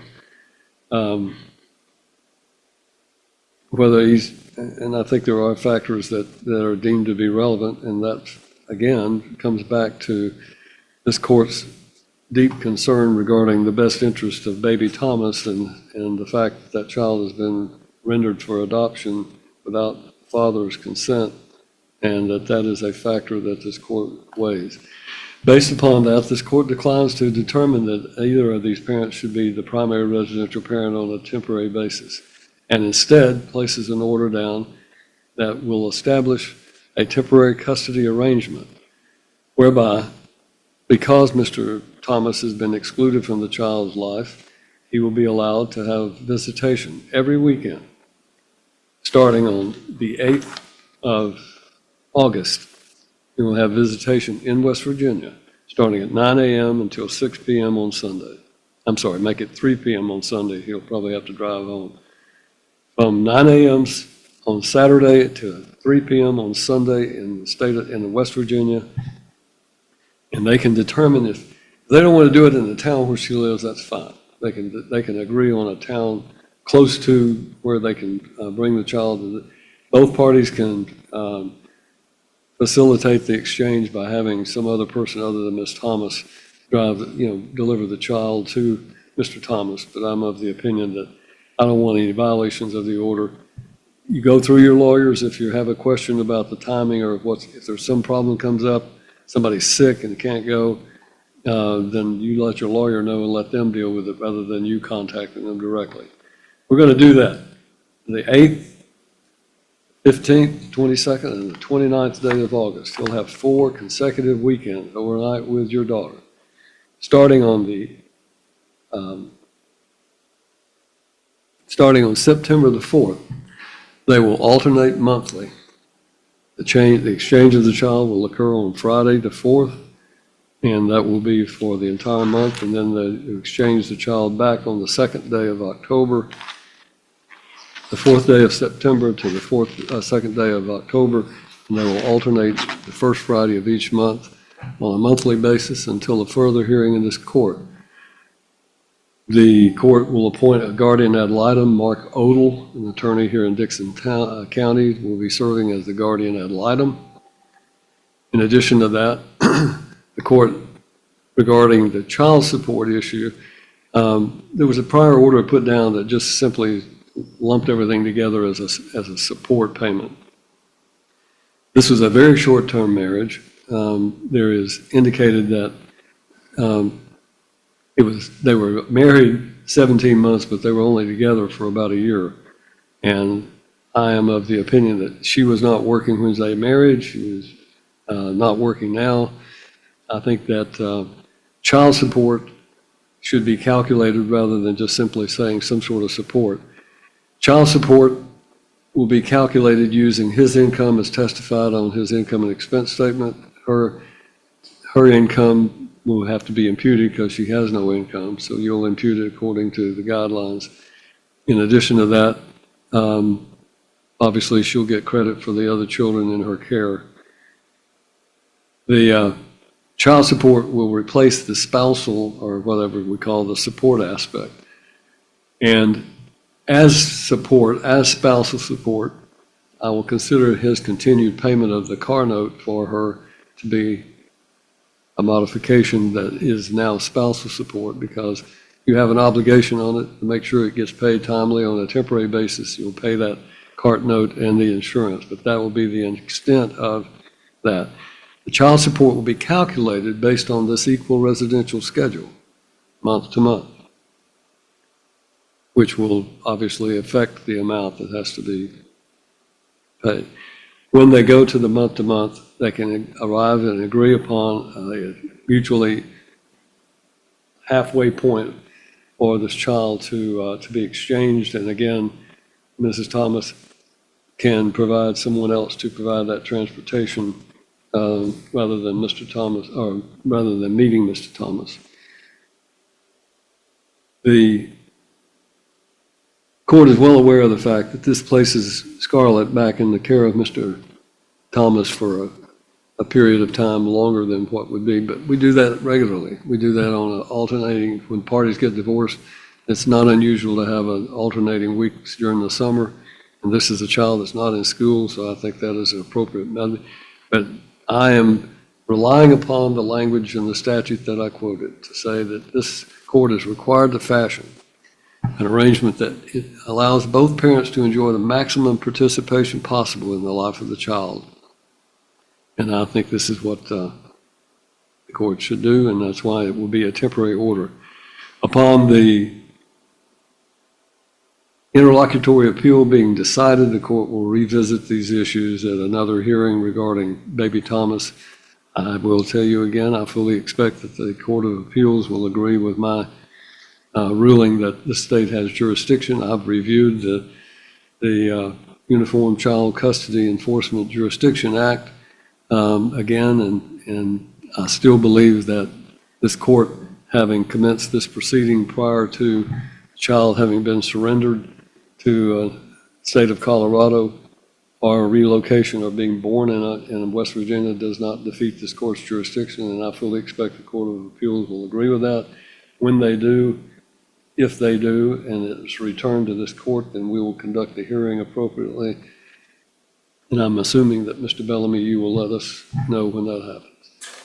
Mr. Certainly, Bellamy will draw the order reflecting the court's ruling and setting forth all of the factors that I have found, and that will conclude this hearing today. I will, Your Honor. Thank you. The court stands adjourned. All right.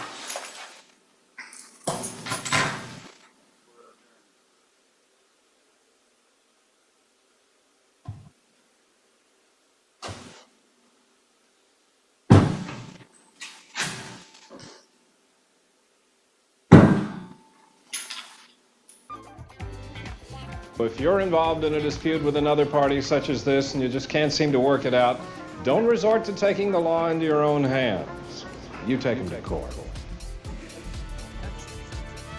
All right, thank you very much. Officer Bell's waiting for you, and that will bring this case to a conclusion.